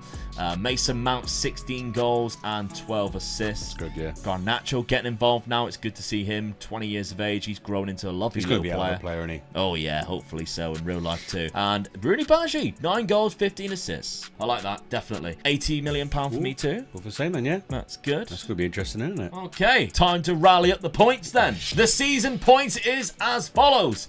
Omega Luke has 6 points. Omega Dad has just 1 point, which makes the total points Omega Luke 7, Omega Dad 1. There's a gap already. I'm still in it. I'm still in it. Well, the thing is with this new point system, what we think is you're going to create gaps like this, but it's going to be easier to do it. And the reason why we've done it, because I didn't really explain the reason why we did change the points, was people were saying it's harsh that maybe if you win the league or finish above them in the league, but you lose against them, that cancels each other out. Yeah. So just that 1 point to beat each other, but now it's 4 points if you win the league, is a bigger gap. Yeah. Which helps open up, obviously, rewarding actually winning something rather than just the one match, which I agree with. So I've only got to win the league next season and I'm right back in it again. Exactly, yeah. Won't happen. But, and then also, if you play each other in like the Champions League where one of you gets a win each, but the other one goes through because of an aggregate score, then it's more fair because if you knock them out, you also get that point. Yeah. Which, again, we agree with, and that's the reason why we're doing this new points tally. So give us a few weeks, and I think this will be definitely the way to go. But currently, the scores are 7-1. Let's have a look at season number 3. Dad, Ivan Toney didn't last long, did he? No, he didn't, no. He didn't do it for me, too. 1 season and he's gone. I looked at it and I thought, well, you didn't do it for me, lad, you're off. £31 million. You made a loss, of roughly 15 million. He played 18 games and didn't score a goal for you in the league. I looked at that and I thought, well, lad, I'm sorry, you're not doing it for me, and I need the money, so you're gone. He only scored 5 goals for you in cup competitions and 1 in the Champions League, and that was it. So he's gone. £31 million. I don't mess, mate. I'm telling you, I'm ruthless. Well, he wasn't the only departure either from your first team, because Christian Romero left. Yeah. Controversial one, possibly. It is a little bit. I was offered good money for him, so I thought I'd take it. £47 million. I had in my mind that I wanted to buy a certain couple of players in certain positions, and I knew I needed a lot of money. Yeah. So I put up a few players for sale. He was one of them I was quite willing to lose. I got good money for him, £47 million. I'm quite happy with that. Not bad. Yeah. The rest of the the rest of the players that you sold amounted to £46 million, because Tanguy and Dembele, who's been out on loan the last couple of years, went for £33 million. So that's really good, to be fair. And there was a couple who went to this side here for a little bit, just bumped them up, bumped up your transfer budget slightly. You kicked things off with a big striker signing, Gonzalo Ramos. Hence why I sold him. Ivan Toney. Ivan Toney. Yeah. I knew I wasn't disappointed with the amount of goals I'm scoring. I went for another favourite of ours. I knew this guy can do it for me. I got him in. So I was quite happy with this. I thought it was a good price to buy for him as well. £47 million. He didn't play that much at all for PSG last season. Got one already with 3 assists. Yeah, very good start for I'm him. happy with that. Then you upgraded your goalkeeper. Yeah. Because, just signing one Malmadashvili goalkeeper is not good enough. He needed to buy another good goalkeeper. Well, I was looking at it and thinking, if I get an injury, my reserve keeper wasn't that good. Because I think Lloris retired now. Yeah. So you got Alfie Whiteman as a backup. So I needed a reserve keeper. I'll be honest with you, I had quite a bit of money when it came to buying the reserve keeper, and I thought, so do I just go for a really good keeper, and then I've got my other goalkeeper as a reserve keeper, or do I just go for an average reserve keeper? So I thought, no, I'm going to go for I wanted to tighten it up a bit more. I'm conceding goals. So I thought, I'll go for the best one I can get. There's another guy that we goes for. Another one that, I mean, you like this keeper as well, didn't you? You've signed him quite a few times. So I thought, no, I'm going to go for it. I'm going to go for a really good keeper. So that's what I've done. Spent a lot of money on him, but this is it for keepers. I'm leaving my keepers alone now. What is with North London and signing 2 first-team goalkeepers, eh? 2 number ones. Yeah. What is happening? They're not the only signings, though, because you spent another £106 million. Now, this guy is already an agreed transfer that Spurs have made in real life. He just needs to turn 18, which he has now done. Good backup centre-back, to be fair. But the rest of it, these are good, Dad. I'll give you that. Yeah. Ansu Fati. When Brighton signed him on loan, it was big headlines. Yeah, because he's decent. Yeah, I don't want him on loan, man. I've got him in. He's mine. Brought him in. He's at the stadium. Yeah, 52 million. I'm really pleased with this. He did all right in the Premier League as well. 7 goals, 5 assists. He's got 1 goal for me in 3 games already. So I'm happy with that. I'm chuffed a bit to get this player, I must admit. As soon as I seen he was available at that price, I jumped at it, didn't I? As soon as I seen who it was, I'm having them. And then finally you got Erkin Kirky, and I think it was more of a case you had money to spend. Yeah, I think this was. It's not a spend that I didn't want to do. He's a quality player. It's a good squad player for me. Yeah, that's true. He's a cracking player, yeah. Who had about 40 minutes. He's a good player, so I was quite happy with this. With the money I had left over, I was looking for a midfield player just to strengthen my midfield up again. Yeah. This is the lad that can do Frank Kessie cost too much, so you brought in Erkin Kirky. Yeah, he did, didn't he? I did look for him, didn't I? You did. He did. It was his wages, though, wasn't it? He wanted so much in wages, I just couldn't. Because Frank Kessie cost that much, and then Frank Kessie was also very... one was dear, both of them. One was his wages, and I thought, I can't afford both of you. New people in the channel would be like, what? Yeah. Dad had him wrote down on the list twice. It was hilarious. Okay, so let's have a look then at how your tactic has changed, because you said you were going to change tactic. I'm conceding too many goals, so I went for a different tactic. You're not scoring any. That was your trouble. Well, I was doing both really, wasn't it? Yeah. So I wanted to tighten my defence up, so I've gone for a defensive midfielder in there now. Yeah. And put him in front of my back 4. And I've got a better midfielder, I think, now. And I've got a better striker, so I think I've just strengthened the side up by changing the tactic, and the players that come into those positions, I'm quite happy with this. You look at my back 4, and I've got the new goalkeeper in as well. That's hell of a defence. Yeah, it's good. It is good. And going forward, I've got Ramos now, mate. Gonzalo Ramos. He's going to bang him in for me now. But what did I do? Let's take a look. Because I had a great season again, I think. £43 million. I did sell Casemiro for £43 million at age 33. And I had already brought in his replacement like that, anyway. Yeah. I already bought in a replacement for when I was ready to kind of stop using Casemiro. I wasn't planning on doing it this season, but then they came in for a lot of money, and I thought, I've already got his replacement, so I'm happy to let him go. Now, his replacement is not any of these, although one of them could have been. It's this man, Warren Zaire-Emery. I had him on my shortlist the season before, and I made sure he was my first signing. I got done on day dot. 19 years old. £67 million. He only played 10 games last year. He is going to be my starting centre defensive midfielder for me. I think he's class. A lot of money for a young player, isn't it? Yeah, so it is. Then let's take a look at the rest of the signings that I made. I think I sold a couple of players as well. Delo was one that I sold. £33 million I sold Delo for to Chelsea, but I did bring in a replacement which I am quite happy with in Michael Coyote for £38 million. So he's 21, Italian. I think he's better than Delo. The physicals are amazing. He's better than Wan-Bissaka because although Wan-Bissaka is probably better at tackling, this guy's better going forward. So he's going to be my starting right back, £38 million. Buzzing with that one.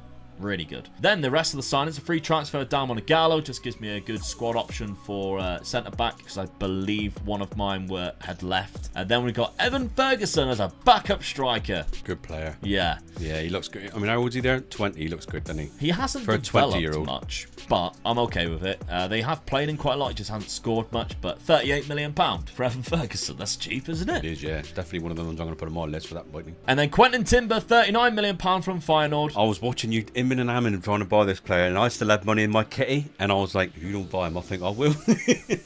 Good. Of course, we used him when we did the Feyenoord one. He was fantastic for you then, so I'm really happy with this one. Tactically, I've changed it too. I've gone for a wing back on defense now because I've got Coyote.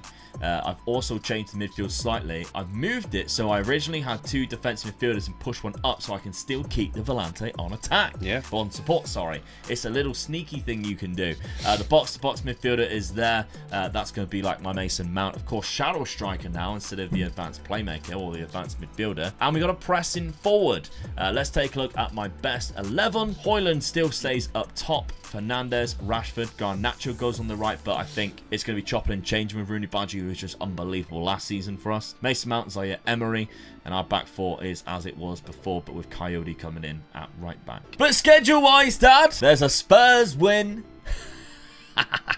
6-2. 6 against Spurs. I'm going to tighten up my defence. I don't believe that. I'm conceding way too many goals. Disgraceful. Oh, brilliant. I'm yet to drop any games They either. don't deserve to wear the shirt. 3-0 against Bournemouth kicked things off for my season. 2-0 against Leeds, which is always a very tight game and very much a back and forth derby. And then it was 6-2 against the Spurs. And I even had to score one of them for you. Lissandro felt sorry for you on the 67th minute when you were 4-1 down and gave you a goal. Oh, I'd be doing so well with this tactic, you know, in this players I brought in there. Well, you've got a chance of redemption because we are also drew against each other in the EFL Cup third round. Ooh. So the chance to knock each other out, which of course is now 2 points, will come into tact in that game now. Yeah, and not only that, it gives me a chance of winning the cup, and you got no chance in it if I beat you though. Yeah. But then if you beat me, it's the same way, isn't it? That's how cup competitions works. No, come on. Okay, so my Champions League fixtures are in Fenerbahce, Eintracht Frankfurt again. That's a chance for me to get revenge after knocking me out. Real Madrid, PSV, Roma, Leipzig. You got an easy finish, haven't you? Easy finish. Should be able to get through, I'd imagine. Yeah, and you'd be disappointed if you don't. Yeah. Let's have a look, Dad. How have you done? Obviously, we know you've lost against me, but the rest of it... Look how I was doing before that. Yeah. You won a lot of Europa Conference League games. 10-0, 4-1. Look at the goals I was scoring. 8-0, 4-2. You like playing against the teams that are just newly promoted as well. 5-0 against Cardiff, who had just come up. You beat Everton 4-1 in the league. After seeing that, I'm disappointed. I am Spanked. disappointed, but then looking at that, you're the first major team I've played in there, and I got spanked. You got absolutely done in. Yeah. Chinger 6-2. Lovely stuff. Let's have a look at your Champions League games. Oh, that's great. Oh, you're not in the Champions League. Of course not. You're in the Europa Conference League. I do apologise. Karabag, Levski Sofia. I'm doing all right so far, aren't I? Apollon, Sparta Prague. You got that team that I played in the Champions League somehow. Okay. I'll be disappointed if I don't go through then. You should be disappointed not to win. With a squad that I've got, I should at least make the final, shouldn't I? God, yeah. 100%. Unless it's against me. But it won't be. No, But I just beat you 6-2. Yeah. One more time, I had to get it in there. So a reminder, there's 6 points in it. It's 7-1 to me right now. Let's simulate this third season and see what happens. And in that third season, yes, 1 point again. Oh, I don't believe that. 1 point in it. I lost 12 games. I'm going to say I lost less games than you again. 5 less games. It's the games I keep drawing as I keep doing it. Yeah, I only drew 1 game all At least season. my goal difference is better this time. I got 45, so I gained 40 goals this time. Yeah.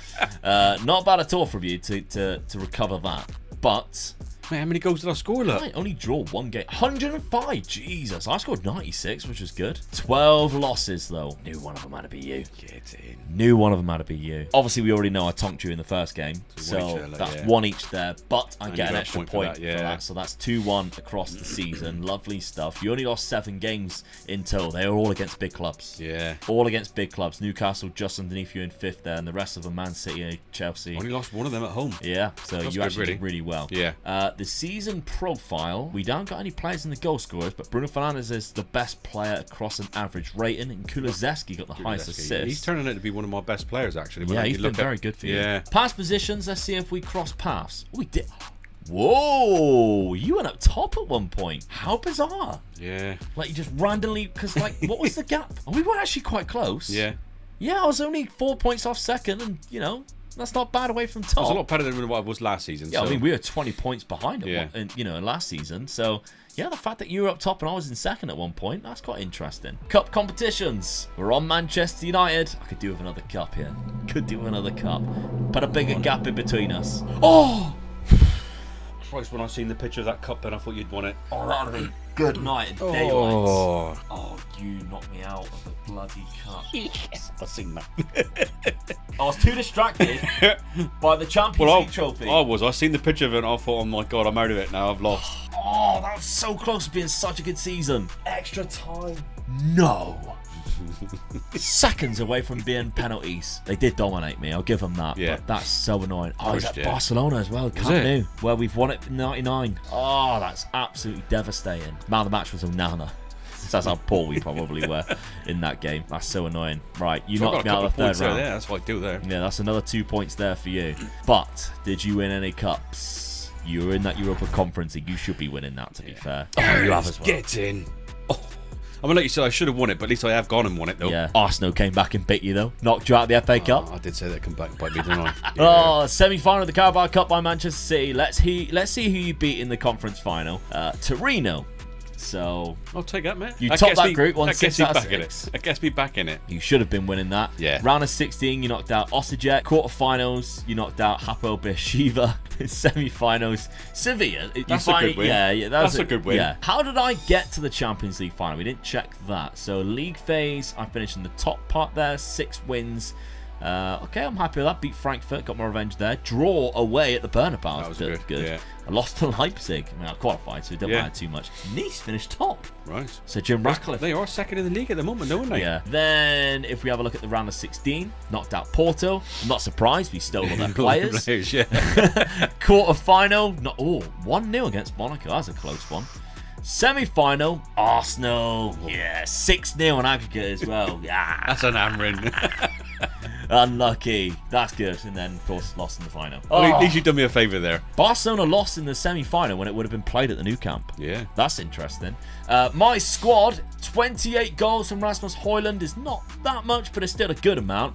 Rashford, 21 and 20 assists. That's them two insane. swapped, didn't they? Because Rashford was leading goals for last season, wasn't he? Mason Mount was 16, 14 for Bruno Fernandes, but he's been exceptional. Look at that average rating, 7.47 is unreal. Yeah, it's good, yeah. Rooney Badger's had a great season too, so they're all developing quite nicely. Okay, yeah, he's looking really good, isn't he? Look at that. Yeah. I'm loving it. Diamonde is now a 4.5-star player. Oh, look at those physicals. Jesus Christ. He is a beast, isn't he? Yeah, that's Viagra for my eyes. Warren Zaire Emery, really good CDM there. I like that. And Coyote is he's looking good too. All right, okay. Enough of that. Let's have a look at your players. 36 goals for Ramos. There you go. Look at all the goals. 19 and 19. 19 Madison got 18 as well. Yeah, 19 goals for Coop Miners. He plays like defensive midfield. Yeah, that's my new signing. The way he's done that for me. 18 and 20, 17 and 10 for Ansu Fati. Kirku 17. Kulusevski gets 16 and 25 assists. He's looking good as well. 7.8 average rating as well. Look. I mean, the highest average rating was Gonzalo Ramos. Well, it had to be, didn't it? Scoring that many goals. Unbelievable. He was leading goal scorer in my European champions as well. The European rounds that I was Yeah. So I'm happy with that. I'm back in it. I'm back in it. Come on. Transfer budget-wise, you got 19 million. Hey, I've just won a European Cup for them. They haven't won anything for bloody years, and when I finally win something for you, Danny goes and gives me that. I'm going to go into the meeting and say, come on, what's going on here? That is hilarious. 19 million. 20 million for winning you a cup. Give me 100. 40. Still better than 19. I'll take that. Let's talk about the point, shall we? Because that has turned things around. Yeah, we're back at it. Come on. Total points this season is Omega Luke with 2, Omega Dad with 8. And that puts it up to a total amount of points of Omega Luke 9, Omega Dad 9. We are neck and neck going into season number 4. Right back in it again. How excited. How am I letting in? I'm on the charge. Okay, season number 4. Let's see what happens. Right, season number 4, and this summer was a dead summer, wasn't it? Yeah. Well, I didn't have a lot of money to start off with, really, did I? No. And when I looked at my team, I thought, who can I replace? Who can I sell? You know, who I didn't want, but everybody played well, that someone would want to buy. And then it was a case of, if I did sell that particular player, with the money I've got, could I better them? And I just couldn't, could I? No. We did really struggle. We struggled this season. It was the hardest season, I think, since me and you have been doing this game together, that I've had to buy players to try and get a better player in. Yeah. So, I think we've really struggled with selling players. That the higher intermediaries just seem to come back with loan deals quite often. There might be a bug, I'm not sure, where it says they're wanted by a club. You press speak to agent about getting the offer in, and then they go, there's nobody interested, and then that wanted just vanishes. Yeah. And you're like, oh, where did that go? That's right, yeah. I don't know whether that's a bug or not. Yeah. I don't know. But you did sell Lo Celso for 8 million and Romagnoli for 18 million up to 23. Basically, that was just the 2 players that I hadn't used a lot that I was able to sell. Yeah, and Romagnoli, I think, was 31, so you were trying to get rid of him. Yeah, so I got rid of him, and I bought another centre-back in. Bought in Thiat. And I thought it was a good buy, really. Yeah, he's better than Romagnoli. Yeah, he's 26, so he's better, so I was happy with that. 39.5 million. Yeah. Good deal. That's his only signing. Mental, isn't it? Yeah. Crazy.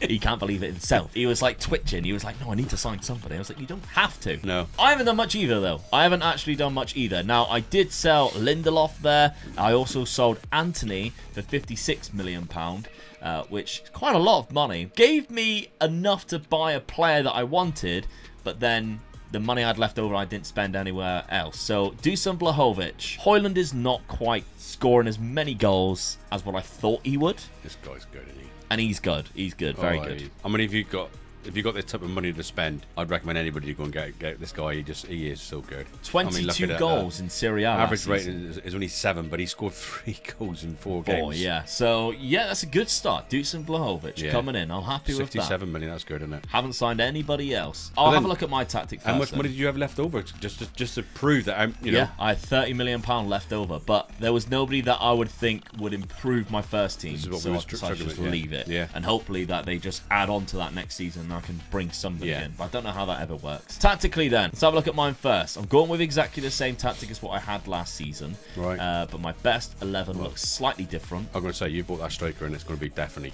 Vlahovic. I mean, I got to the Champions League final, so I don't want to be like, oh, I need to change something because of the league. Like, I just need to improve the team I was in. Like, tactically, I think we were sound. I think we were good. You know, another season with like Baji getting better, Coyote getting better, Diamonde getting better, and then bringing in Vlahovic, you can maybe score more goals to me. We could be good for a fantastic 4th season. Yeah. Let's have a look at what you've done tactically, Dad, because we have this still tactic. We haven't changed it. Best 11. I mean, you've won a European competition. I had a good season, so I thought, well, I'd be silly to change it. So. And your signing doesn't actually go into your first team. No, we don't. That goes to prove that I was struggling to find players to improve. Your schedule then looks like this. Yeah. You played West Ham in the first game, beat them 2-1, 94th minute winner as well. Manchester City. Definitely happy to win that game, Lost to Newcastle though. I was disappointed with that one. When I said the other night, I can't believe I beat Man City 5-2 and then going to lose to Newcastle. No disrespect to Newcastle, but I was disappointed. But I think it's because you're scoring loads of goals. Yeah. You go I had a player sent off though, didn't I? Yeah. So that cost me as well. So Brentford 3-1.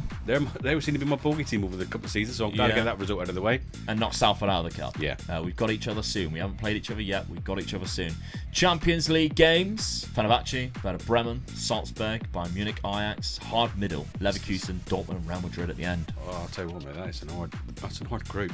That is difficult. I'd be pleased if I get through. I'm not going to say I think I should get through. I'll be pleased if I get through. I think. Yeah. My schedule, let's have a look. I drew against Forest first game of the season. Don't know what was going on, although I did have a player sent off after 16 minutes. That didn't help, and then they equalised. 3-0 against Everton there. Good result. 2-0 against Crystal Palace. I'm not conceding a lot. Bruno's doing it for you, though, isn't he? Bruno was scoring a lot of goals. He scored in every single game pretty much. 3-1 against Bournemouth away from home, and then Sheffield United, I knocked them out of the 3rd round of the Cup. Marcus Rashford and Coyote in the 94th 84th minute, got himself a winner. Lovely stuff. Redemption after getting himself sent off earlier on in the season. Let's have a look at my Champions League games. I've got Barcelona, then I've got Chelsea, so I'm playing the English club in this one.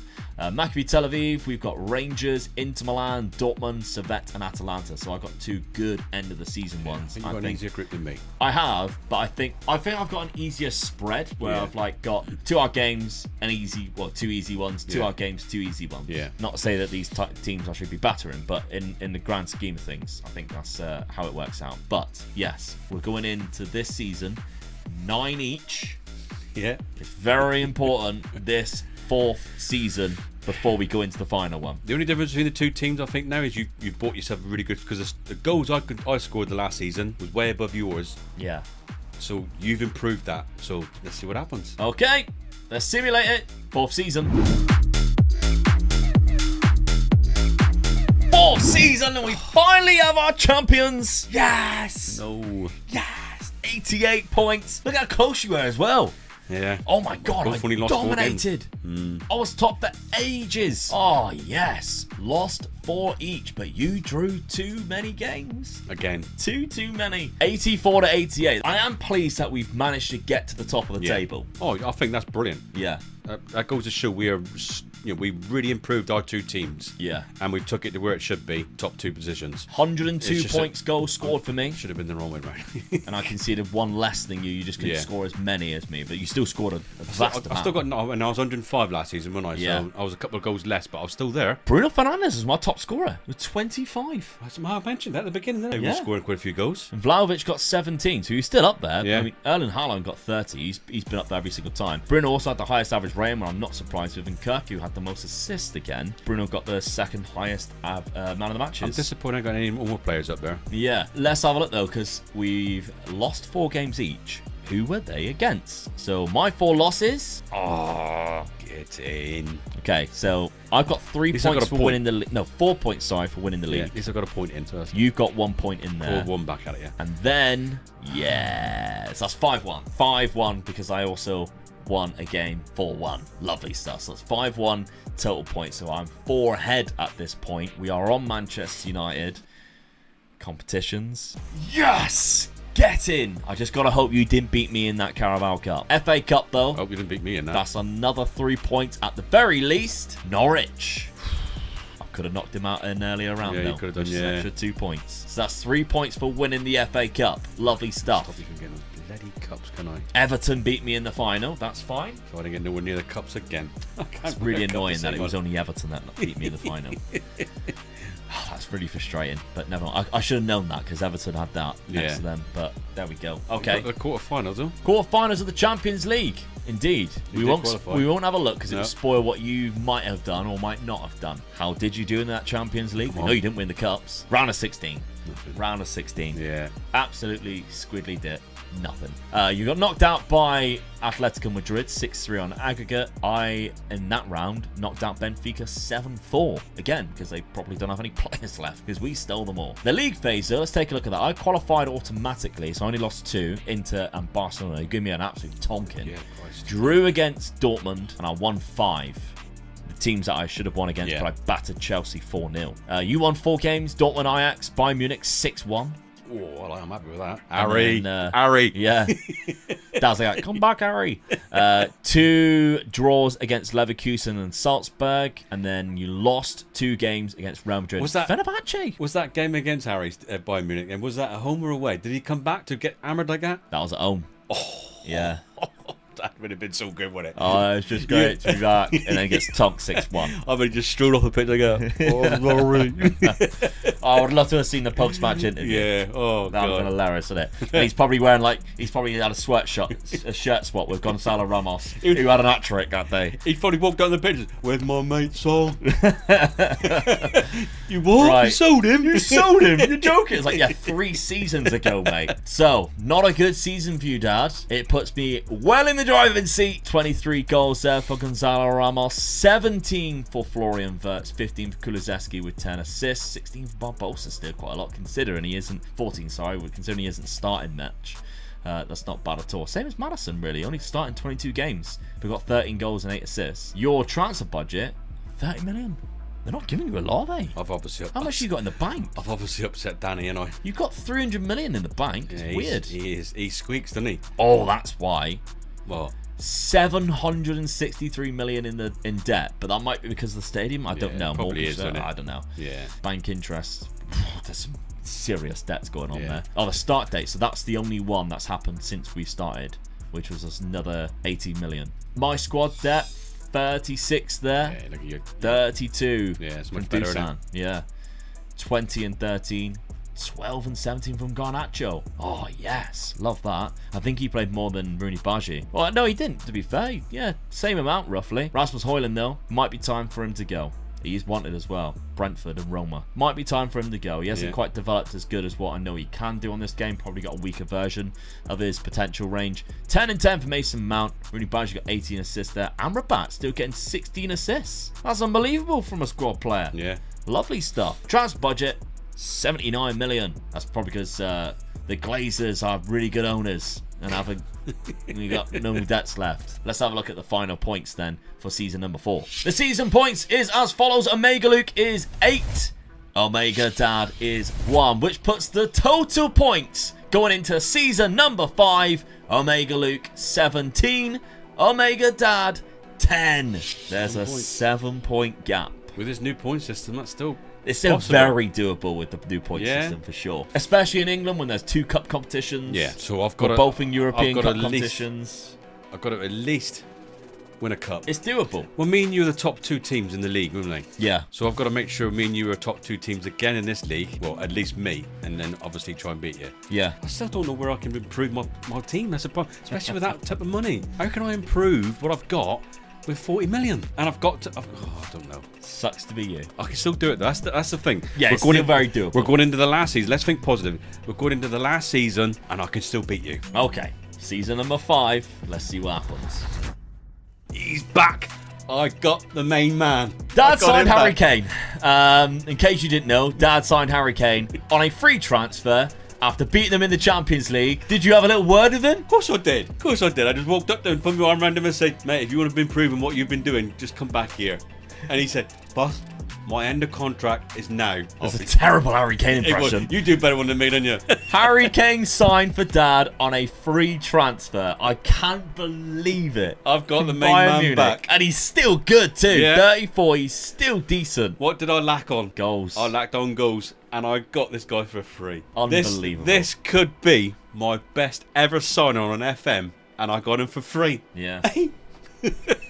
Hard to argue with that. Okay, let's have a look though, because he wasn't just your only signing of this window. Nathan Ake on a freebie as well. Well, when I went on to the freebies, I've seen Harry Kane. I jumped at that one today, and I never look around. This guy. I mean, it's a guy. He's a squad player. This buying here, and I bought him in. I thought, right, all right, he's 32, but he's free. I couldn't improve buying a player of that caliber. Really, I don't think. No.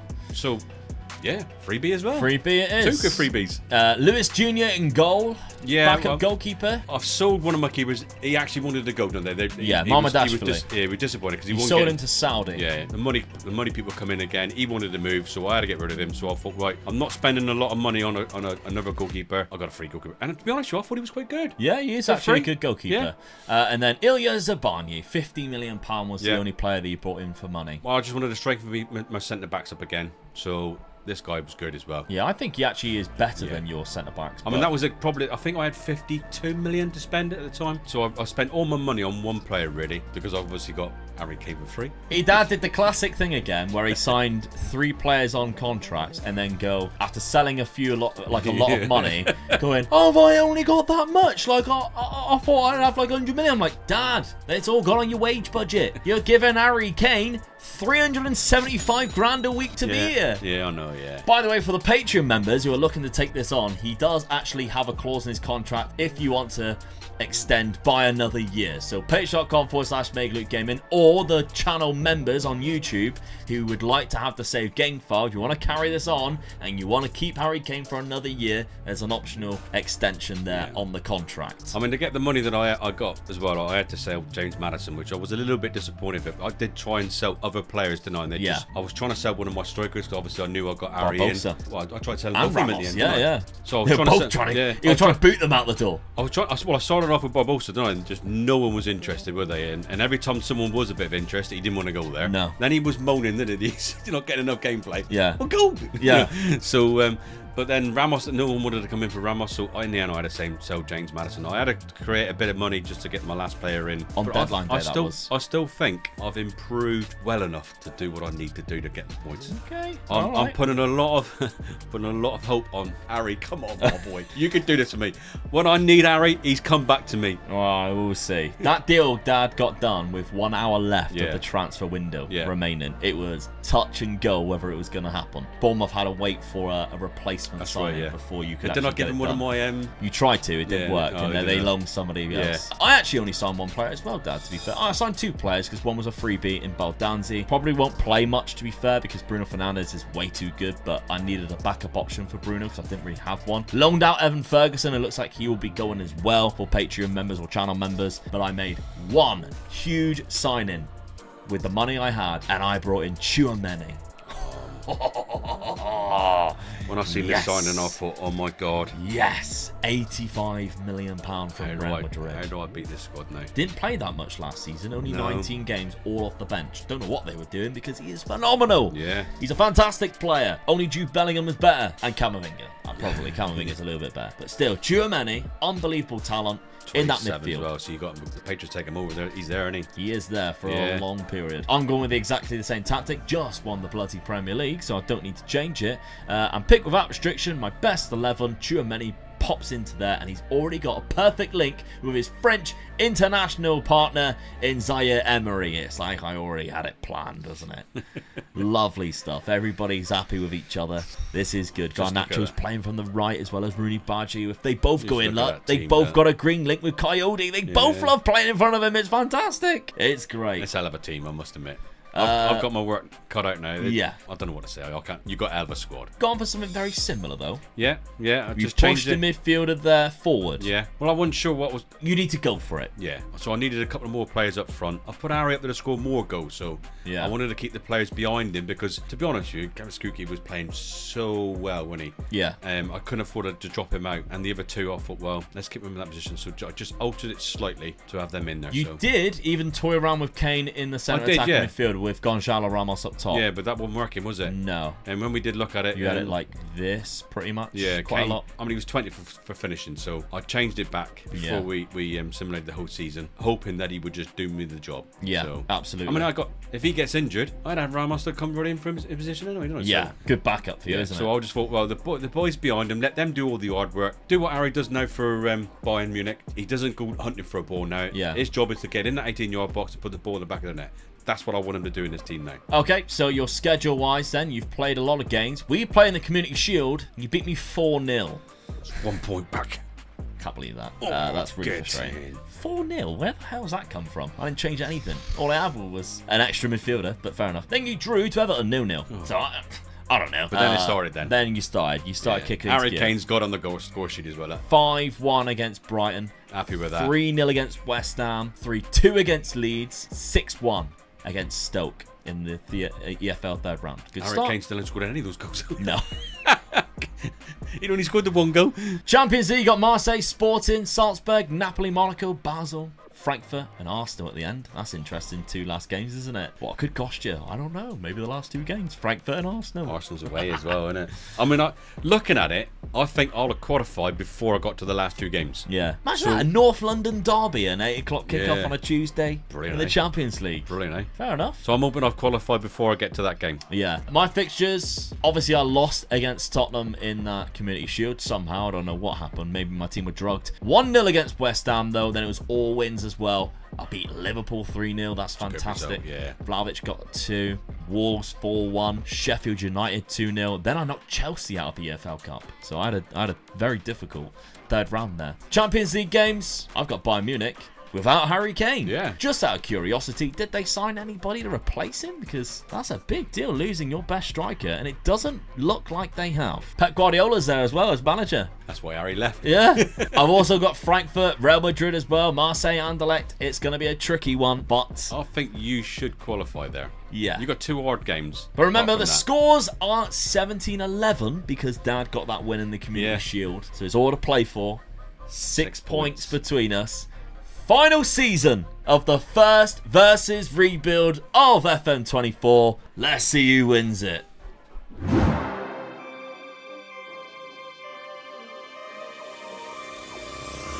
And oh no! Get in! God, get in there.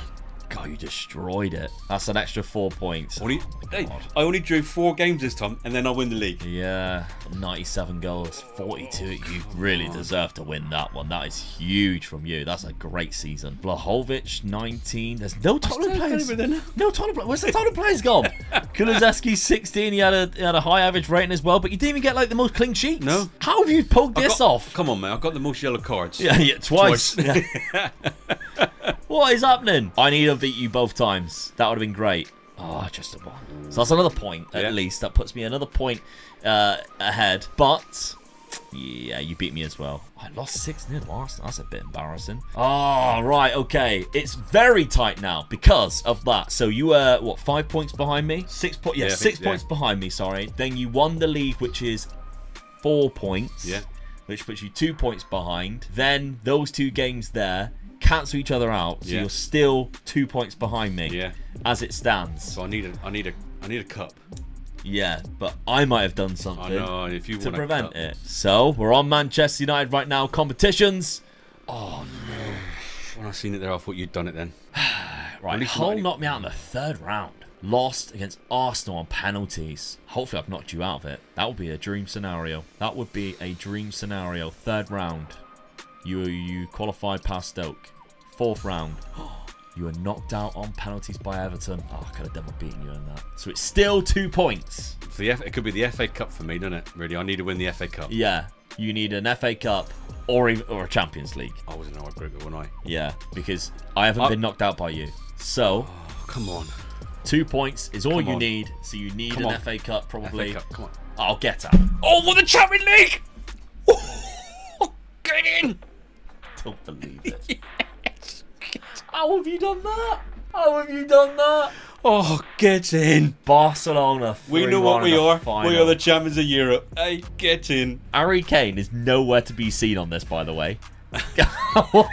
Does he even still play for you? He comes back to Spurs and he wins the league and he wins the Champions League. I can't say no more, can I? Oh my god. He didn't even score in the final? He didn't even start. He came on the 63rd minute. At that point, it was 1-1. It was 1 each then, yeah. He came on, he was a difference maker. Change the game then. Oh, I'm actually pleased for him. You had to come up against quite a difficult team, by the way, because Lamine Yamal is unreal on this game. Look at the state of him for a 20-year-old. Insane. And they have Pedri and Gavi in behind. Oh, I can't believe you won the bloody Champions League. That's outrageous. That is absolutely outrageous. PSG won it 3 years in a row as well. You knocked them out of that. Neither of us qualified from automatically. We both went through the playoffs.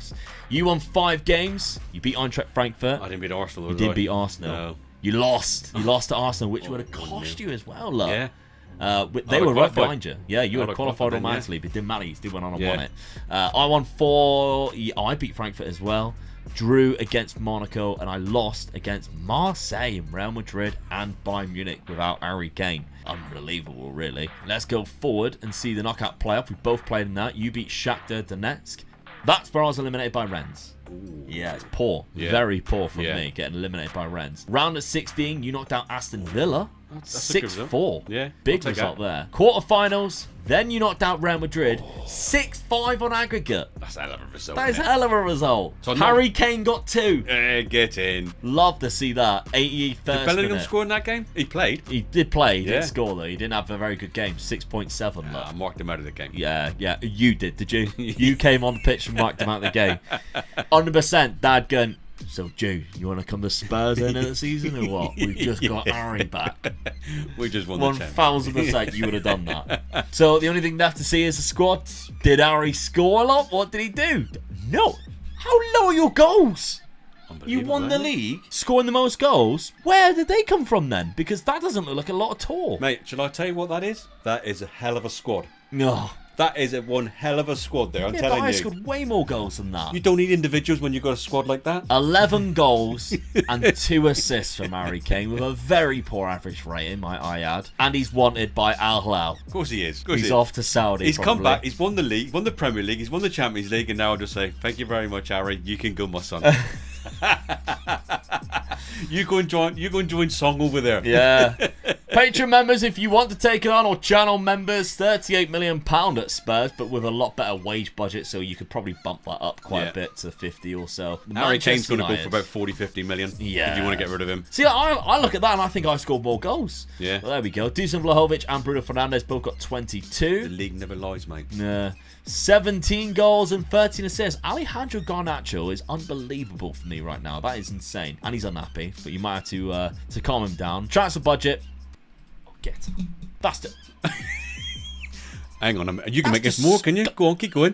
Right, stop there. What? 335 million. I could get Jude Bellingham. Well, you'd be silly not to, wouldn't you? Well, we can't because it's the end of the season. I think we should do it season 6, don't you? And keep the points going. Patreon members, if you're Man United, you're definitely going to take Man United over, aren't you? 335 million. That's insane. Come on. That's absolutely disgusting. That is incredible. So this bug is in this game already, isn't it? Where it goes to the 6th season and gives us more money than what every we time, get. isn't it? It's every time.